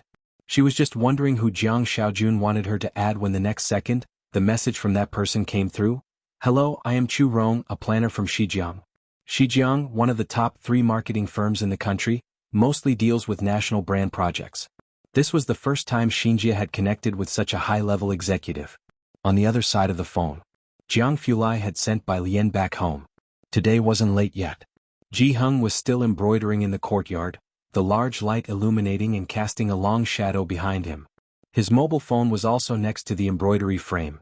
He was video calling with Ji Xiaojun and Xinqing. You're back early today. Hearing the sound of the door opening, Jianghu raised his head slightly. Yes. Bai Lian put down her backpack, washed some fruit in the kitchen to share with Jianghu and sat beside him. She greeted Xinqing and Ji Xiaojun while speaking to Jianghu. Grandpa, do you know about the Landau Zener crossover? What crossover? Jianghu's wrinkled hand paused, his mind still lingering on the wave-particle duality of light. Had Bai Lian mentioned she wanted to switch subjects beforehand? He calmly made another stitch, deftly directing the conversation. There's something I need to tell you. Go ahead. Bai Lian bit into a pear, speaking unhurriedly. Your uncle is now in Jiangjing. Jianghu knew Bai Lian was an excellent student, probably the smartest among the Ji family. Have you thought about what you want to do in the future? Bai Lian, quantum mechanics. Her answer was crisp and decisive. Jianghu, are you going to study this? Wave-particle duality? What's that? On the other end of the phone, Xinqing was full of confusion, and Ji Xiaojun also leaned in. Bai Lian looked encouragingly at Jianghu, who set down his needle expressionlessly. All of this is related to quantum mechanics. In short, a photon is a superposition of waves and particles. To put it in plain terms, do you know about online games? You know there is a rock ahead, but it won't spawn until you get close. The moment you walk over, it immediately spawns. Xinqing didn't understand, but she felt something odd and involuntarily rubbed her arms. I see. Ji Xiaojun nodded his head, his mind recently bombarded by a plethora of data. So, Alien is going to study physics? That's the plan for now. Bai Lian finished the pear. Uncle, is there something you need? Xinqing chimed in from the side. He wants to find you to help him with the data analysis. Ji Xiaojun, Jianghu picked up the needle again. Let's wait until after Alien's college entrance exams. Nearby, Bai Lian didn't bring up the crossover again, and Jianghu finally relaxed. Meanwhile, with Jianghu in the study, his phone was lit up with a hands-free call activated.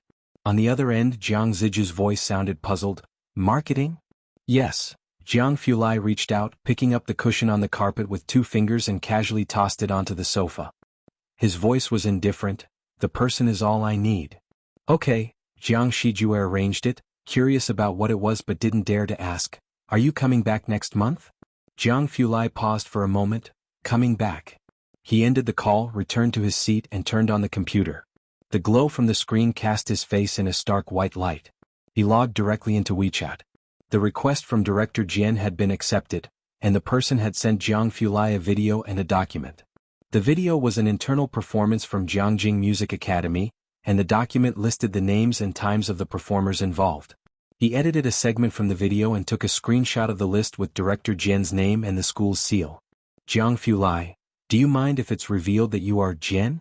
Jianghu knew that Director Jian had used the pseudonym Jian to collaborate quietly with Bai Lian on music, purely for the music's sake, but had not expected that after the song became popular, such a situation would arise. At that time, Yen Lu was still relatively unknown, and Director Jian didn't want to label the song with something as significant as Director Jian.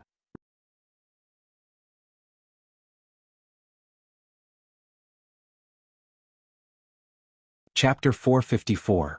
179 might be because I composed the music myself. Second update, _2. After the two songs, the reputation of the lyricist and composer by Jian and Jian had already been established. They were the rising stars in the circle. Whether director Jian made a public appearance was no longer a concern. At least the new song wouldn't be tagged with Director Jian. Director Jian, I don't mind. Jianghu had anticipated this as well, his fingertips idly tapping on the tabletop. With no issues from Director Jian's side, things would be easily manageable. The next day, Tuesday. Yan Lu's popularity was still sky-high. Bai Lian received a WeChat message from Sister Xian during her afternoon class, telling her that Sister Xian had driven to Xianxia overnight.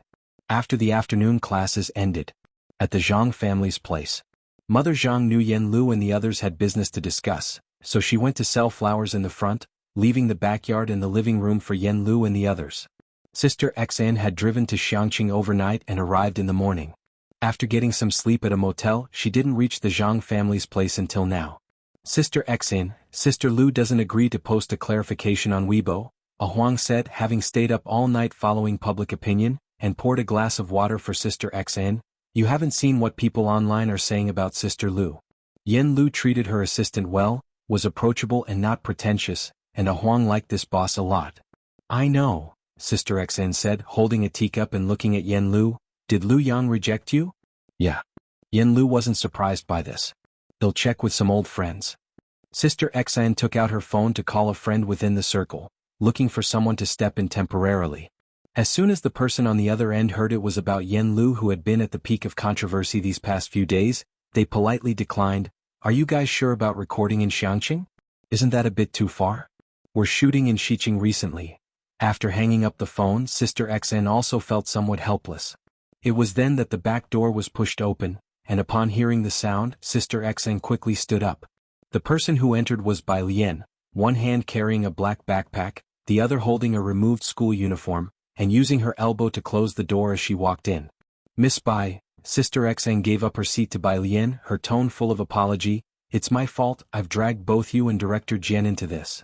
It's my fault. Yan Lu also felt very sorry. She hadn't expected the incident to disturb Bai Lian, who only loved studying. There are too many marketing accounts smearing me, and I've given them plenty of material in the past. It's okay. Bai Lian understood all there was to know about the entertainment industry. She didn't care much about it. Even Pu Xiaohan, who focused on making videos, was being slandered, let alone a public figure like Yan Lu. Teacher Jiang will arrange for clarifications later. Sister Xian paid attention to Bai Lian's expression, and seeing that she didn't mind, Sister Xian finally relaxed. I know. Jianghu had mentioned this to her the night before, but Sister Xian still hadn't seen Jianghu remove the trending search. Nor had there been any movement from Chu Rong in her contact list. For Sister Xian, the important thing wasn't the dirt on Yan Lu, but rather Bai Lian and Director Jian. Since neither of them would hold a grudge against Yan Lu because of this, she could rest assured. Across from her, A Huang watched Sister Xian and Yan Lu treating Bai Lian, the high school student, with such respect that he was inwardly surprised. As Sister Xian was speaking, her phone lit up. She glanced at it, and her face lit up with excitement. Yan Lu, Teacher Mei Yi is willing to be the guest star for this episode. Teacher Mei Yi? Yan Lu was very surprised. How could he come? Bai Lian also looked up when she heard the name. She had been to the set of Great Yong. The Teacher Mei Yi in question was the actor who played Bai Zhongyu. Maybe he sees potential in you? Sister Xian, handling her phone, was clearly very excited. He'll talk to his agent about the variety show first. Bai Lian looked away and lazily at her phone as Jianghu sent her a WeChat message. Do you want to register on Weibo? Bai Lian, ? Jianghu, screenshot. After opening it, Bai Lian saw a topic about Bai Jian. She didn't have a Weibo account, but after 3 songs the fan count for the Weibo topic had already surpassed 100,000. She was rarely lost in thought, and as she downloaded Weibo she suddenly remembered that she was leaving more and more of herself in this era. As Bai Lian was registering on Weibo, Jingjing was pondering. When Jianghu received Bai Lian's Weibo account, it was a simple one-letter name, Jian. Just like Jiang he felt a little guilty every time he saw this character. After following Bai Lian, his phone rang. It was from Chu Rong. Young Master Jiang. Chu Rong's voice was very respectful on the other end of the phone. When Shijiang was close to running out of business, it was the Jiang family that invested in it. The marketing accounts and the popularity have all been arranged. Their team had planned out the strategy overnight.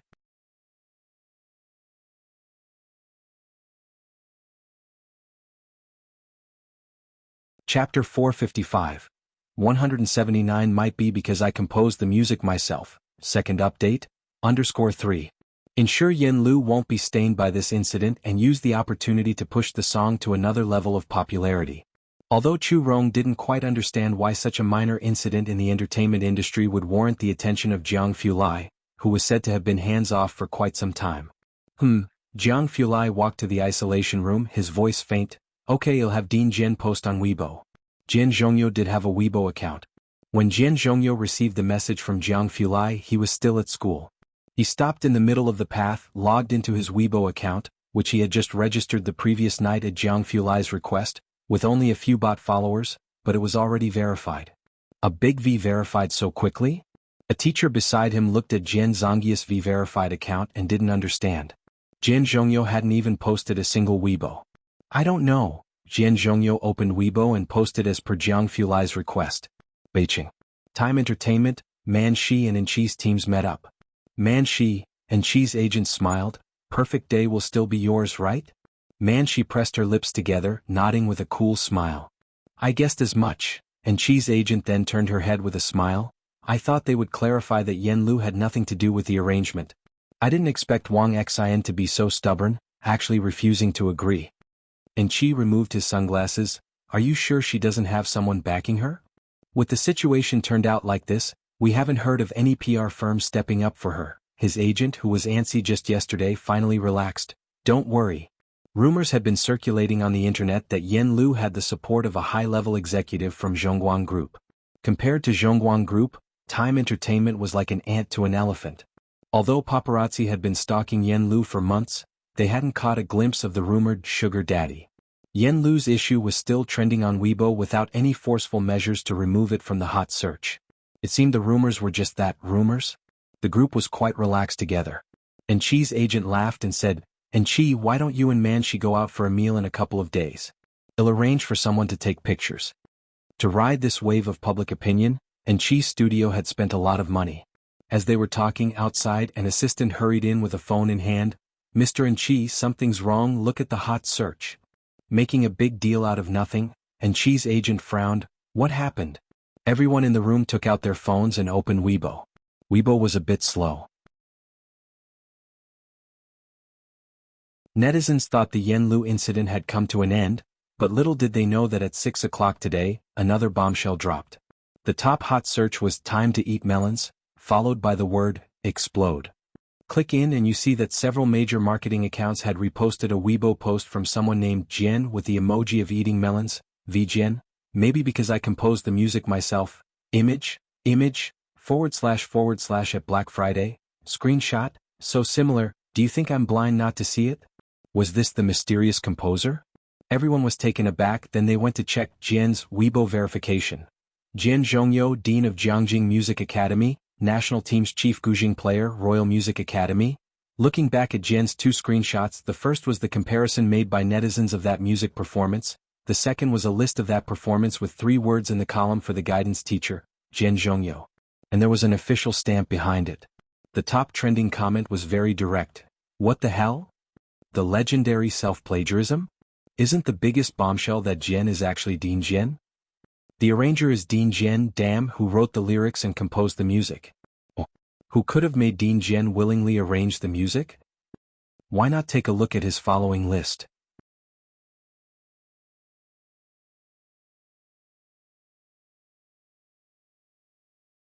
Chapter 456. 180 Regretting not doing it sooner, Mysterious Composition _1. Netizens mostly came for the excitement, and the vast majority of them did not recognize Dean Jian. But there were some professionals in the comments section providing explanations, along with striking and vivid contrasts. The status of the Dean of Jiangjing Music Academy might not be known to those who don't study art or mingle in this area, but when you compare him with the president of Jiangjing University, it becomes crystal clear to everyone. Yen Lu had a 3S+ level drama waiting to be aired, and beyond that, 3 songs that had broken through the music industry in China this year. No one could have imagined that the obscure arranger would be someone like Jian Zhongyo, who was detached from the entertainment circle. Jianghu could be called a master, an artist who could perform at national events. Perhaps many netizens still couldn't imagine Dean Jian's status in the world of national music. But Enchi and his entourage, who had been to the music academy for lectures, were well aware. Enchi's agent felt like he was going insane, his hands trembling. The arranger for Yan Lu is him? From the very first song? Why has there never been any hype on Yan Lu's side? This didn't make sense. Enchi went to Jianghu University for a single lecture and got through to so many marketing accounts. Yan Lu's arranger is Jian Zhongyo, and Wang Xn doesn't pay for internet trolls and marketing accounts for promotion? He was the same as most netizens. If the arranger is Jian Zhongyo, then who else could even be mentioned in the same breath as him for songwriting and composing? Enchi's agent clicked on Dean Jian's following list. The short video app was suitable for the elderly, so Dean Jian was often active on the video app. This was his first time registering on Weibo, and his account was only following 3 people. Yan Lu, the official Weibo of Jianghu Music Academy, and as Enchi looked at the last one, an account with a system-generated gray avatar and the name Pick. The Weibo account was obviously newly registered with no posts, but already had 100,000 followers. Beside him, Enchi also stood up incredulously. The arranger is Dean Jian. Then everything made sense. Right, he also follows Yan Lu, Enchi's agent said, somewhat dazed. No wonder Wang Xn would rather Yan Lu be suppressed than issue a clarifying Weibo post, even letting Yan Lu give up. Perfect day. This all-in gamble had resulted in a total loss for their side, as the millions invested earlier had completely turned into traffic for Yan Lu.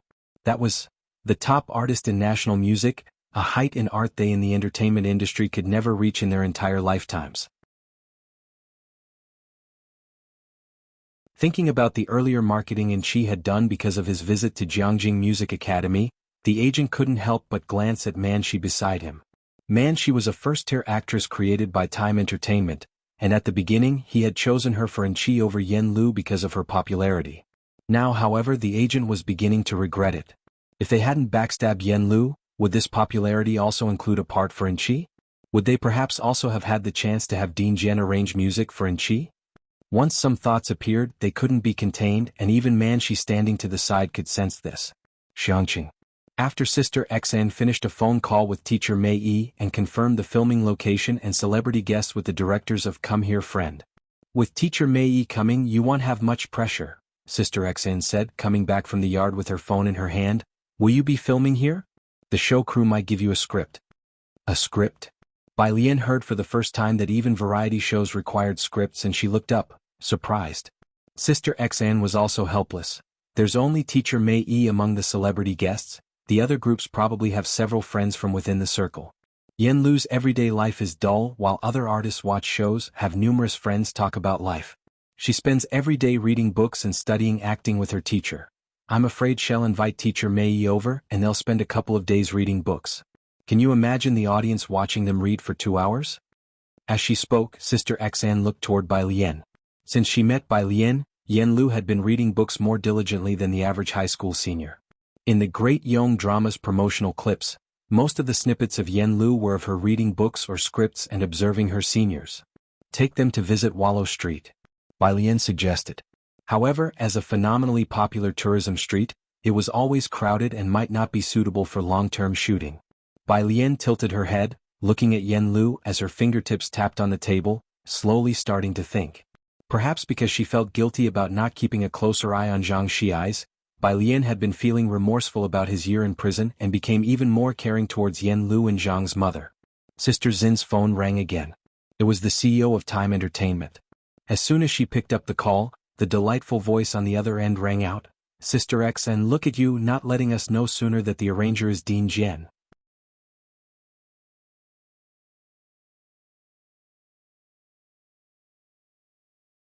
Chapter 457. 180 Regretting not doing it sooner, Mysterious Composition _2. The boss politely called out, Sister Xn. Wang Xan was stunned at the moment. She didn't know about Jiang Fulai's and Director Jian's plan, but when the boss mentioned it, she realized that Director Jian must have clarified the situation online. She responded with a few words, and then the boss suggested introducing a few more good friends from the industry to Yan Lu to help her with the recording of the show, which Wang Xan rejected. All right then, I'll talk to the friends from the show and get Yan Lu on for a couple more episodes. The boss didn't mind, By the way, who is the composer and lyricist for the arranger-director Jian? He was fishing for information. Regardless of the upcoming drama's performance, people in the circle all knew that Yen Lu would be popular just by her songs, given the quality of the composing and lyrics, and with director Jian arranging lately, there's no one in the music industry who could compare. Sister Xin's gaze fell on Bai Lian, skillfully deflecting the conversation. The boss of Time Entertainment was also tactful, not probing further. She was on the phone, while Xiaotian and a Huang next to her hadn't received the Weibo notification, but their WeChats were bombarded with inquiries from numerous friends. As soon as a Huang unlocked his phone, he saw a message from a friend who also worked in the industry. Yen Lu's arranger is the dean of Jianghu Music Academy? Damn, you kept such a big secret from me. I've been worried for you for 2 days. De Huang, I'm really angry now, smile. A Huang? At night, 10 o'clock. Bacter Street Bar. Bai Lian sat on a high stool, leisurely writing down her homework. The first batch of old doctors will soon get their licenses. Mao Kuan was tapping on the bar, signaling the bartender for a cocktail. Xiaoqi hasn't returned yet. The pharmacies in first-tier cities have all rejected the solid element paste. The solid foundation paste had low profits and the market was intentionally suppressing it, but it sold well in Xianxia among locals and tourists. The rest relied on Mao Kun's ability to move merchandise at the underground fighting ring. Only the medicine usage there was too vigorous to break into the mainstream market. But he said he's going to do something with sinking. Mao Kuan didn't understand these things. The Luo family is the domestic medicine emperor, financed by our country to suppress other Chinese medicine markets. Sun Chun explained as she came over with a tray, so Mr. Xiaoqi decided to first penetrate the lower-tier market, only going into rural and 18th-tier city pharmacies. He's already found dozens of distributors. The people of Xianxia all knew about the large-scale purchases of Chinese herbs, and many of them had not gone out to work this year, staying to grow medicinal herbs in Xianxia. Once the market opened up, everything else would be easier to handle. Bai Lian was listening on the side, not quite understanding, but after Sun Chun's explanation she got it. This was a long-term battle. There wasn't much Bai Lian and Mao Kuan could do to help. Bai Lian only asked them to teach her the set of acupuncture techniques for myopia once they got their traditional Chinese medicine licenses. I have a fight scheduled for Saturday, Mao Kuan mentioned to Bai Lian after their conversation. Sis, are you coming to watch? Mao Kuan didn't fight very often now, but the fighting ring had invited him because he was so popular. A fight. Bai Lian wrote down another line under the light, remembering what Sister XN had said. Is it hard to get tickets for the fight? That's for outsiders. I'm practically one of the family at the ring. Mao Kuan took a sip of his cocktail.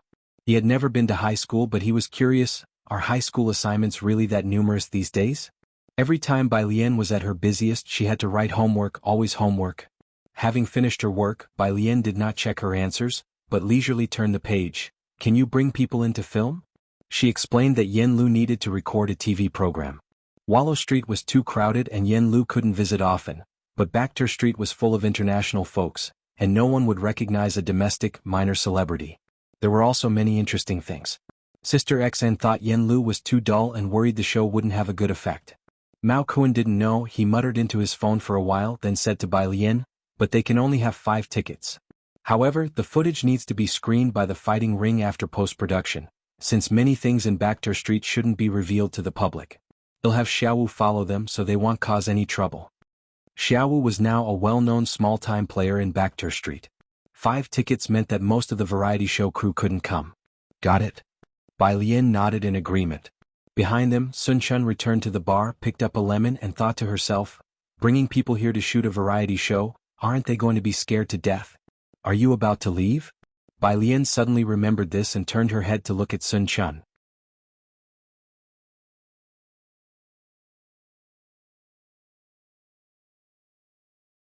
Chapter 458. 180 Regretting not doing it sooner, Mysterious Composition _3. Sun Chun fetched a bottle of alcohol from behind and showed great respect to Bai Lian. Mr. Xiaoqi asked me to go to Jianghu to mix drinks and learn a few things. The bar had a branch in Jianghu. Bai Lian watched Sun Chun smear lemon around the rim of the glass, smoothly flipping it in the air. The bar's lights shone on Sun Chun's seductive face as she moved with grace and ease. Would drinks made like this taste better? She picked up the drink Sun Chun had mixed for her. It was very mild, quite different from the alcohol she was used to. Beside her, the male bartender handed over his own mixed drink to Mao Kuan with a look of grievance. "Mr. Mao, why does Miss Bai only drink what Sun Chun mixes? Is mine not tasty?" Mao Kuan glanced at Sun Chun and then at Bai Lian. "No, it's also possible that yours just doesn't look as good." Thursday. Su Nanjing drove Bai Lian back to Purist Street. In most cases, Su Nanjing had replaced Ming Dongheng as Bai Lian's chauffeur. "We're going to Bacter Street to watch the fights this Saturday." Su Nanjing stopped the car at the intersection and looked back at Bai Lian. "Bai Lian, little sister, do you want to go? It's a rare opportunity, I only got it through Chail." In the passenger seat, absorbed in Weibo, Xiao Bingwen lifted his head and hesitated. "It's too bloody, better not." Was a mess there too. Su Nanjing realized and looked in the rearview mirror at Bai Lian, who was reading her book obediently. "That's right, Bai Lian, little sister, you should focus on your studies." Bai Lian lazily responded with a, The car speakers were playing a loop of 3 songs by Yen Lu, connected via Bluetooth by Xiao Bingwen. As Su Nanjing started the car, he asked, "Do you like Yen Lu that much?" Xiao Bingwen returned to WeChat to message Leng Shuha. "Xiao Bingwen, I can't believe your teacher is involved." Leng Shuha. "She has the talent, it's rare for someone to have arrangements done by the teacher, I wonder who the composer is." "You don't get it," Xiao Bingwen held his phone. "If you knew who did the arrangement it would shock you." Su Nanjing wasn't interested in the entertainment circle. He was preoccupied with dealing with Chail's matter recently or thinking about how to formally introduce Bai Lian to the Su family or how to introduce the Empress Mother to Bai Lian. Messages hit the wall. "Who is it?" Su Nanjing replied nonchalantly. "Dean Jian," Xiao Bingwen whispered with a mysterious tone. "Shu's teacher." Ah. Although Su Nanjing had heard of these two, he had never met them and was quite surprised. "He's arranging for a star?" "Yes," Xiao Bingwen sighed. "Everyone's guessing who the mysterious composer is." They're definitely not any less talented than Dean Jian. This has been a frenzy in both the music industry and entertainment world. Xiao Bingwen was close to Leng Shuha and naturally understood music too. The fact that Yen Lu's 3 songs were such a hit already illustrated the composer's abilities. After Dean Jian appeared, even Leng Shuha and his circle were guessing who the lyricist and composer were, not to mention others. Su Nanjing also found it unexpected, then remembered something and explained to Bai Lian in the back seat. "Dean Jian, that's the teacher who's really good at guzheng. Bai Lian, little sister, when you go to Jianghu, I have a surprise for you." He recalled something Gao Yan had told him. In the back seat, Bai Lian lazily turned a page. The car arrived at Purist Street. Bai Lian said goodbye to Su Nanjing. Next to Purist Street's trash cans, a blonde-haired man squatting and smoking stood up when he saw Bai Lian. With a cigarette dangling from his mouth, he pulled a few tickets out of his pocket and handed them to Bai Lian. Bai Lian reached out to take them. Inside the car. Seeing Bai Lian interacting with a ruffian with yellow hair, Su Nanjing couldn't help but sit up straight, his gaze following as the yellow-haired man gave Bai Lian something. "Hey!" Su Nanjing sat up, his eyes narrowing slightly and tapped Xiao Bingwen's shoulder. "Doesn't the thing in her hand look familiar?"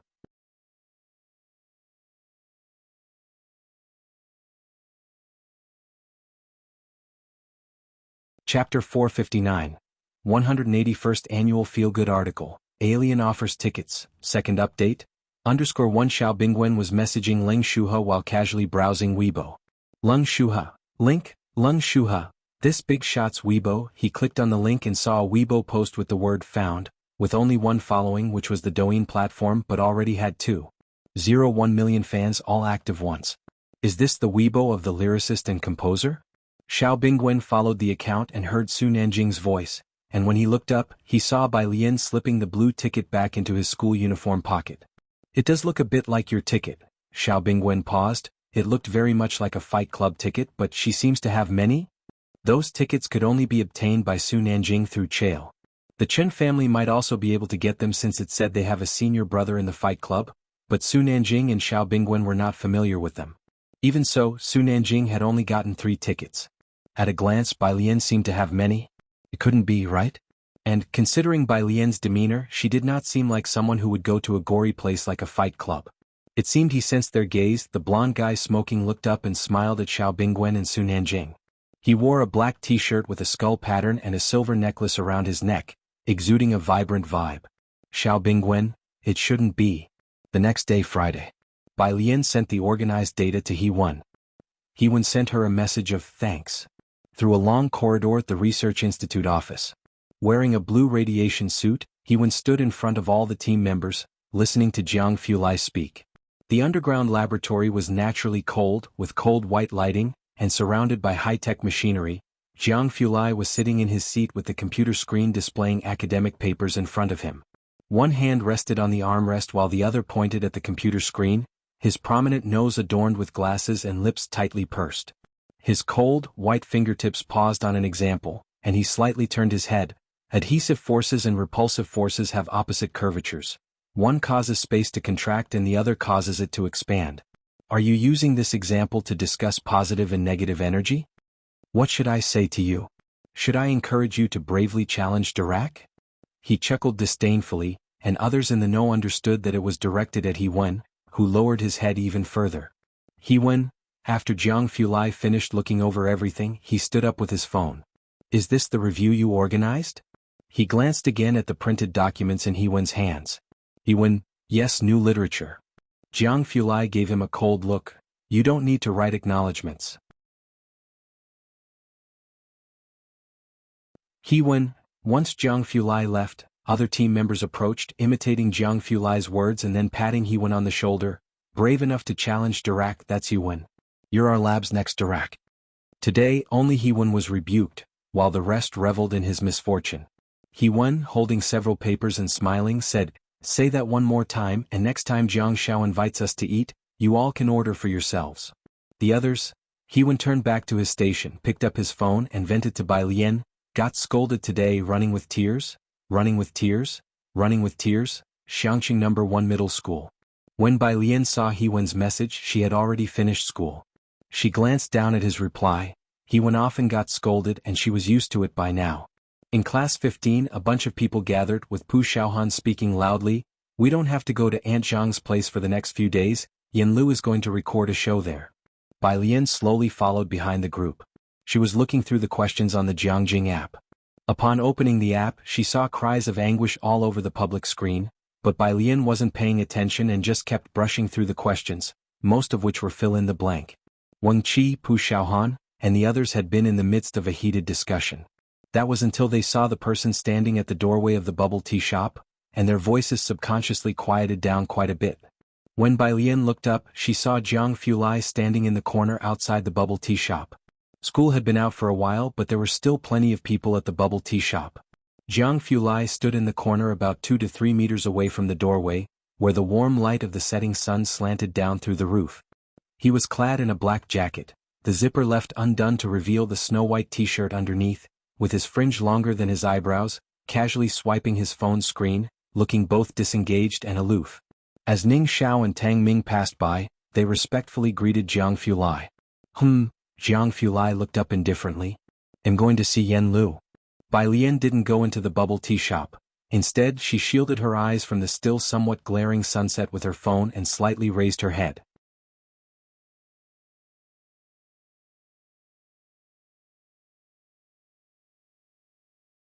Chapter 460. 181st Annual Feel-Good Article. Alien offers tickets. Second update. _2 Mama's house is just ahead. Jianghu walked a bit further ahead, blocking the sunlight. Let's go then. He accompanied Bai Lian there. Did you curse at Hewen today? Bai Lian asked with her mobile phone in hand, a bit curious. Jianghu's eyes were cold and he answered casually, if describing facts is considered cursing. From his tone, Bai Lian knew Hewen would be criticized again next week, so she changed the subject. Are you going fishing with my grandpa tomorrow? Jianghu had spent the whole week in the lab. There were 2 days off for the weekend. Hearing about going fishing with Jianghu, Bai Lian still wasn't clear how the two had gotten in touch. Zhang family. Mei Yi and his agent had already arrived. The agent was a middle-aged man, slightly overweight. He looked around the Zhang family's backyard and whispered to Mei Yi, "You've got a good eye." Mei Yi came to Xianxia to record a show with Yan Lu. His agent had disagreed at first. Back then, the old storms of the book world were too intense and he didn't want Mei Yi to get caught up in them. Who would have thought that under those circumstances, Yan Lu would not only make a comeback but also turn it into her own popularity. These past few days, she had been the center of attention on various social media platforms. The netizens even jokingly referred to it as the feel-good hit of the year. Mei Yi, who was 30, was dressed in a sporty outfit, looking handsome and poised.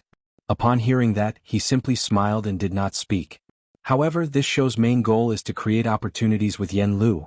Mei's agent was also aware of Yen Lu's personality.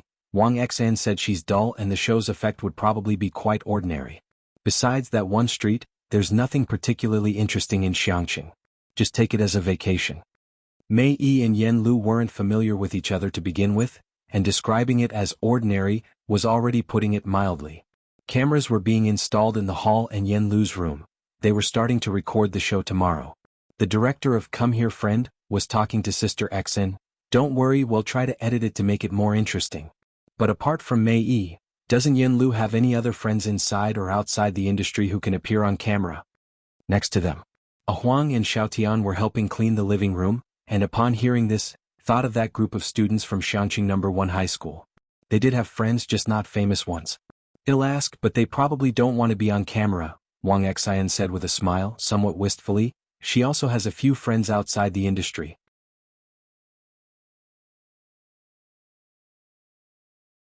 If Bai Lian were willing to appear on camera, the viewership would definitely be extraordinary, and then there was Jianghu Lai. Without mentioning anything else, just them showing their faces would basically outshine the current trending celebrities in terms of looks. But to ask them to appear on camera? Who could have that much clout? All right then, the director said, somewhat regretfully. He looked down at the program recording plan he had given to Yen Lu: shopping, moving flowers, selling flowers, studying. There wasn't anything fresh and eye-catching to show. He really wanted Yen Lu to invite Dean Jian over. That would guarantee explosive ratings, but both Yen Lu and Wang Xian avoided the topic of Dean Jian. Of course, the director was disappointed.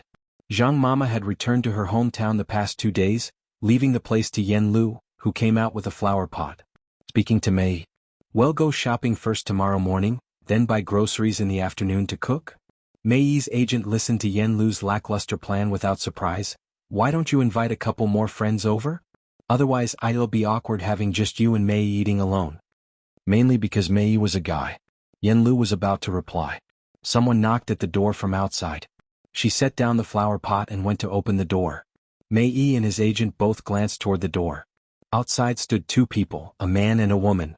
The girl, dressed in a loose school uniform, casually twirled a mobile phone in her hand, her almond eyes slightly squinted, looking very laid back. Her skin was exceptionally pale, her hair lazily held up behind her head with 2 wooden hairpins, backlit by the glow of the evening sky, wearing no other adornments. She seemed as though she were standing in a colorful comic book. She slightly tilted her head to speak to the man beside her. The man by her side wore a dark coat, looking cool and distant. His features were pleasing but too aloof, with a strong presence that made it difficult for one to look directly at him. "Miss Bai, young Master Jiang," Yen Lu opened the door, greeting the 2 in a soft voice. In the living room, Sister Xn saw Jianghu Lai and Bai Lian outside, dropped the conversation with the director, and ran out to greet the 2. The director, seeing Bai Lian and Jianghu Lai for the first time, was taken aback by their appearance. Having been around the entertainment circle for so long, such looks were rare, not to mention their charisma. "Who are they?" the director asked Mei. Mei's gaze fell on Bai Lian. "They're friends of Yen Lu." He had seen Bai Lian on set before, and everyone present was shocked by that sighting. Seeing her once was unforgettable. Mei's agent wasn't much involved with filming and hadn't met Bai Lian or Jianghu Lai. He asked, "Non-celebrity friends? Are they here to steal the spotlight, or does Time Entertainment plan to debut them?" With their looks, Time Entertainment would have struck gold. If they were non-celebrities, he was ready to make an offer. At the doorstep, Bai Lian didn't seem to have any intention of coming in. She stood there talking to Yen Lu. "You're just going to buy groceries and cook tomorrow afternoon? Didn't Sister Xn say that would be boring?" Sister Xn, feeling helpless, deliberately lowered her voice. "The director said the same, but there's nothing we can do about it. This is all we have here. Miss Bai, would you like to bring some of your classmates over tomorrow afternoon?" Jianghu Lai, with one hand in his pocket, just stood by Bai Lian without speaking. "No need." Bai Lian shook her head, taking several tickets out of her uniform pocket and handing them to Yen Lu. Bai Lian had heard that right now there were a lot of fans of the white tank top. It was surely better than Yen Lu entertaining the viewers with book reading at home. "What are these?" Yen Lu, unfamiliar with them, instinctively accepted the tickets. Bai Lian curved her lips slightly. "You can go here tomorrow afternoon." These are tickets, and someone will meet you at the entrance to guide you. It shouldn't be boring. Jianghu glanced down. It wouldn't be boring, but it might randomly scare someone to death. You're tuning in to the Phantom Sword Chronicles YouTube channel. Don't forget to subscribe and join us on this journey to catch the most captivating stories.